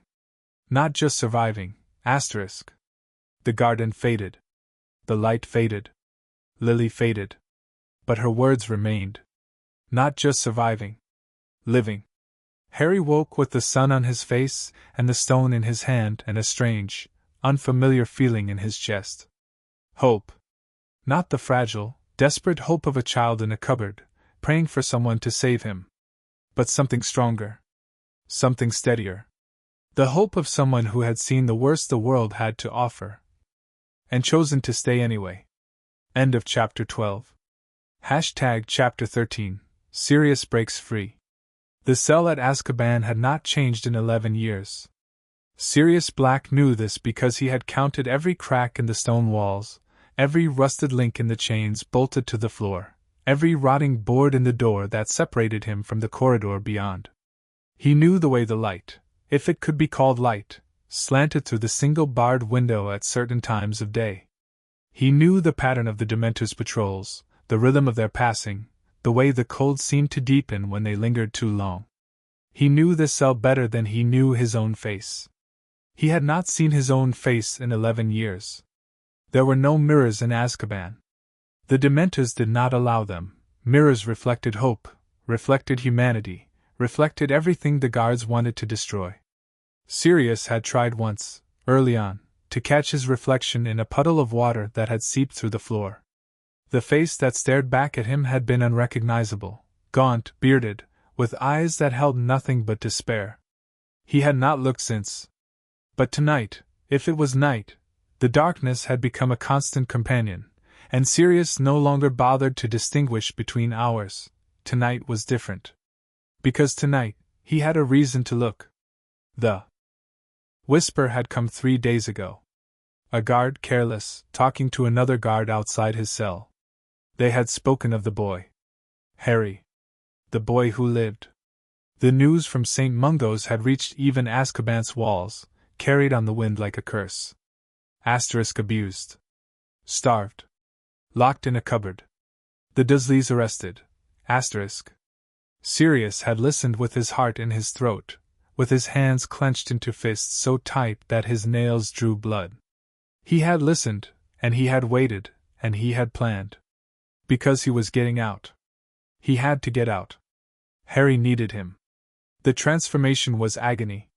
It had always been painful, shifting from man to dog, rearranging bone and muscle and sinew into a shape that was not his own. But 11 years of starvation and neglect had weakened him, made his bones brittle and his muscles thin. The shift that had once taken seconds now stretched into minutes, each moment a new torture as his body fought against the change. But Sirius did not stop. He could not stop. Harry, he thought. Asterisk Harry. Harry. Harry, asterisk. The name was a prayer, a mantra, a lifeline pulling him through the darkness. He focused on Harry's face, a baby's face, round and soft and smiling, and let the memory carry him through the pain. His spine cracked. His limbs shortened. His senses sharpened, the world exploding into smells and sounds that had been muffled in his human form. The salt of the sea. The rot of the Dementors. The distant cry of gulls, impossibly far away but there, a reminder that the world still existed beyond these walls. And then, asterisk small star. The dog was smaller than the man. Much smaller. Small enough to slip through the gap between his cell door and the stone floor. The Dementors had never noticed the gap, had never thought to look for it, because no prisoner in Azkaban had ever been small enough to use it. But Sirius was small enough now. He padded to the door on silent paws, his heart pounding, his breath coming in shallow gasps. The corridor beyond was dark, darker than his cell, if such a thing were possible, but his canine eyes saw what human eyes could not. The Dementors were gone. Patrolling elsewhere, feeding on other prisoners, distracted by the chaos of the recent revelations. Sirius didn't know why they had left, and he didn't care. All that mattered was that the corridor was empty. He slipped through the gap. And then he was running. The escape was not clean. Nothing about Azkaban was clean. Sirius ran through corridors of black stone, past cells filled with moaning prisoners, past dementors who turned too slowly, who reached for him with rotting hands, who screamed when they realized what was happening. He ran until his paws bled, until his lungs burned, until the only thing keeping him going was the image of Harry's face, a face he hadn't seen in 11 years, a face he barely remembered, a face that he would die to protect. He reached the outer wall at dawn. The sea was gray and churning, crashing against the rocks below. There was no boat, no bridge, no path. Only water, cold and endless, stretching toward a horizon he could not see. Sirius shifted back to human form, gasping, shivering, his body broken and bleeding. And then he jumped. The water hit him like a fist, cold enough to stop his heart, deep enough to swallow him whole. He kicked, fought, surged upward, breaking the surface with a gasp that turned into a scream. Harry, he thought. Asterisk, I'm coming.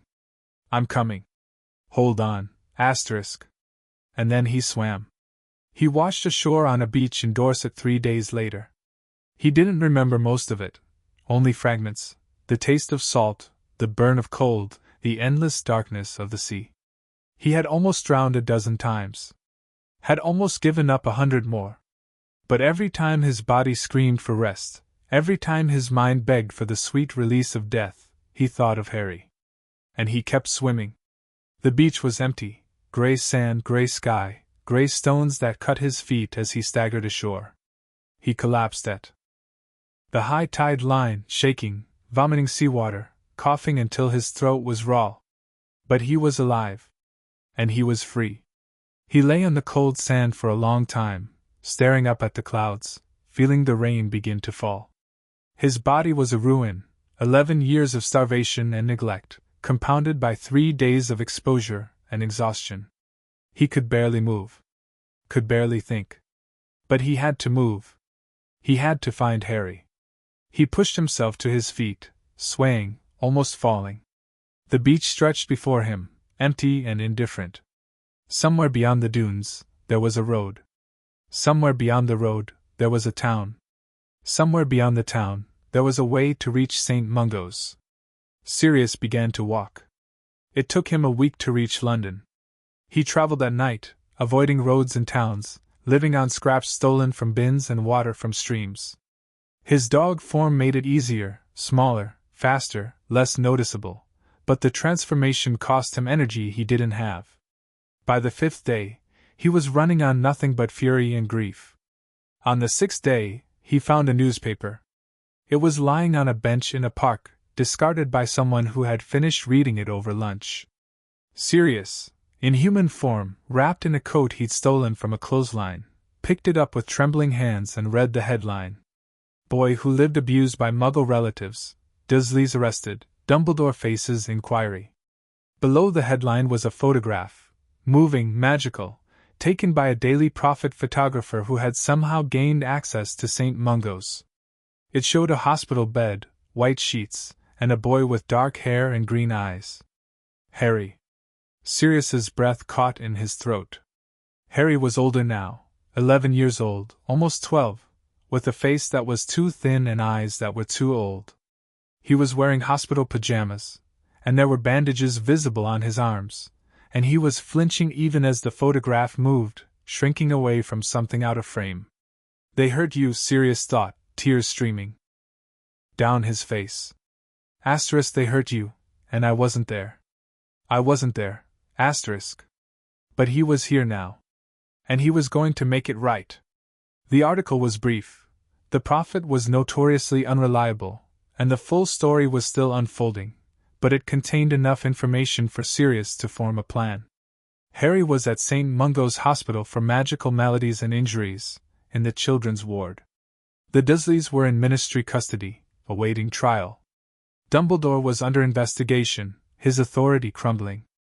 And no one, no one, was coming to claim Harry. Sirius read the article 3 times, memorizing every word. Then he folded the newspaper and tucked it inside his stolen coat. He knew where he needed to go. He just needed to figure out how to get there without being caught. St. Mungo's was located in London, hidden from Muggle eyes behind the facade of an old department store.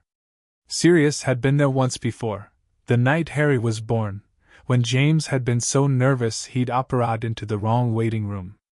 That memory was 11 years old. But the location was burned into Sirius's brain. He reached the building at midnight. The street was empty, dark and silent, the kind of silence that came before rain. Sirius stood across from the department store facade, watching the occasional witch or wizard enter through the hidden entrance. He couldn't just walk in. He was too recognizable, even after 11 years in Azkaban, even with his face gaunt and his hair matted, someone would know him. He needed another way. He circled the building twice, searching for anything, a window, a door, a crack in the wards. And then, on the third pass, he found it. A ventilation shaft. Small, narrow, barely wide enough for a dog. Sirius smiled for the first time in 11 years. Time to become Padfoot again. The shaft was dark and hot, filled with the smell of dust and magic. Sirius crawled for what felt like hours, his paws scraping against metal, his heart pounding in his ears. He had no idea where the shaft led, only that it went inside, and inside was where Harry was. He emerged in a storage closet. The room was small, filled with linens and potions and the sharp smell of antiseptic. Sirius shifted back to human form, his body screaming in protest, and pressed his ear against the door. Silence. He opened the door and stepped into a corridor. It was late, past visiting hours, and the hospital was quiet. A few healers passed, their robes swishing against the floor, but none of them looked twice at the gaunt, ragged man in the stolen coat.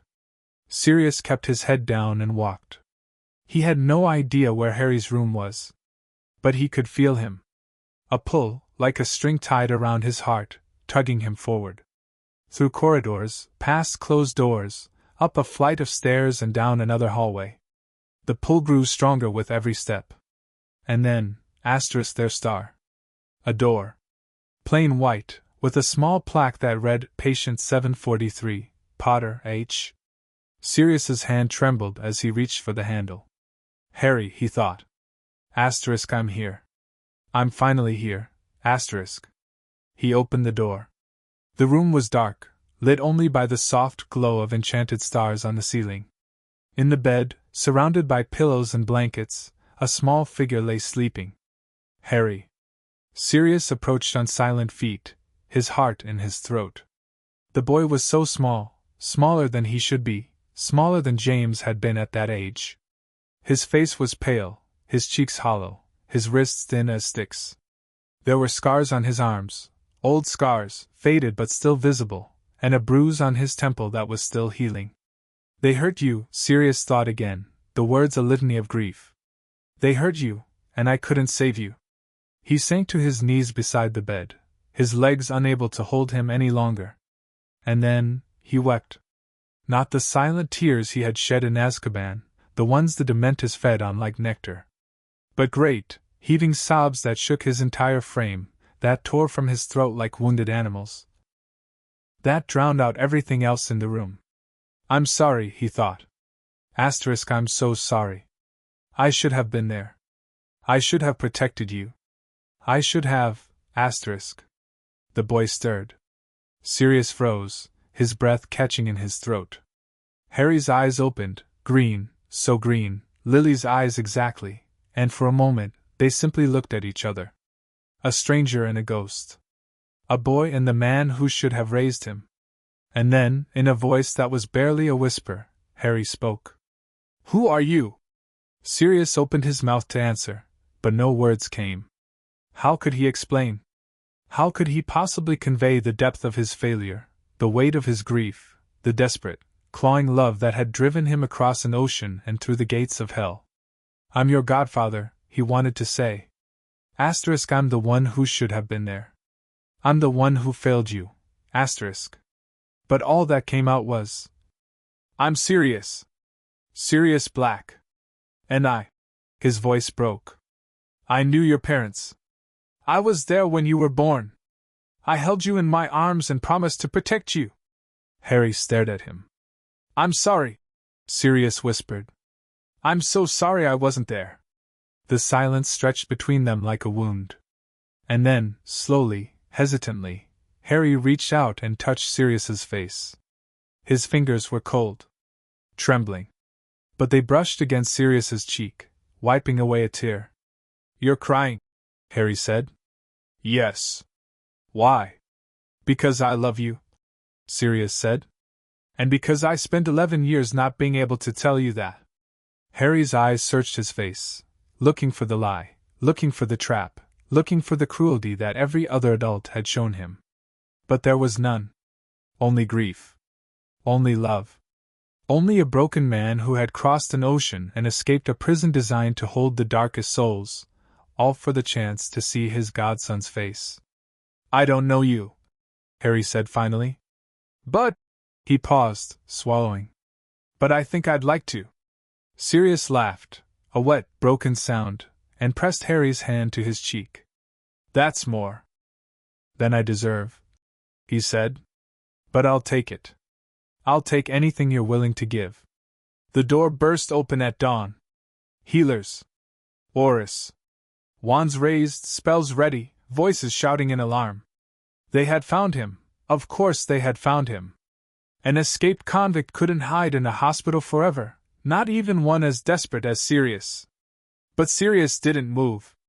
He was still kneeling beside Harry's bed, the boy's hand in his, their eyes locked. "Sirius Black," Amelia Bones said, her voice hard. "You are under arrest for—" "No." The word came from the bed. From Harry. Everyone froze. "No," Harry repeated louder now. He sat up, still holding Sirius's hand, his green eyes blazing. "You're not arresting him. He's my godfather. He came to help me. And he's staying." Amelia stared at the boy, at the fierce, protective set of his jaw, at the way his thin fingers gripped Sirius's hand like a lifeline. "Harry," she said carefully, "you don't understand.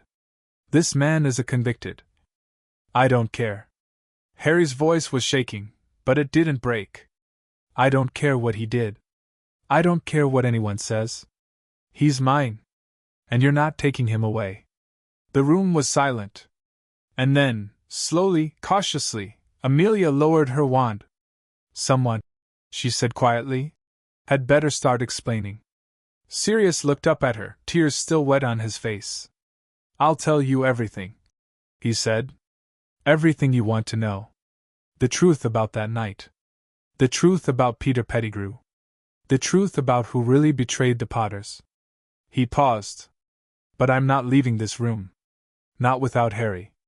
Amelia studied him for a long moment. Then she nodded. "Then we'll talk here." She pulled up a chair, sat down, and folded her arms. And Sirius Black, escaped convict, wanted fugitive, the most hated man in the wizarding world, began to tell his story. End of Chapter 13. Chapter 14, A Dangerous Reunion. The hospital room had never felt so small. Aurors lined the walls, 6 of them. Wands out, their eyes fixed on Sirius Black like he was a snake about to strike. Amelia Bones sat in the chair nearest the door, her monocle glinting, her expression unreadable. Nimra stood by the window, her hand resting on her wand, ready to shield Harry if necessary. Even Sirius's guards, the ones who had been stationed outside Harry's door for weeks, had crowded into the room, their faces pale with shock and fury. And in the center of it all, Sirius Black knelt beside Harry's bed, his manacled hands raised in surrender, his eyes never leaving the boy's face. "Start talking," Amelia said.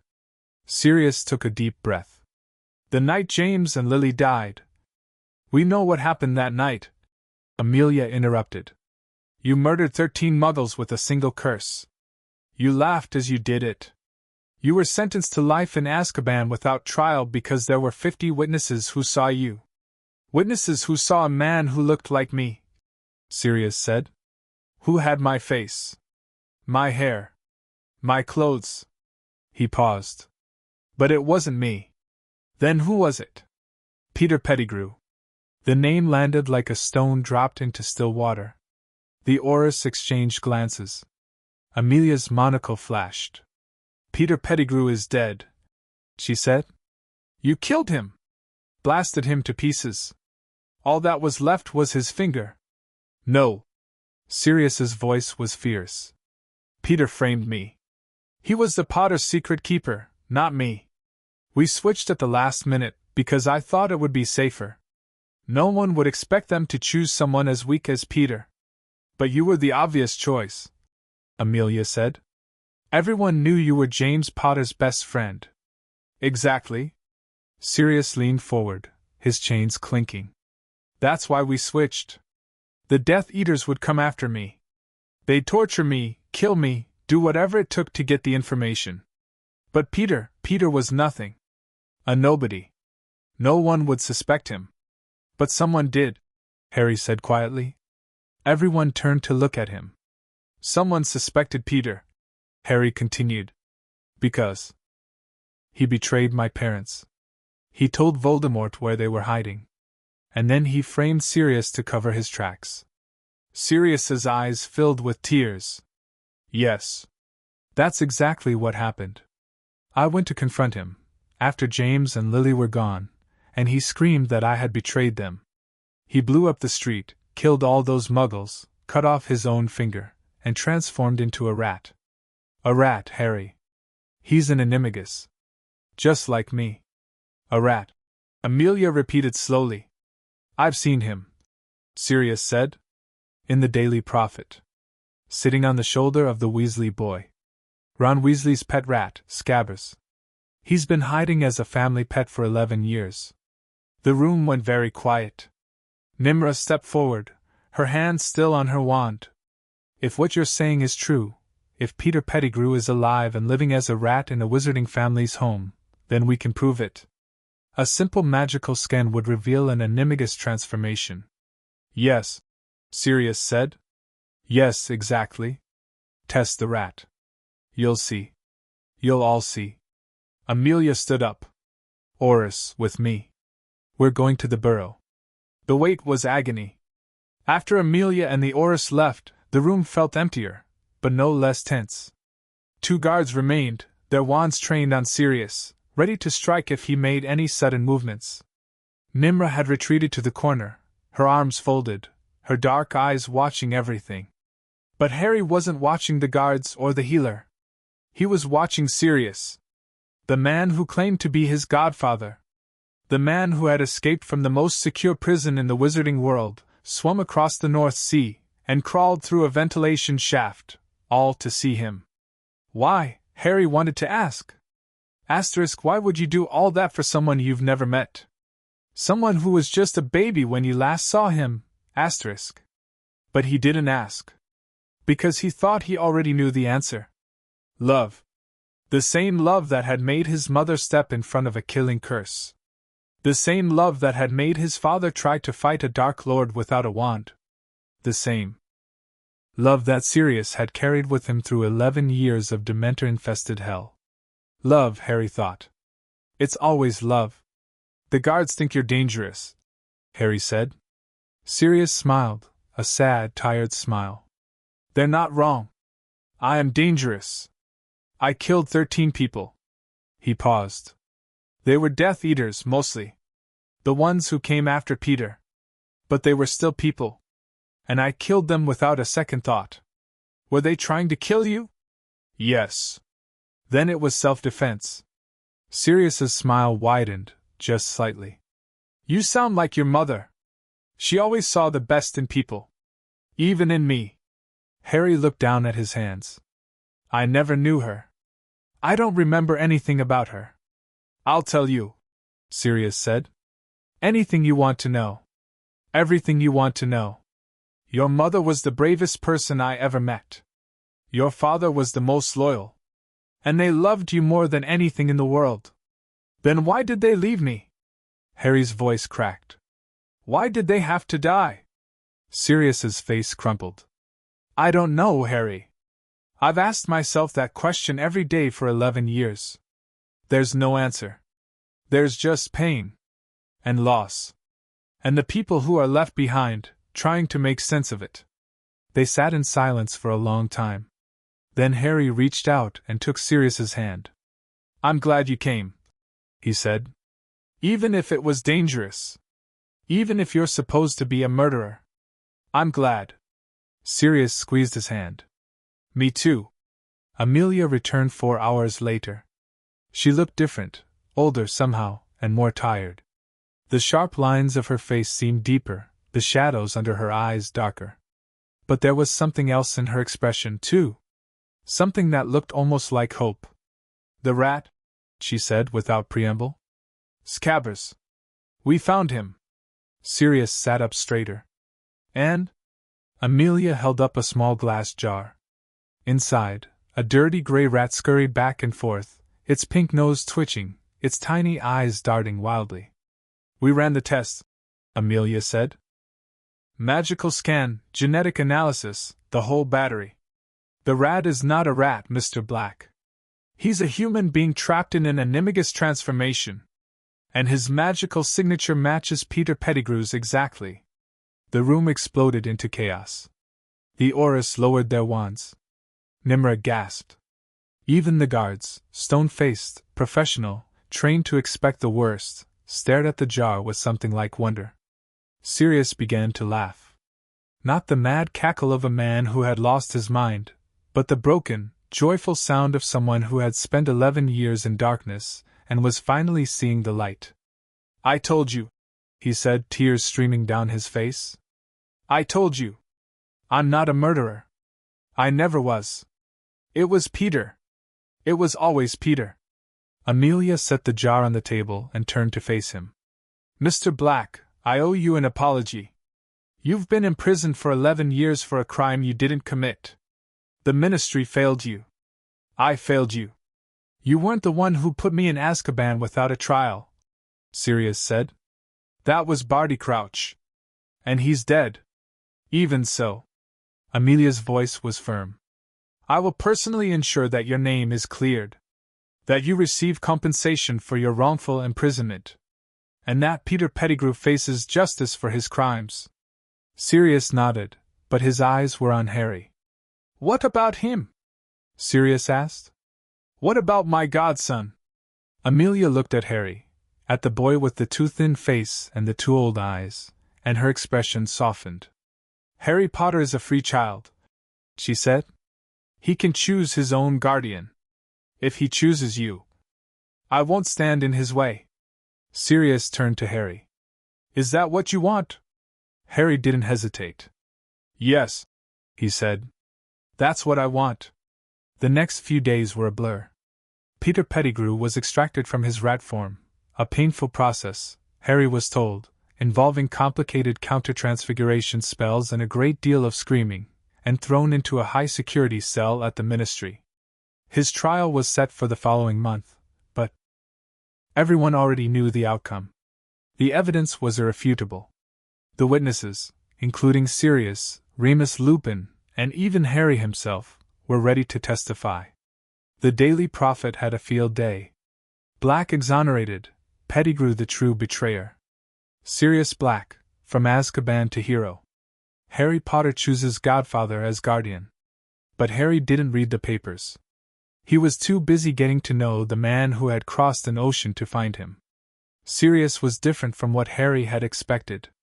He was funny, for one thing, quick-witted and sharp-tongued, with a dark sense of humor that made Harry laugh even when he didn't want to. He was also broken, haunted by memories of Azkaban, of the Dementors, of the friends he had lost. Some nights, Harry woke to find Sirius standing by the window, staring out at the darkness, his hands shaking. But he stayed. Every day he stayed. They talked about everything, about James and Lily, about Hogwarts, about the Marauders and their adventures. Sirius told Harry about the time James had turned his hair bright purple as a prank, and the time Lily had hexed Snape for calling her a mudblood, and the time Peter had gotten stuck in his rat form for 3 days because he'd forgotten the counterspell. He was always a coward, Sirius said bitterly. Even then. We just didn't want to see it. You trusted him, Harry said. That's not a crime. No. Sirius's voice was soft. But trusting the wrong person can get people killed. Your parents learned that. I learned that. He looked at Harry. You should learn it too. Be careful who you trust, Harry. The world is full of people who will smile at you while they're stabbing you in the back. Harry thought about the Dursleys. About Snape. About all the adults who had failed him over the years. I know, he said. I've learned. Sirius pulled him into a hug. I'm sorry you had to learn so young. It's okay, Harry said into Sirius's chest. I'm not young anymore. The day Sirius was officially cleared, they held a small celebration in Harry's room. Neville came, carrying his glowing plant. Nimra brought a cake, chocolate, with green icing that read "Welcome home, Sirius." Even Snape showed up, lurking in the corner with his arms folded, pretending he wasn't there to support anyone. The Wisengamot has officially vacated your conviction, Amelia said, reading from a scroll. You are a free man, Sirius Black. All restrictions on your wand and your movement have been lifted. You may go anywhere and do anything you please. Sirius looked at Harry. Almost anywhere, he said. Almost anything. Amelia smiled, a rare, genuine smile. Yes.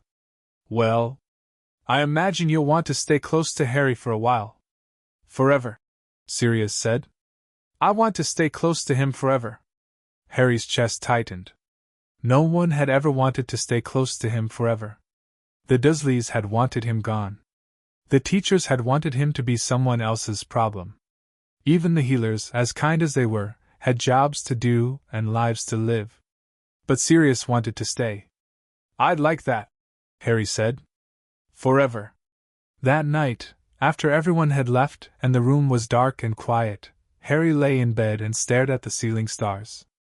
Sirius was asleep in the chair beside him, really asleep, for the first time since he'd arrived. His face was peaceful in the dim light, the lines of pain and grief smoothed away.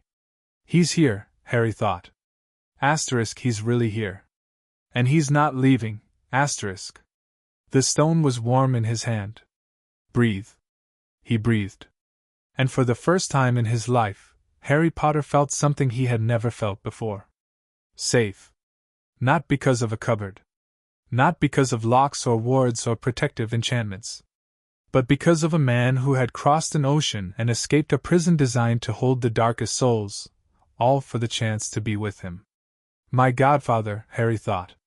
My family. He closed his eyes. And dreamed of a garden where his parents were waiting. Asterisk end of chapter. 14 asterisk plus. Hashtag chapter 15. Truth beneath the betrayal. The interrogation room in the Ministry of Magic was cold. Not cold like Azkaban. That was a cold that seeped into your bones and stayed there. A cold that came from the Dementors and the hopelessness and the slow erosion of everything that made you human. This was a different kind of cold.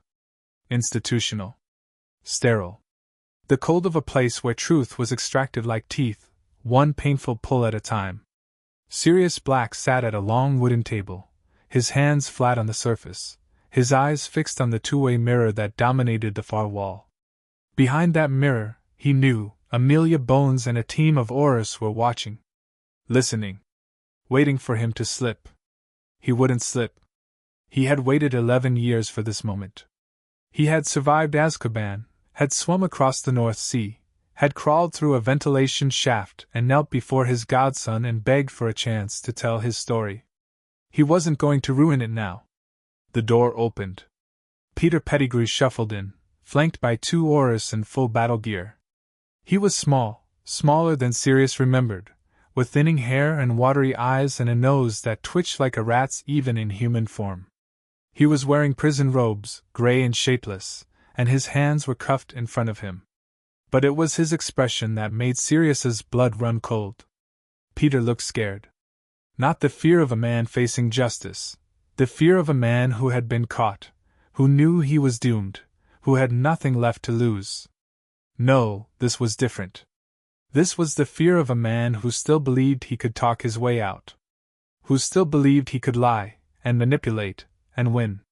Sirius, Peter said, his voice trembling. Old friend. It's been a long time. Sirius didn't answer. Peter was led to the chair across from Sirius and pushed into it. The Aurors stepped back, their wands trained on him, but Peter didn't seem to notice. His eyes were fixed on Sirius, pleading, desperate, hungry. You have to understand, Peter said. I didn't have a choice. They would have killed me. You know what they were like, the Dark Lord's followers. They would have tortured me, killed my mother, done unspeakable things. You had a choice, Sirius said quietly. You could have died. Like James. Like Lily. Like all the other people who stood up to Voldemort and refused to betray their friends. Peter's face crumpled. You don't understand. You were never afraid. You were always the brave one, the strong one, the one who could take anything. But I was weak. I've always been weak. And they knew it. They exploited it. They exploited your cowardice, Sirius said. There's a difference. The door opened again. Amelia Bones entered, her monocle glinting, a thick file folder tucked under her arm.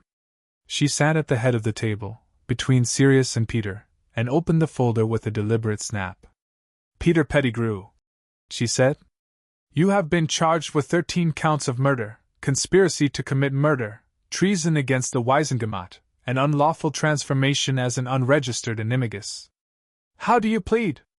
Peter's eyes darted around the room, searching for an exit, a savior, a miracle. Finding none. Not guilty, he whispered. Amelia's expression didn't change. Then let's begin. The interrogation lasted 6 hours. Amelia was relentless. She had prepared for this, weeks of research, interviews, evidence gathering. She knew Peter's history, his weaknesses, his lies. She had statements from Remus Lupin, from Albus Dumbledore, from the surviving members of the Order of the Phoenix. She had pensive memories from Sirius, from Harry, from the Muggles who had witnessed the explosion that killed 13 people. And she had Peter's own words, recorded by Ministry pens when he had been captured in rat form, babbling in his sleep about the Dark Lord and the Potters and the night everything went wrong. You were the secret keeper, Amelia said. Not Sirius Black. You. Peter nodded, his chin trembling. You revealed the location of the Potter's hiding place to Lord Voldemort. I didn't have a choice. You revealed the location knowing that Voldemort would kill James and Lily Potter. Peter's face went gray. You revealed the location knowing that their infant son would likely die as well. Please. You did all of this not because you were coerced, not because you were threatened, but because you wanted power. Because you believed Voldemort would win and you wanted to be on the winning side. Peter burst into tears, ugly, gasping sobs that shook his entire body. I'm sorry. I'm so sorry. I didn't mean for anyone to die. I just wanted to be safe. You killed them, Sirius said, his voice cracking. You killed James and Lily. You sent Voldemort to their door. You murdered 13 innocent people and framed me for it. And now you want me to feel sorry for you? Peter looked up, his eyes red and swollen. Sirius, please. Don't. Sirius's voice was ice. Don't say my name. You lost the right to say my name the night you betrayed our friendship. The pensive memory was the final nail in the coffin. Amelia had obtained it from a witness no one had thought to interview, a Muggle woman who had been walking her dog near the site of the explosion. She had seen everything, the confrontation between Sirius and Peter, the scream, the blast, the rat scurrying away into the sewers. Her memory had been extracted and verified by Ministry experts. And now, it played for the room. Sirius watched himself, younger, healthier, alive, confront the man he had considered a friend. Watched Peter's face contort with fear and fury. Watched the wand rise, the spell fire, the street explode. And then the rat. Small and gray and fast, disappearing into the darkness while Sirius stood frozen, surrounded by bodies, knowing he had been framed and unable to do anything about it. The memory ended. The room was silent. Peter stared at the table, his hands shaking. He didn't deny it. Couldn't deny it. The evidence was irrefutable. Peter Pettigrew, Amelia said.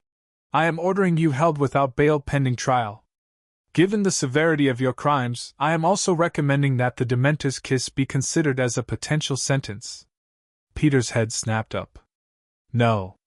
No, please, anything but that. I'll tell you everything, We already know everything, Amelia said. You have nothing left to bargain with.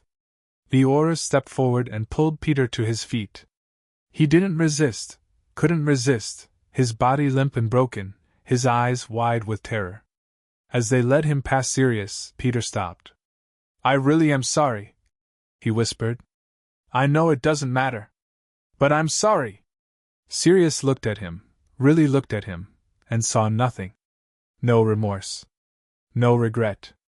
Just the hollow shell of a man who had sold his soul for safety and found that safety was an illusion.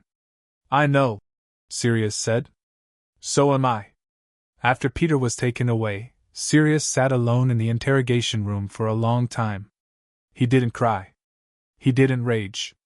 He just sat, staring at the wall, processing everything that had happened. 11 years of wrongful imprisonment. 11 years of believing he was responsible for his best friend's death. 11 years of hating himself for a crime he didn't commit. And now freedom. Not just physical freedom, but emotional freedom. The knowledge, finally, that he was innocent. That he had never betrayed James. That the blame belonged where it belonged, on Peter. The door opened. Harry walked in. He was still wearing hospital pajamas. He had insisted on coming, despite the healer's protests, and his face was pale with exhaustion. But his eyes were bright. Alive. Sirius, he said. Are you okay? Sirius laughed, a broken, hollow sound. I should be asking you that. I'm fine. Harry sat down in the chair across from him, the chair Peter had occupied just minutes before. I wanted to be here. For you. For me. Sirius shook his head. Harry, I'm the adult. I'm supposed to be here for you. You've been here for me, Harry said. Every day. Every minute. You escaped from prison for me. You swam across the ocean for me. You let yourself be arrested so you could stay with me. He paused. Now it's my turn to be here for you. Sirius stared at the boy, Lily's son, James's son, the child he had sworn to protect, and felt something crack open inside him. Something he had locked away 11 years ago, in the rubble of that street, when he had realized his life was over. Hope. You're a lot like your parents, Sirius said quietly. You know that? Harry smiled. So I've been told. They'd be proud of you. So proud. I hope so. Harry reached across the table and took Sirius's hand. I hope they're watching. Wherever they are. Sirius squeezed his hand. They are. I promise you. They are. They left the ministry together, Harry walking beside Sirius, the Aurors keeping a respectful distance. Outside, the sun was setting over London, orange and gold and red, the kind of sunset that made you believe in second chances. The street was busy with muggles going about their lives, unaware that a man had just been exonerated for a crime he didn't commit, that a traitor had been brought to justice, that a boy who had spent his whole life in darkness was finally stepping into the light. Where do we go now? Harry asked. Sirius looked down at him. Anywhere you want. Anywhere? Anywhere. Harry thought about it. About the cupboard. About the Dursleys. About the years of hunger and fear and loneliness. He thought about the healers, about Neville, about Agatha and Nimra and all the people who had helped him survive. And he thought about the future. About Hogwarts, and magic, and a world he was only beginning to understand. I want to go home, Harry said.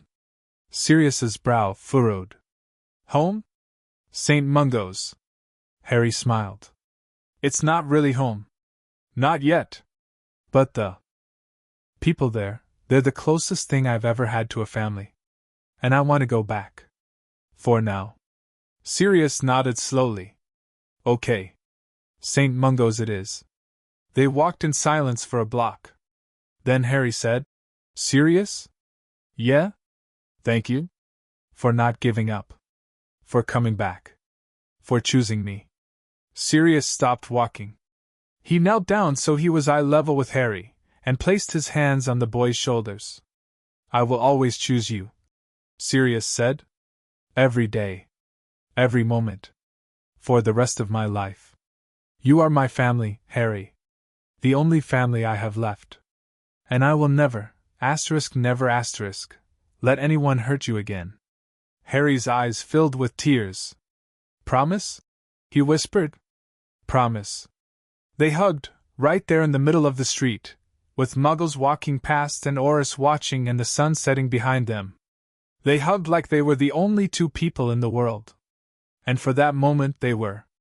That night, Harry dreamed of his parents again. But this time, the dream was different. They weren't in the garden, and they weren't sitting at the kitchen table. They were standing in a room he didn't recognize, a living room, maybe, with a fireplace and photos on the mantelpiece and a baby's crib in the corner. His crib. We're so proud of you, Lily said.